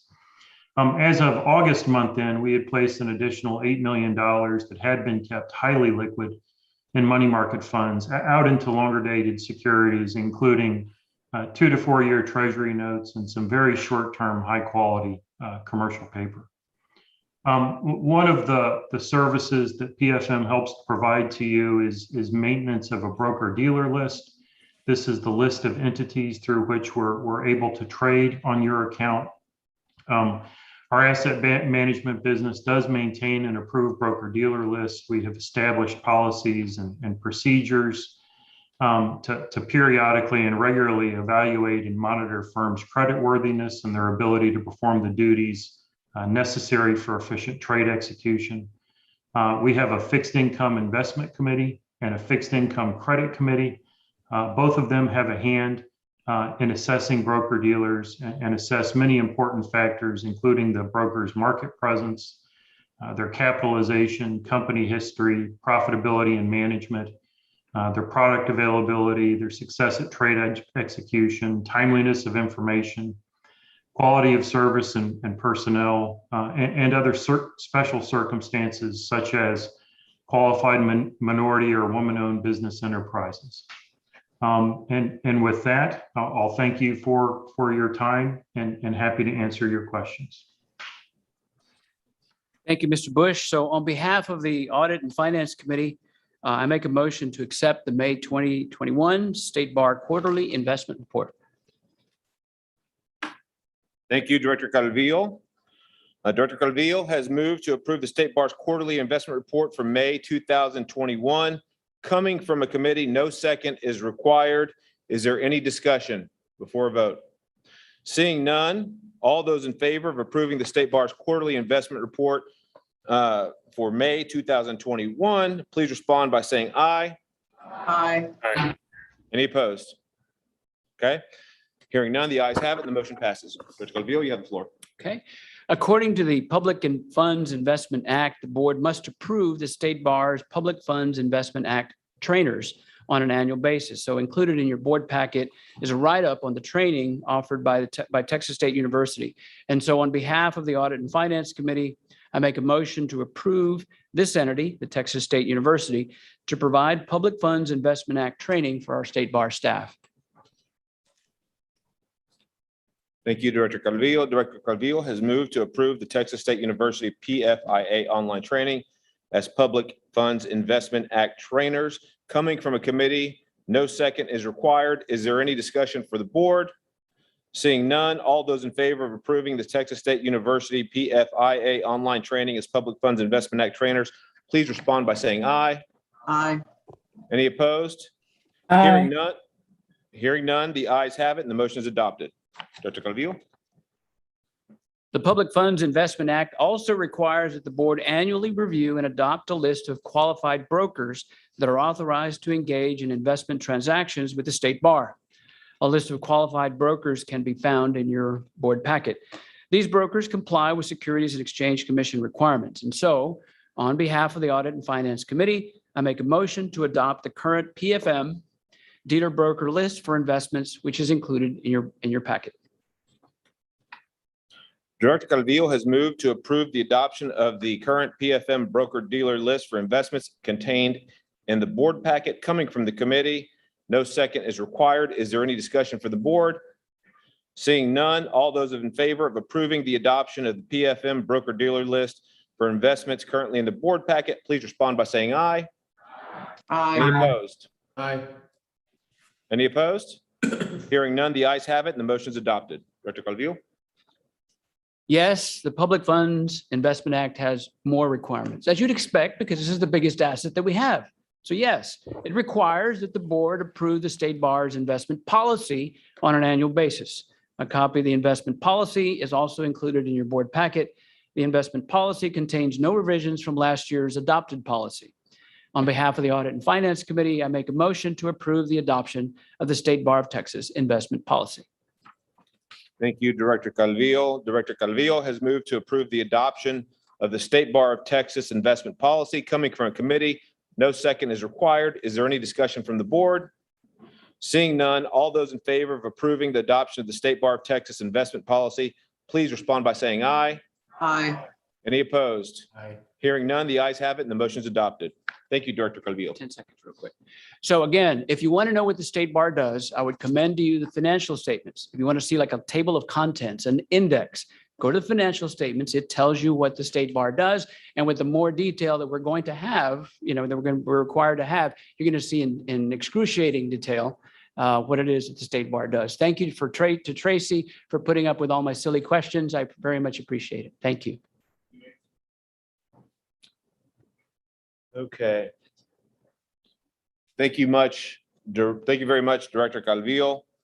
With that, we're going to move on to agenda item 15A, and I'd ask Director Rebecca Brooker, Chair of the Administration Committee, to please come forward. Thank you, Chair and Directors. I'm pleased to provide the report on behalf of the Administration Committee and our activities. We've recently received recommendation for changes to the Texas Rules of Evidence from the State Bar Administration of Rules of Evidence Committee, which is known as AREC. AREC has recommended that these changes be sent to the Supreme Court Advisory Committee for consideration. And in order for that to happen, this board, we have to approve their recommendations to make that referral over to the Supreme Court of Texas. And then the Supreme Court will determine whether they want to refer it over to the Supreme Court's Advisory Committee for review. So if the board does choose to approve the referral of AREC's recommendations, there will still be an opportunity for review by the Supreme Court and its advisory committee before any change would potentially take place. It's ultimately up to the Supreme Court whether to adopt the changes or not. So our referral today does not change any rules. Just wanting to make that very clear to everybody. So the first recommendation from AREC before you today deals with the Texas Rules of Evidence 404B. And specifically, this is the notice a prosecutor is required to provide in a criminal case relating to other crimes, wrongs, and acts. Until recently, Texas Rule 404B and the Federal Rule of Evidence 404B were substantially the same. And last year, the federal rule was amended and imposed some additional notice requirements on the prosecution in a criminal case. So AREC has recommended amending Rule 404B to track the changes to the federal rule. And this would expand the prosecutor's notice obligations. The changes would delete the language that a prosecutor must only disclose the general nature of the BAD Act and instead require more specifically the purpose for which the evidence is being offered. The rule currently only requires such notice if it is requested by a defendant. And with this change, the notice would be required even without a request. So the change would also clarify the required notice applies to other acts and not the acts charged. The administration committee, we met, we received the feedback from ARAC, and ARAC's memo is in your materials that you all have. So if you want to review it, or if you've already reviewed it, great. The administration committee, in our meeting, we voted to approve this referral of ARAC's recommendation to the Supreme Court. And again, this would just be a referral to the court, which can assign its advisory committee to study it, study the recommendation further. They might not do that, who knows? But that's what we're here for. So I'd like to make a motion on behalf of the administration committee. I move that the board approve the referral of the recommendations from the State Bar Administration of Rules of Evidence Committee regarding Texas Rules of Evidence 404B to the Supreme Court of Texas for consideration. Thank you very much, Director Brooker. Director Brooker has moved to approve the referral of the recommendations from the State Bar Administration of Rules of Evidence Committee regarding Texas Rule of Evidence 404B to the Supreme Court of Texas for consideration. Coming from a committee, no second is required. Is there any discussion from the board? Seeing none, all those in favor of approving the referral of the recommendations from the State Bar Administration Rules of Evidence Committee regarding Texas Rules of Evidence 404B to the Supreme Court of Texas for consideration, please respond by saying aye. Aye. Any opposed? Hearing none, the ayes have it and the motion is adopted. Director Brooker. Thank you. And there's more. The second recommendation from ARAC before you today is to abolish the dead man's rule, which is Texas Rule of Evidence 601B. I don't know how many of y'all use the dead man's rule. As a probate lawyer, I'm familiar with it, but the rule generally prohibits interested parties in civil actions from testifying about oral communications by a decedent unless there's corroborating evidence or an opposing party calls them to testify about the statement. Texas is actually in the minority in having this rule in place. Many other states have completely abolished this rule. In the federal rules, they don't incorporate any version of the dead man's rules into the federal rules. So ARAC, they initially formed a subcommittee to study this issue. I think there was a question that was made and they were like, well, let's look into it. And in performing their research, they conferred with practicing attorneys, not me, but other practicing attorneys and professors, law school professors, and really reviewed the probate law.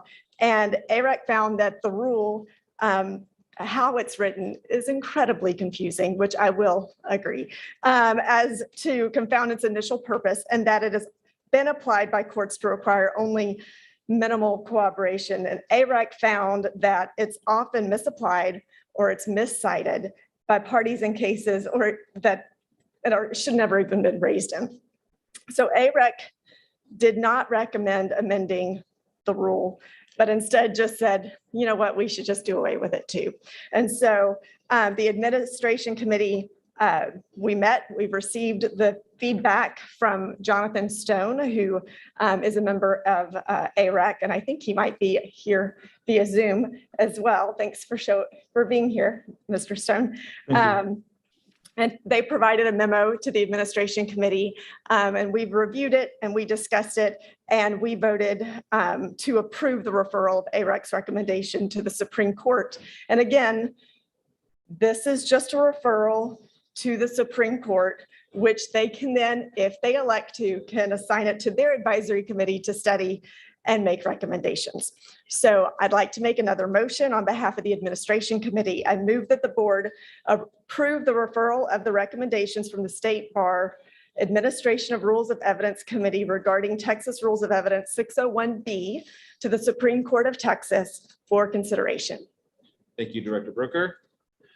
Director Brooker has moved to approve the referral of recommendations from the State Bar Administration of Rules of Evidence Committee regarding Texas Rule of Evidence 601B to the Supreme Court of Texas for consideration. Coming from a committee, no second is required.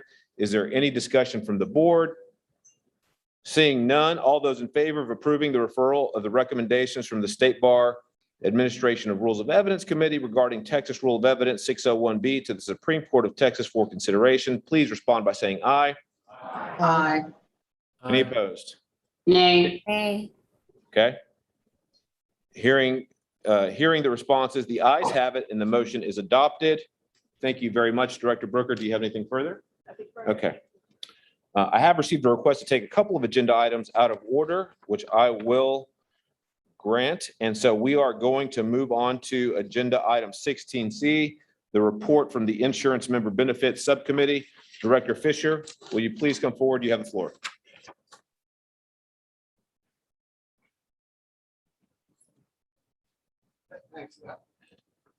Thanks. I appreciate that. The bar figures have found a committee where I can't cause any trouble, but with insurance, this is bad news first. And that Bank of America, which had this affinity program, is phasing them out around the country, and we'll lose some revenue from that, probably about 70,000. But there's lots of good news. I mean, our enrollments are up, our revenue is up, and these programs are going pretty well. So that's the best news, though, and the most far-reaching news is that the bill that some of us lobbied for, the things that we were fighting for 10 years to get insurance for solos and small firms, that passed through committee. That would have passed the legislature had not there been a problem between the Senate and the House, and the Senate decided not to take up some bills. So in 2 years, we can do something that lawyers really appreciate and can say, the bar has helped us. And that's not because of me. I did some lobbying, but there's some great people on the insurance that work for the insurance companies and work with the bar. So that's really good. Some other things that we've done, you probably saw a card with my dogs about pet insurance. There was some really cute language that the committee voted for, but I don't know who took it out, but it was funny. I'm thinking that maybe the bar should offer dog bones or something, to the people to enroll, because we still need a lot more people enroll. I mean, if you're a director and you have an uninsured pet, really, another thing that I'm trying to push us for, and I really want some feedback, just so you can raise your hands or something. I don't want to take much time, is we have this benefits program, and this is my idea, I'm responsible for it, where we get 5% on Avis or whatever it is. But I'm finding, and I want to find out if you guys get the same thing, that when I plug in these benefits, a lot of times it says not available with some other benefit. You're shaking your head. Does that happen to anybody who does that? Where you can't get a bar benefit because you're already getting this other discount? What I would like to see the bar focus, and we haven't voted on this yet, is instead of maybe getting a 7 or 8% discount here, that could be nullified by Booking.com or whatever else you join. I'd rather see one that's a lower percentage, like maybe 2 or 3%, but it's guaranteed. And no matter what other benefits you get that, because I don't want people, our members, to plug in these things and say, oh, the bar didn't do anything for me anyway. So even if it's 3% on a couple $100 or something, we can say and show that the bar is really helping lawyers, just like the insurance. Nothing else to vote on. That's it. Thank you. Thank you. Don't go anywhere, Mr. Fisher. Okay. Does anybody have any questions for Director Fisher on his report? Okay, seeing none, we're going to move on to agenda item number 20. Director Fisher, this is your resolution regarding Zoom. You have the floor. I was going to say, I don't know where all those people came from that spoke today, but I guess it got busted by the last one. Really, whatever.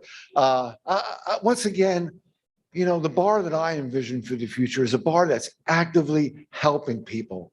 And I've explained to people, we don't have the final say.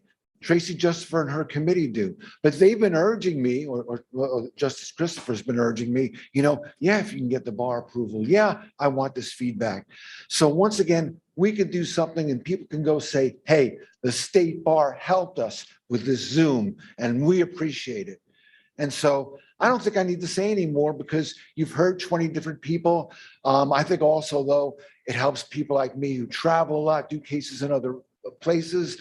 And really, there was some people that didn't get to speak, and there was a disabled attorney that works for the state. And, we just take it for granted that we can walk and run and stuff like that. I see her go to court, and it's heartbreaking, and how hard it is just to get her to go to court. And we always wait and stuff. And she said, oh, I just would love, if she had a hearing, I would love to speak on Zoom. So let's think of those people too. I move that we approve just that general weak language so that people know where we stand on Zoom. Thank you. Thank you, Director Fisher. Director Fisher has moved to approve the resolution contained in the board materials regarding remote participation in court hearings. Is there a second? I think I see a second from Director Wooten. Okay. Now that we have a second and a motion, is there any discussion from the board? Director Charbonnet. Point of personal privilege, can it be pulled up on screen for us to see? You don't get to say something and then walk away, Steve. So as many of you probably know, I'm one of the public members. I'm a sitting JP, and I am firmly for keeping Zoom. Okay, there are some caveats that can be done, but Steve, I think that this is a great thing. I think it's a very beneficial. We've been able to move dockets along at huge speeds compared to what we were doing in person.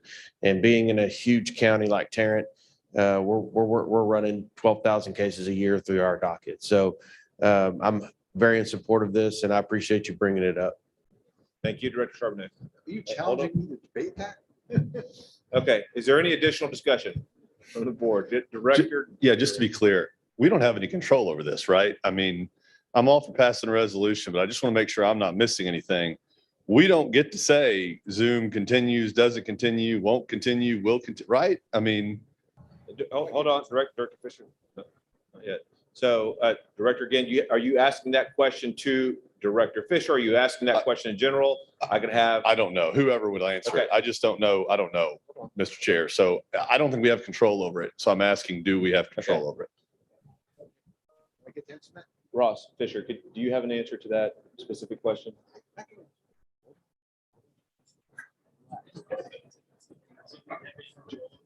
Okay, John Fisher. Ross, could you come up and address that question by Director Jen?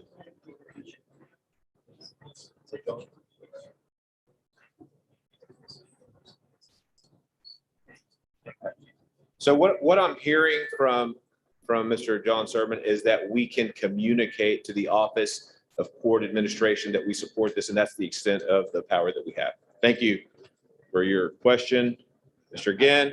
Hold on, Director Fisher.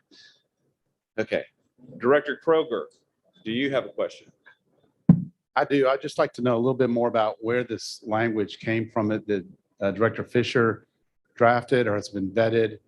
It talks about things like, after the pandemic. I don't know what that means given the kind of the world that we're in right now. Also, it's got supporting remote hearings, but under certain circumstances. And I don't know if those are, if I agree with all those, but if I agree with those limitations or not. So I'm just wondering, has this been vetted and discussed with the group and kind of its history of the language? Okay, I'm going to let Mr. Fisher answer that question. Okay. Originally, David Sergi had agreed to do the language, and he had a mishap and wasn't able to. So at the last minute, I just put in some general language. This is just general language. And to answer all these questions, we do not have control over it. We don't have control over a lot of things. What we do is we represent lawyers. So all I'm trying to do is give Justice Christopher, the idea that we generally support it. They're not going to take our language and make it into law. And I think Lucy was going to make a change here and there. It's just something that I probably spent less than a minute and a half on just to make sure I got it in on time. So it's just a general thing. It's not a detailed thing like our policy or some of our rules, which have to be just generally, we like the idea of Zoom. I guess if I could share a comment, I guess I have concerns about such an important policy being crafted by a minute and a half of consideration. So Thank you very much, Director Kroger. Director Schrammick, you have the floor. I essentially was going to have the same question. And so what I'd like to comment upon, Steve, is that I understand the desire to continue Zoom hearings after the pandemic, regardless of the pandemic. You know, it has, I think, everyone's universal support. But I have grave concerns of sending this and saying this is our policy that the state board resolution, you know, the state board passed this. I mean, if you cut and pasted this into a news article, people would think, what does that even mean? I mean, because you have things like attorney input as to whether they can avail themselves of it. So my point is this: I would propose that if you want to do this, let's put together a group of us who want to do this with you and come up with language that's more precise and more meaningful and more impactful. And we bring it back to the next board meeting then. Because it needs work. I think it needs work. I think it's a great idea, and I think your heart's in it, and I agree with it too. I want to keep Zoom as an option in court. A lot of reasons, but there's a lot of detail to be worked out here before we say this is our position of support. And for example, and you have in here, it's for basically non-evidentiary hearings without a witness. I'm not sure that needs to be an exception in every case. I haven't thought it through in all the different types of cases. So I just think it needs work. And I'm willing to help you and to work on it. So that's my comment, but I have to vote against this one. Director Schrammick, before you leave, are you making, just to be clear, are you making a motion to postpone a vote on this particular motion until the next quarterly board meeting? Are you? That's a good point, actually, because Steve, I know you went through the process to get it on the agenda and all that, and I don't think you should have to go through that again. So I will make a motion to postpone the vote on this until the next board meeting where we can potentially also amend it. Okay, is there a second on Director Schrammick's motion? I see Charlie Ginn's hand up, and so there is now a second on the motion to postpone this particular motion until the January quarterly board meeting of the State Bar of Texas. All those in favor, please respond by saying aye. Aye. Aye. Are there any opposed? Okay, hearing none, the ayes have it, and the motion's adopted. The vote on this particular resolution will be postponed until the January board meeting. Thank you, Director Fisher. Thank you. Yes, could you, Director Bim, could you please state your point of information? Could you approach the microphone, please?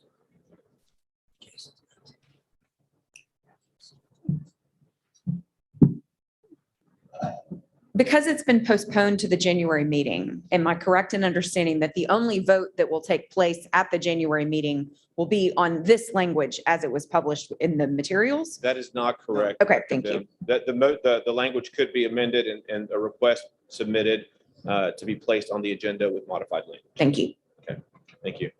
If I may say, I hope that somebody modifies the language so we did last time. I'm not married to anything. I just saw the deadline coming up and it was like right around 5. And I sent something just so that we show. And I think people who listen to this know that the board is in favor of such a policy. I don't care about the wording. Thank you, Director Thanks, Fisher. Okay. Director Jason Smith, I know that your hand is up. Now that there's a motion that's been granted, I believe you're withdrawing. Okay, thank you. With that, we're going to move on to, oh, yes, Trey. You have the floor. Just point of clarification, the bill that Director Fisher was talking about that he lobbied for passage regarding health insurance for solos, it's my understanding he lobbied on that bill on his own personal, under his own personal effort and name, and the State Bar did not take a position on that bill. Thank you. Thank you, Trey. Okay, with that, we're going to move on to agenda item 15B, and I'd ask that Director Mary Scott, Chair of the Litigation and Contract Subcommittee, please come forward and provide her report. Okay, I'm hearing from Director Mary Scott that there is no report from the Litigation and Contract Subcommittee.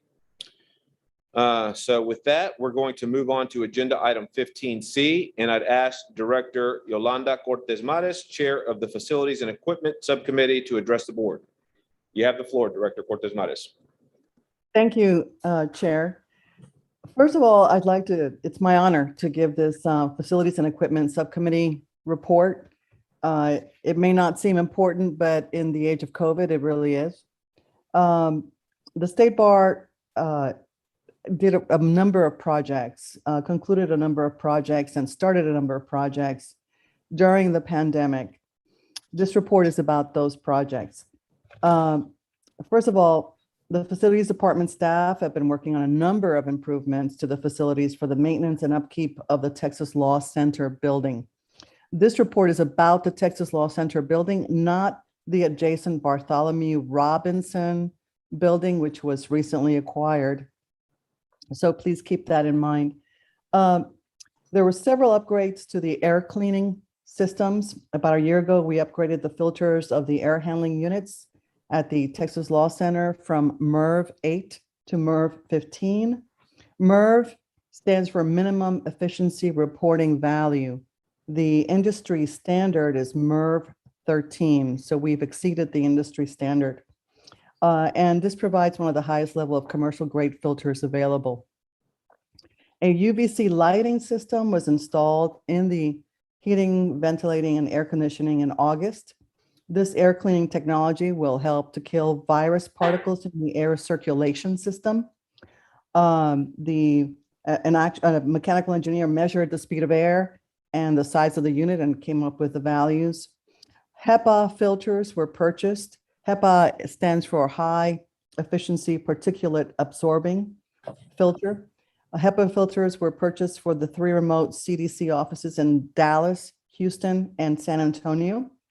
The HEPA air filters were placed in work areas, meeting rooms, and other common areas. And of course, desktop units give more confidence for the staff. These are steps that we have taken to improve the air circulation system to help protect our staff and guests. Groundwater infiltration in the garage. I'm going to talk about that. The garage at the Texas Law Center is approximately 45 feet underground. We've had ongoing groundwater infiltration in the parking garage down on the P2 and P3 levels. These are leaks that have occurred over time since the building was built in the 1970s.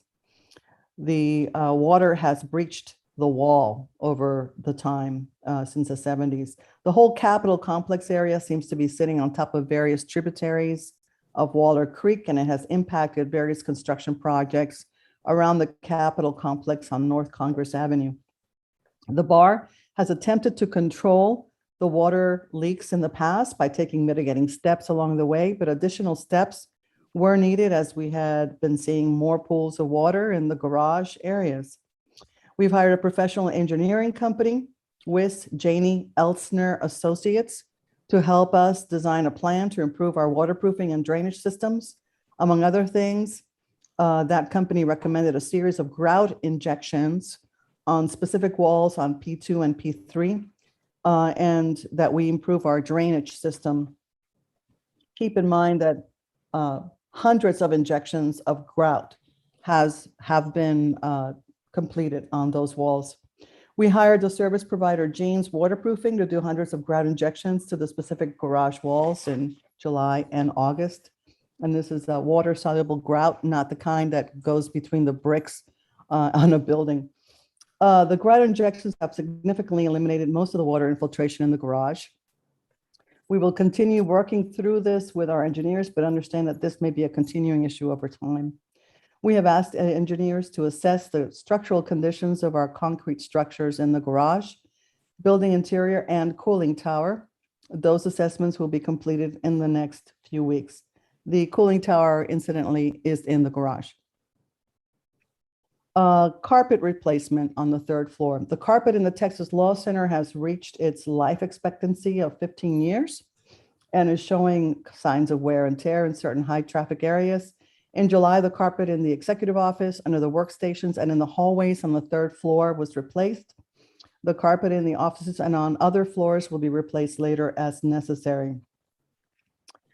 Upgrades to room 101 and lobby.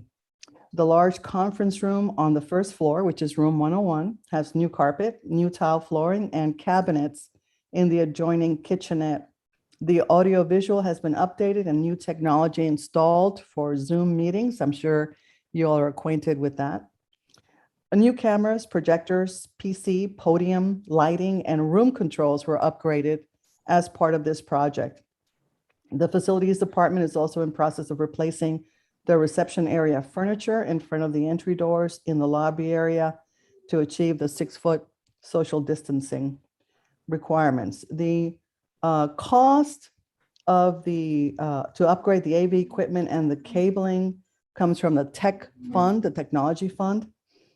Everything else, all the other costs for repairs and upgrades were paid out of the Law Center fund. This concludes our report. Thank you, Mr. Chair. Thank you. Thank you, Director Cortez Mares. Does anybody have any questions or comments for Director Cortez Mares? Okay, seeing none, we're going to move on to agenda item 16A, and I'd ask Director Todd Smith to come forward, Chair of the Appeals Grant Review Subcommittee. Director Todd Smith, there you are. You have the floor.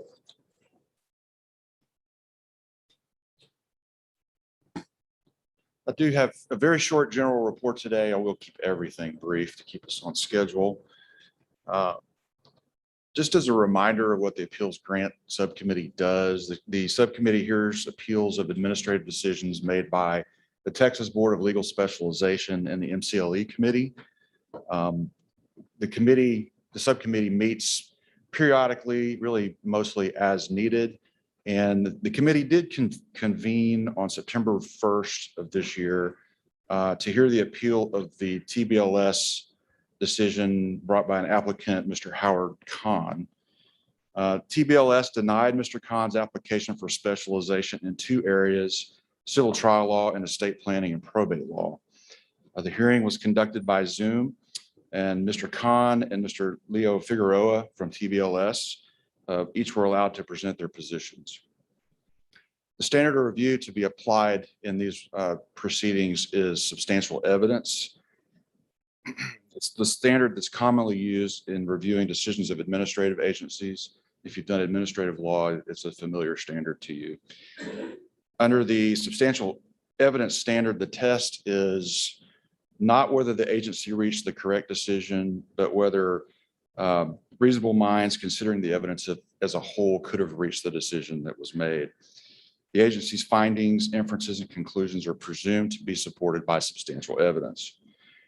So on the question of the application for civil trial law, the record showed that TBLS considered the unusual or exceptional circumstances exception, and Mr. Kahn submitted a request that his application be considered favorably using that exception in lieu of meeting the task requirements that are in the specific area requirements for civil trial law.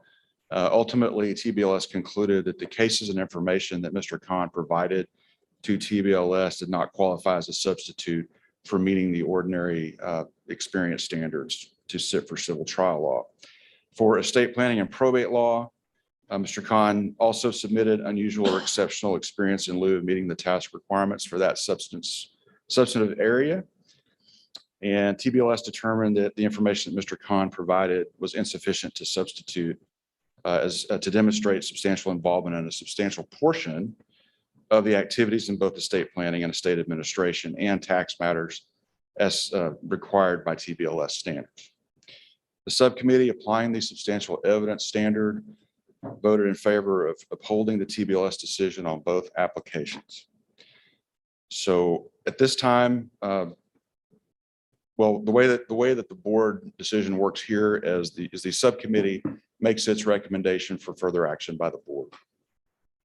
And so on Mr. Chair, on behalf of the Appeals Grant Review Subcommittee, I move that the board uphold the decision of the Texas Board of Legal Specialization denying Mr. Khan's applications for certification in civil trial law and estate planning and probate law. Thank you, Director Smith.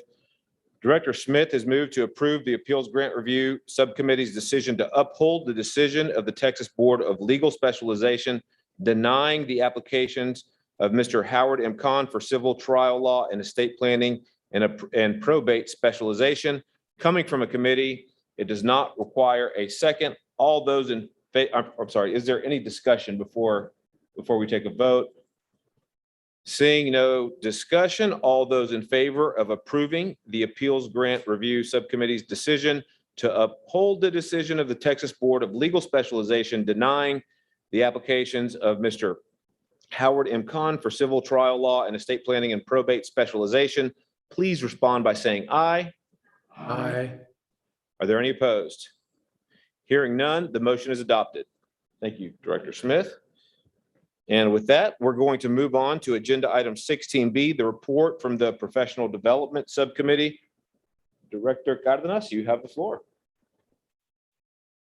I just have a brief report and no motions. So from the Professional Development Subcommittee, we will meet jointly with the CLE Committee on November 2nd via Zoom.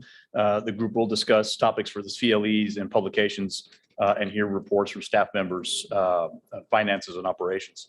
Now, since July, the Texas Bar CLE has restarted some in-person seminars while observing all COVID safety protocols and guidelines, including distance seating, contactless registration, and the like. We are also still offering numerous courses online, webcast, replays of in-person seminars, and 2,000 hours of on-demand programming for lawyers who prefer to watch the CLE online.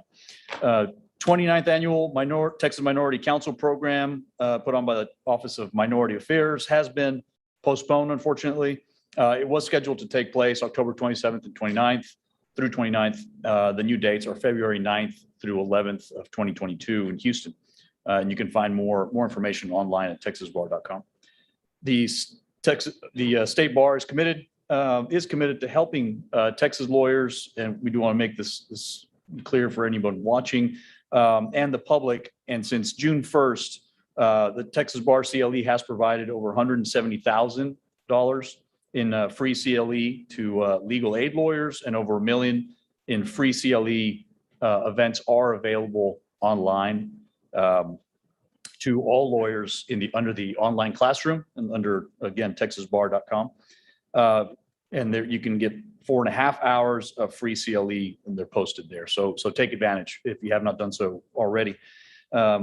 Also, in order to offset the cost of the CLE for lawyers who may need financial assistance, Texas Bar CLE does offer full and partial scholarships for all the programs, and applications pretty straightforward and simple. Scholarships are available also for Texas Bar books and all of our publications from the Texas Bar as well. So if you know anybody that may be in that may need that assistance, then please let them know. And that is available. That's all we got. Thank you. Thank you, Director Cardenas. Is there anybody that has any comments for Director Cardenas? Okay, seeing none, we're going to move on to agenda item 17, the report from the Public Services and Education Committee. And I'd invite the chair of that committee, Director Jason Smith, to take the floor and provide the report to the board. Thank you, Mr. Chair. The State Bar Legal Services to the Poor in Criminal Matters Committee is a committee that reports to the Affordable Legal Services Subcommittee. And we are seeking approval for updates that they have recommended for performance guidelines for non-capital criminal defense representation, which were originally approved by the board in 2011. These guidelines are used by courts in determining which criminal defense attorneys can serve on the wheel. There are also guidelines as a condition as receiving indigent defense appointments. In addition, they establish a general outline of the the level of representation expected for indigent defendants in non-capital cases. These are aspirational guidelines. They can't be used as a form of discipline, although sometimes they have been used to measure adequacy of representation of counsel if there is a constitutional attack on inadequacy of representation of counsel. So there are a few courts that have referred to these as, again, they're not binding rules like the rules of professional conduct, but they do provide a general standard of care. The changes that are being recommended, and I'm going to go through them a little bit, mainly arise out of changes in case law, mainly stemming from Supreme Court decisions. For instance, in Padilla versus Kentucky, the Supreme Court issued an opinion regarding a plea given without notifying the defendant of certain immigration consequences. That was a decision that came down, and that's one of the things that's addressed in these guidelines. In addition, issues regarding competency and insanity, advising clients about court costs, fines, and restitutions when they plea or are found guilty, mandatory registration such as DNA and sex offender registration, collateral consequences of a conviction as to certain governmental benefits, the law of enhancements, preservation of error issues, knowledge of programs client might be eligible for that they would be rendered ineligible if they were convicted or accepted a plea that resulted in a conviction, parole issues, notifying a client of what's required for bail on appeal and what has to be done in order to make a reasonable attempt to obtain bail on appeal, providing appellate opinions to clients and advising clients of post-appeal habeas rights. Defense attorneys may use the guidelines for the following purposes as a checklist for all attorneys. As we know, the law is ever developing, and even experienced lawyers sometimes just get in their old habits and need to have a checklist of what is currently required. A tool to assist in the training of new criminal defense attorneys, especially in counties that have a public defender program. This serves as a template for those lawyers to provide adequate defense for non-capital cases, and as a tool for advocating for additional resources for criminal defendants. These guidelines can be used with a judge, pointing to the fact that these are what's expected of indigent counsel. And as I'm sure several of the criminal defense lawyers like Larry and Dwight could tell you, courts are reluctant to order payment for experts or investigators, but these guidelines serve as a basis in which to advocate for that with courts. The committee or the subcommittee heard from Janie Maselli Wood, who's the chair of the Legal Services to the Poor and Criminal Matters Committee, and Andrea Marsh, who's the vice chair of the committee. They've been working on these guidelines for years. The guidelines are included in your packet. The highlighted portions of the guidelines are the proposed changes. Dwight McDonald also served on that committee, and he's informed me that a stakeholder has supported this, and I'll let him speak to that. But we're here to ask the board to approve these new performance guidelines for non-capital criminal defense representation as recommended by the State Bar Legal Services to the Poor and Criminal Matters Committee. Is that your motion, Director Jason Smith? It is. Okay. Director Jason Smith has moved to approve the updates to the performance guidelines for non-capital criminal defense representation as requested by the State Bar Legal Services to the Poor and Criminal Matters Committee. Coming from a committee, no second is needed. I believe there is some discussion. Director Dwight McDonald, would you like to address the board? Just momentarily. Want to confirm what Jason has told you. Janie Maselli Wood chaired this committee. She's been working on this. She and her committee have been working on this for at least 2 years, if not longer. It simply updates the previous edition from 2011. And Janie and I both are members of the Texas Criminal Defense Lawyers Association Board. We met on September the 11th. This was proposed and presented to them. And by a unanimous vote on September the 14th, it was approved that TCDLA would approve and support this effort. And I just wanted to report that back to the board. Thank you so much, Director McDonald. Is there any further discussion on this motion? Seeing none, all those in favor of approving the update to the performance guidelines for non-capital criminal defense representation, please respond by saying aye. Aye. Any opposed? Hearing none, the ayes have it, and the motion is adopted. Thank you very much, Director Jason Smith. Thank you, Mr. Chair. That's our report. Thank you. Next, we're going to move on to agenda item 18, the report from the section representatives to the board committee. Director Catherine Murphy, would you please come forward?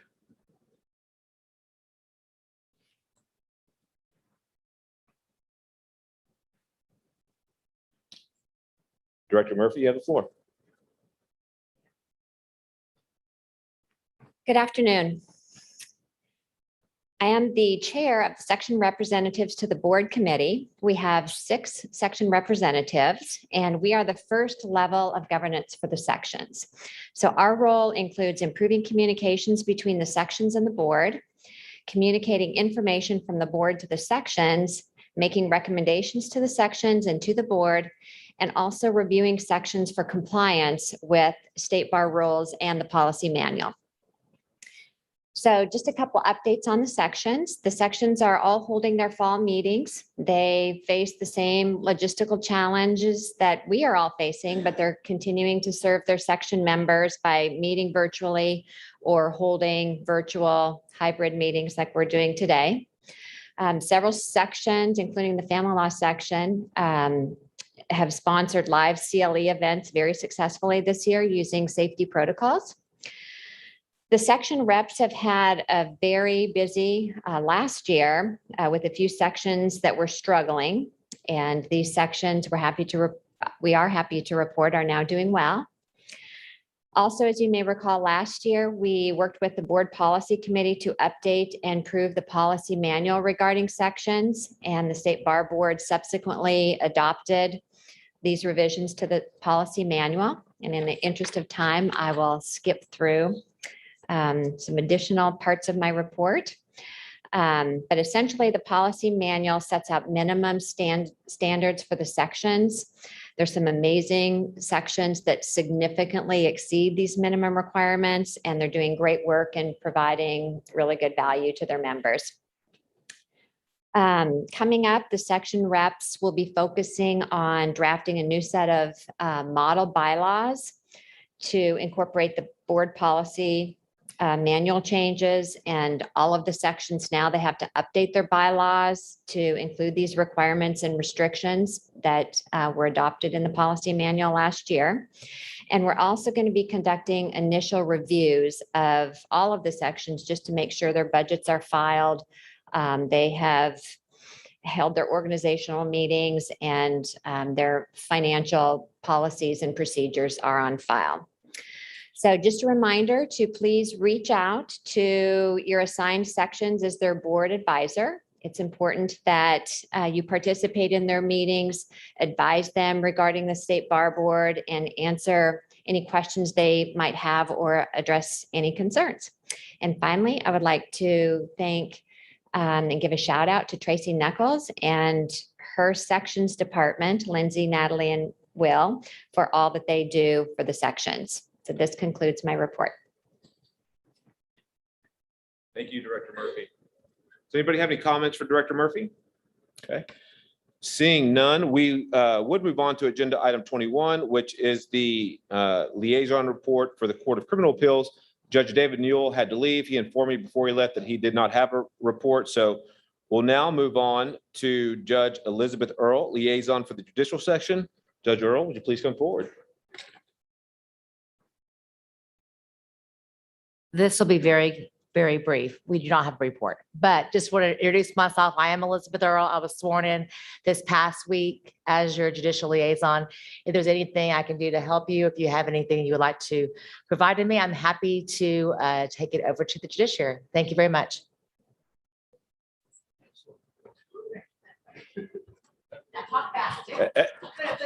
I think everybody agrees that that was an excellent report, Judge Earl. Thank you, Judge Earl. With that, I'll invite Judge Michael Troncalli, the federal judicial liaison, to come forward and provide his report. Is Judge, oh, there you are. You have the floor, Judge Troncalli. Good to see you as well. Thank you so much. On behalf of the federal judiciary, I want to express my appreciation to the members of this board, as well as to the members of the staff of the State Board of Texas, for promoting excellence and for promoting a commitment to the service, to the bar and to the courts and to the public. And I will report on behalf of the federal judiciary that during this period of pandemic, we've been able, for the most part, to keep our courts open and operating with only some minor scheduling challenges. I think one of the reasons we've been able to do that is that our facilities are often allow that. Sometimes it's different than some of the state judges. Our courtrooms are larger, so we're able to spread people out. We have more control in our courthouses over the people who come in. We have additional space like a spare courtroom or spare magistrate's courtroom to use for the jury to deliberate. And we're able to implement protocols to protect jurors and litigants, as well as court personnel. One thing we've noticed in this period of pandemic is that we still have a tremendous response from the public, jurors wanting to serve. And what they indicate to us is that they appreciate the protocols that we've put in place to protect them. I would also say, though, that many judges have implemented and continue to implement telephone and video technology for conferences and other matters. But I must say that I really appreciated the comments of those who spoke this morning in the public comment section about the need for remote proceedings. And I intend to share those comments with my colleagues.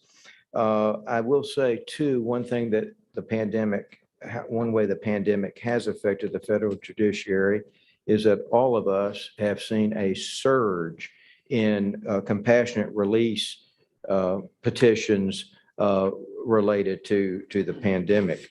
Now, one other observation that I'd just like to make, not just as a federal judge, but for having been a trial attorney for 34 years, notwithstanding the efforts to be more inclusive, it seems in many ways that we've become kind of less inclusive across all demographic lines because there seems to be a decrease in interest in bar activities, especially among new generation. And that's why I'm just so delighted that our president has taken the initiative to go to the law schools and talk to them on their first day in school and try to spread the good word about bar association activities. It's very important.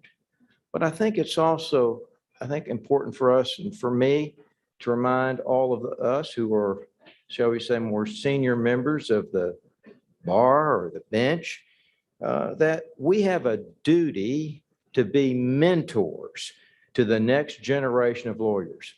When I joined my firm in 1985, the senior partners of the firm came to me and said, you have your work responsibilities, but you have a responsibility to the community and to the bar. And when I got that green light, all of us did, that bar association work was important. Well, guess what? We participated and we've realized just how important it is. So I would just encourage all of us to shed the light, the good work that we do as a bar association, and it'll help us have a better bar and I think ultimately lead to greater professionalism. So thank you very much.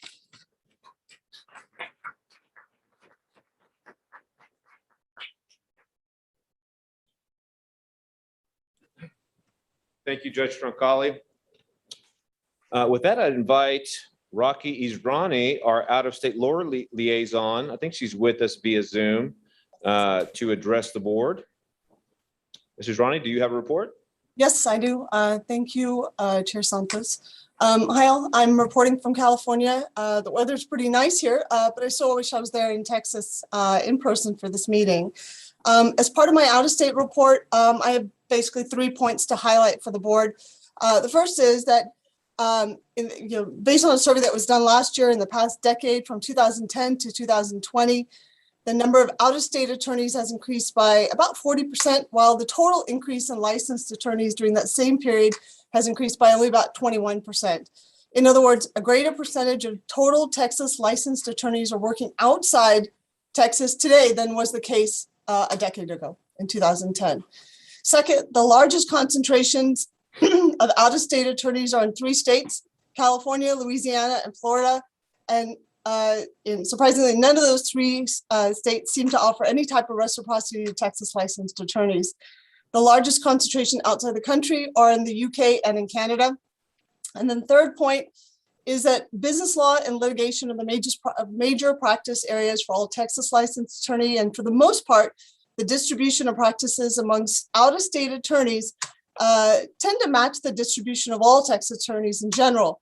The only 3 areas that differ significantly are in the areas of criminal law, family law, and wills, trust, probate law. Overall, 18% of Texas attorneys practice criminal law versus only 9% out of state.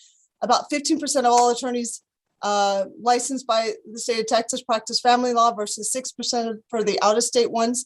And approximately 17% practice wills, trust, probate law compared to only 9% out of state. That's concludes my report. Thank you. Thank you so much, Mrs. Ronnie. And with that, I've been informed by our general counsel, Mr. Ross Fisher, that he does not have a report. So that concludes our reports. And lastly, I believe that our executive director, Trey Atfel, has an important matter to discuss and address. I know it's late. I know you're weary. I know your plans don't include me. Anybody? Bob Seeger, right? Okay. All right. So thank you for just a brief moment. In case you hadn't figured it out with all of the personnel changes that we've informed you of, John Sermon's going to be retiring from the bar after more than 25 years.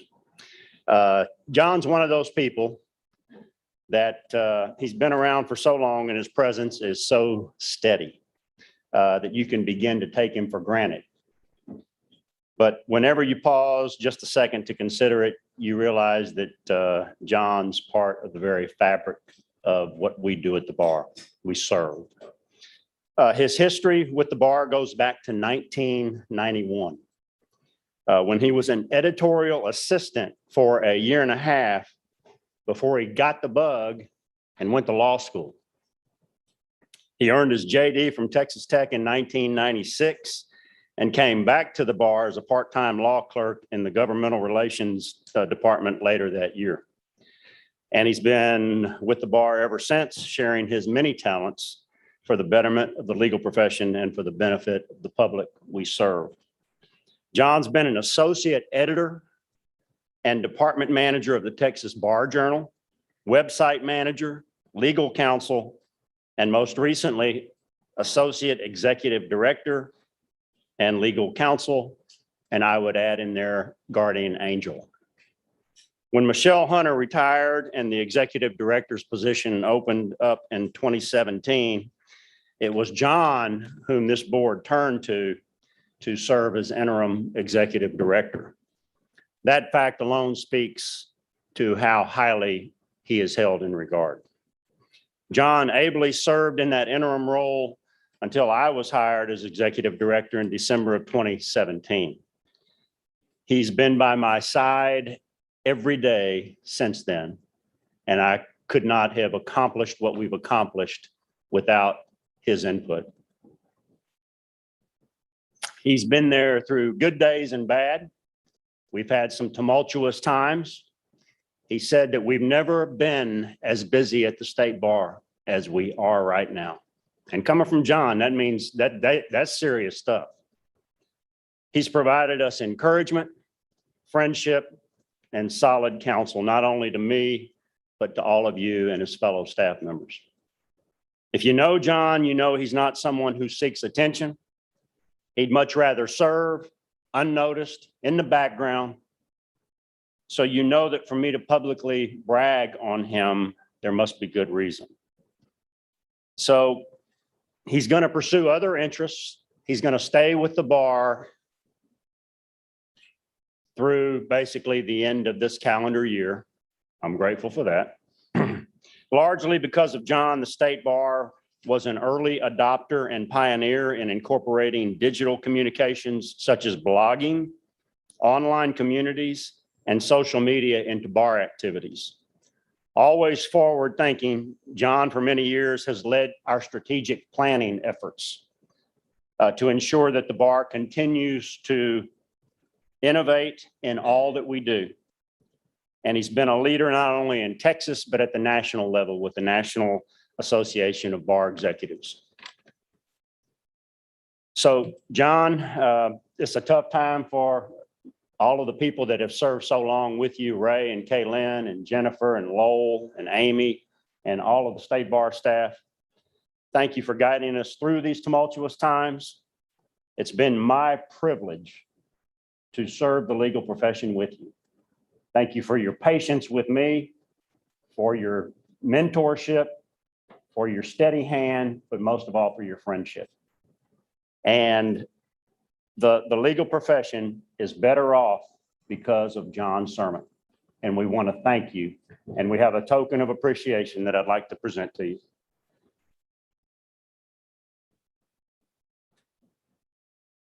John, it says 25 years of excellence. John's sermon for your sound judgment and careful counsel and unyielding dedication. State Bar of Texas, 2021. John, thank you very much.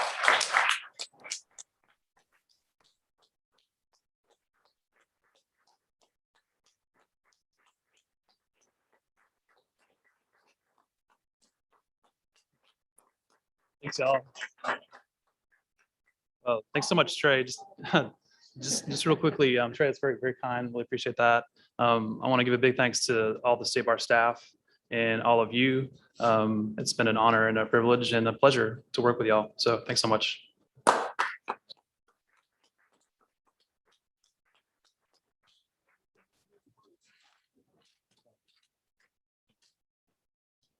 Thank you for your service, John. I know that everybody's going to miss you, but I'm just thankful that we had you as long as we did. So last but not least, we're going to read the mission statement, everybody. But before we do, I just want to thank you all for all the hard work that you've put into this meeting. This is probably one of the busiest agendas that I've seen certainly since I've been on the board. And we finished up well before 5 o'clock. I take that as a personal point of pride, but it's also a testament to how prepared you all were for today's meeting. And so I can't thank you enough. We accomplished some very, very important business for the State Bar of Texas and for our members. And so thank you and Godspeed on your way home. And with that, we're going to read the State Bar of Texas mission statement. Follow along with me.